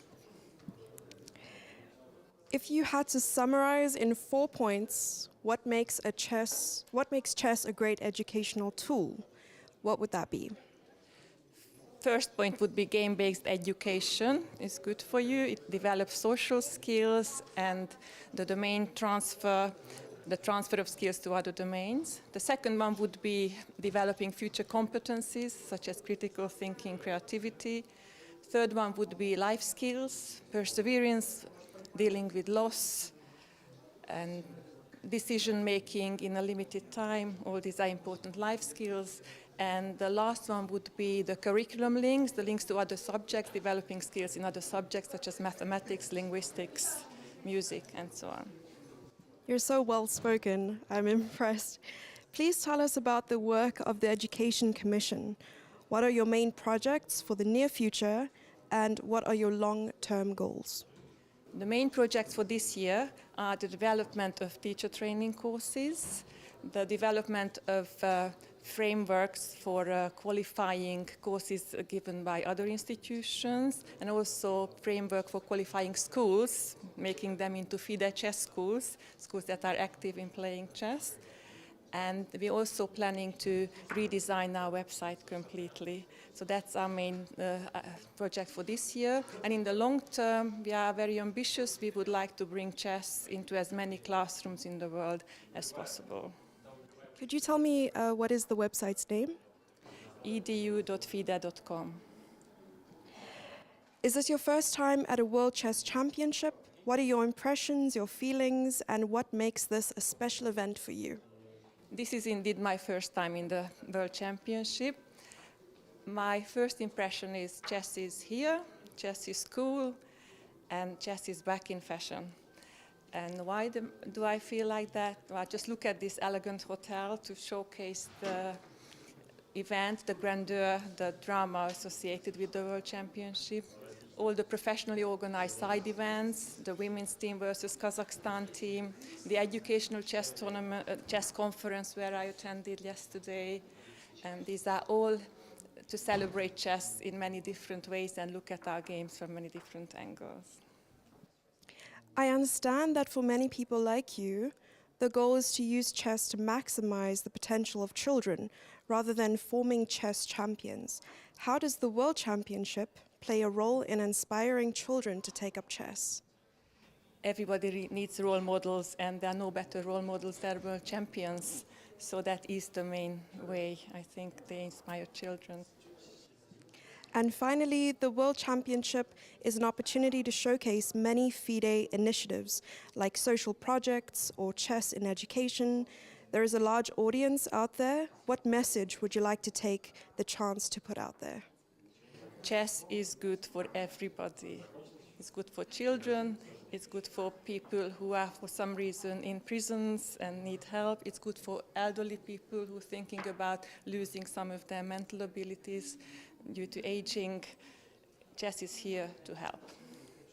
Thank you so much, Rita. Thank you very much.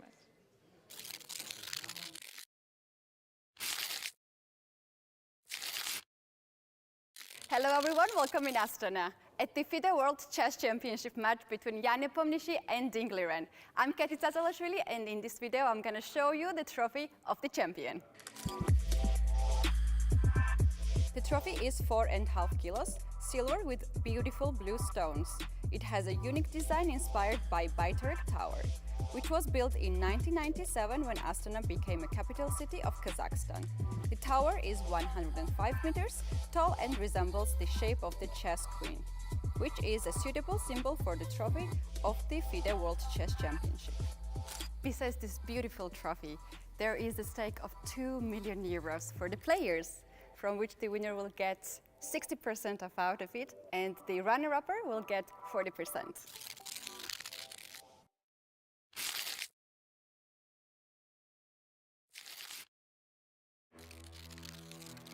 As the world holds its breath, two unstoppable minds prepare for immortality. One from the land of the dragon, the other from the land of the bear. Together, they will write history. The patient and precise Ding, carefully calculating every move to gain a strategic advantage, facing the aggressive Nepomniachtchi, who is always looking to take risks and never afraid to make bold moves to pressure his opponents. Their eyes might be fixed on the board, but their minds will be focused on victory. These two titans of the chessboard have fought their way through the ranks, demonstrating skill, strategy, and a fierce competitive spirit. Now they will go head-to-head and fight for the ultimate title, the FIDE World Championship crown.